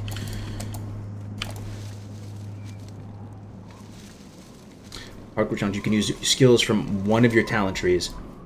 That's another way of doing it as well. My problem with that, I think most people like the challenges, like those specific types of challenges, like Arcane Mage only or something. People like those. They really latch onto them, and I'm happy for them because they have such a good time doing it. For me though, my issue with that has always been like, I like hardcore because it just like artificially makes you just play the game with finesse and just play the game normally, but just play the game kind of well, you know, like you're not just fucking around, you're focused. When you do dungeons, you're dialed in. I feel like I would be playing a different game at that point if I was only using some of my skills. But that's just me, like I would be less interested to watch it if I saw somebody, because they'd be playing some different game. Like, I'd want to watch Classic, right? And they're playing. That's just me though. Most people enjoy it, and if everybody wanted to do that, I'm down. Sure, I'll try it out. Maybe I need to have more of an open mind. I do like this solo the crafted thing Graze is doing though. It's pretty interesting seeing how hype he gets making just like a copper battle axe, or making yesterday I was helping him try to flesh out the weapon progression for it, because he's basically doing a duo right now where he can only use crafted gear. And I thought that the later weapons for crafting was going to be a non-starter. Like, you couldn't do it. I thought you were going to need, you know, all types of weird gems, star rubies, and, you know, engineering things, you know, thorium widget, and all types of stuff to make these weapons. Actually, no. You just need some leather. Maybe a couple star rubies or something, sure, but apparently you get a lot of them if you're mining. So they can make true silver champion. I was worried about the later weapon progression. The early one I thought was going to be fine. The only problem with that, though, if you go for the self-crafted challenge only, that it's really only super fun for the melees, the people using weapons. Casters can get to 60 naked if they want.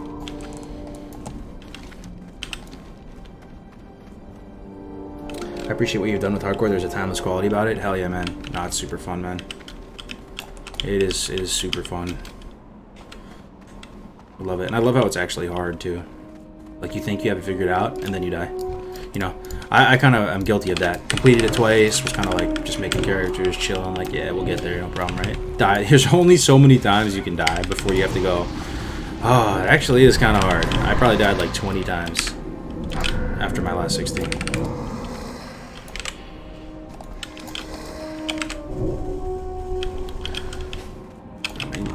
shards. Alright. What do we do? Let's turn this stuff in. Oh, you want to do Sacred Flame and Test of Faith. Let's do that stuff. You need a lot of gems. Moss Agates, Lesser Moonstone. Yeah, but apparently you get like a good amount of them if you're mining. You don't drop that much. How do you have the patience to level so many characters? Man, I actually just enjoy leveling for the most part. I mean, I'll get sick of it from time to time, but leveling is here in it is the game for me. Classic, at least.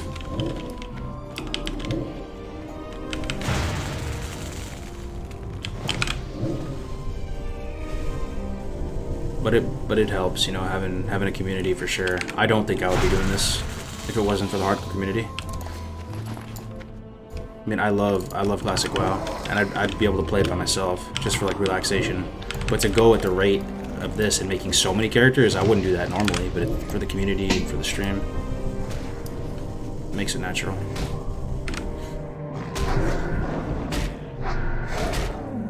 Is this a PvP server? If so, how do you stay from ally? Nah, it's a PvE, man. RP, PvE, Blood Sale, if you want to join.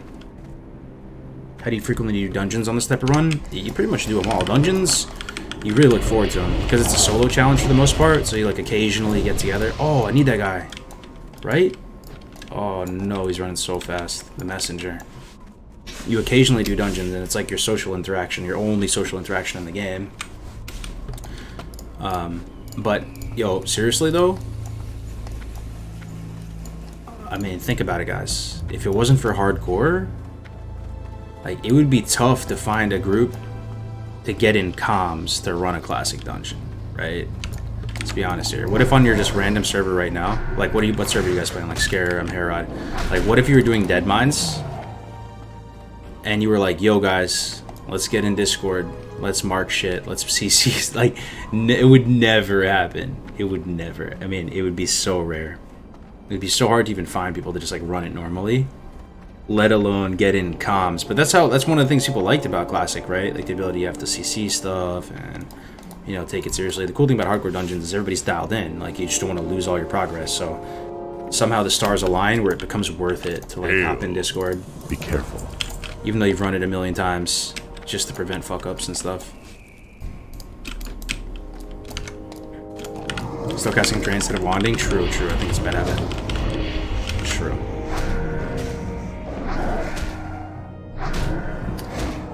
Why are you using Voidwalker instead of Succubus? I don't know. I could use Succubus. I just got a new rank at Torment, and was just testing it out. You're not wrong, though. Kind of playing like shit after that BFD. I'm just talking. I get distracted a lot. I'll make this sucky.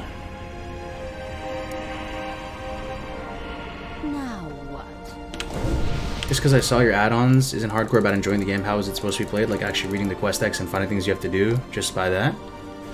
Not really. Like, the sense of exploration is done for me with Classic. Like, I'm more into the mastery of it. Like, hardcore is actually a fun game mode. The game is actually fun, aside from, like, experiencing it for the first time and reading all the quest text and stuff. You know? Like, that you can only have fun with that, like, one time, right? Reading all the quests and stuff. You can't just, like, reread the quests over and over again to get the same, extract the same level of enjoyment. Also, reading the quests isn't extremely exhilarating for me. Occasionally, I will.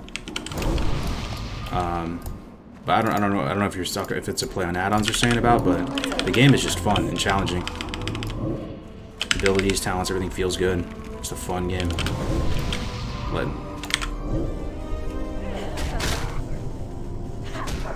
like executing a run cleanly and with finesse and getting to 60 and just being proud of it and accomplishing a bunch of goals is more fun than, generally speaking, than exploring something for the first time and doing all that for me. Or where's the hardcore link? I'm actually looking to join the community. You're joining, Blast? Yo, you've been in the stream for mad long. I never. That's crazy, man. Yeah, here you go. There you go, my brethren. Grace fucking talk to me. You're talking about the last death clip. How you feeling today? Yo, feeling so good, man. I got the bug again for hardcore. I've been putting in mad hours. Already level 30. We made this guy like 2 days ago, right? 2 days ago, we're 30. We're cruising. At this rate, hopefully we can get him to 60 before BlizzCon. Uh-oh. Archelios the Banished. Oh my god. Yo, look at this guy. This guy looking thick right now. 3 little doggos following him. I don't even know if I can catch him. And I'm making a succubus for some reason. And now I have no pets. I'm trolling. It's because my bind for Void is Alt 1 on EVC. Well, I guess we'll never catch him. Fuck. I don't know. Is he dropping anything good? I don't want to kill him. I don't know if we've ever killed him before.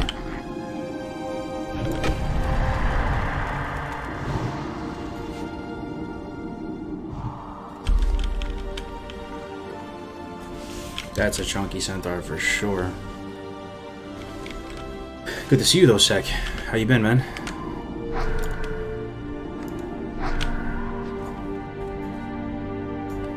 Killed this one with my hunter and the hyenas almost finished me off. Does he drop anything good?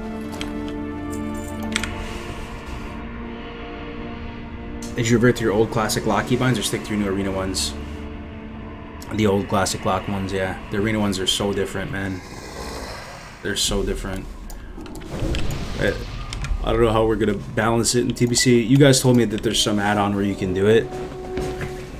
There's some add-on where you can like toggle your keybinds. Or toggle your bars at least. I think you said it was action bar saver or something. We're gonna need that for TBC if you plan on doing both.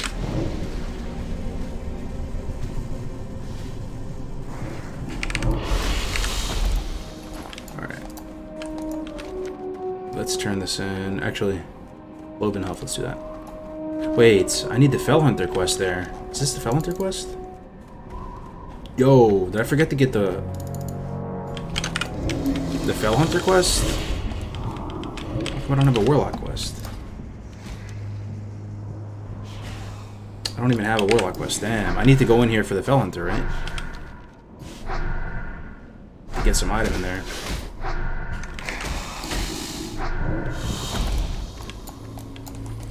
I think I forgot to get it. Yo, you hate to see it.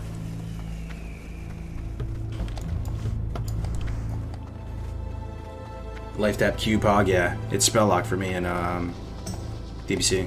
And the thing is, like, I have 2 ranks of life tap here on the TBC add-on. On the DBC one, I only just have 1 rank of life tap.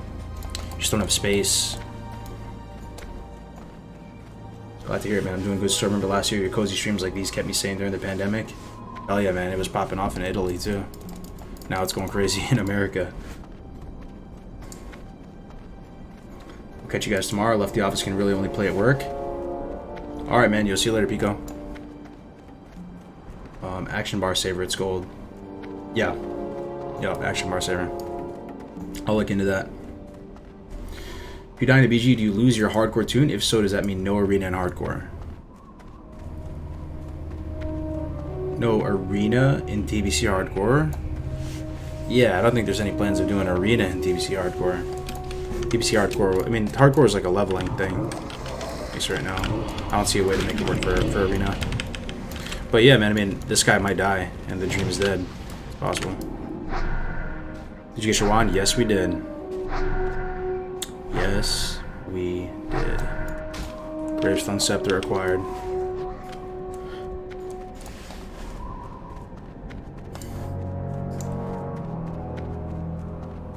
How are you going to arena with this guy then? Well, like, when you get 60, you become immortal. That's the thing. That's the whole thing about the challenge, right? So you're playing for the pink slip. You know, at a certain point, you don't really care about the gamer clout or any kind of prestige or anything anymore. You legitimately just want to keep your character. Hey, it's another hardcore. It's Tiki Totem. I wonder if that's Punk Tiki. But, you just want to keep your character at a certain point more than anything. You're like, damn, I came all this way. I don't want to delete this and waste all this time. But if I get to 60, I'm free.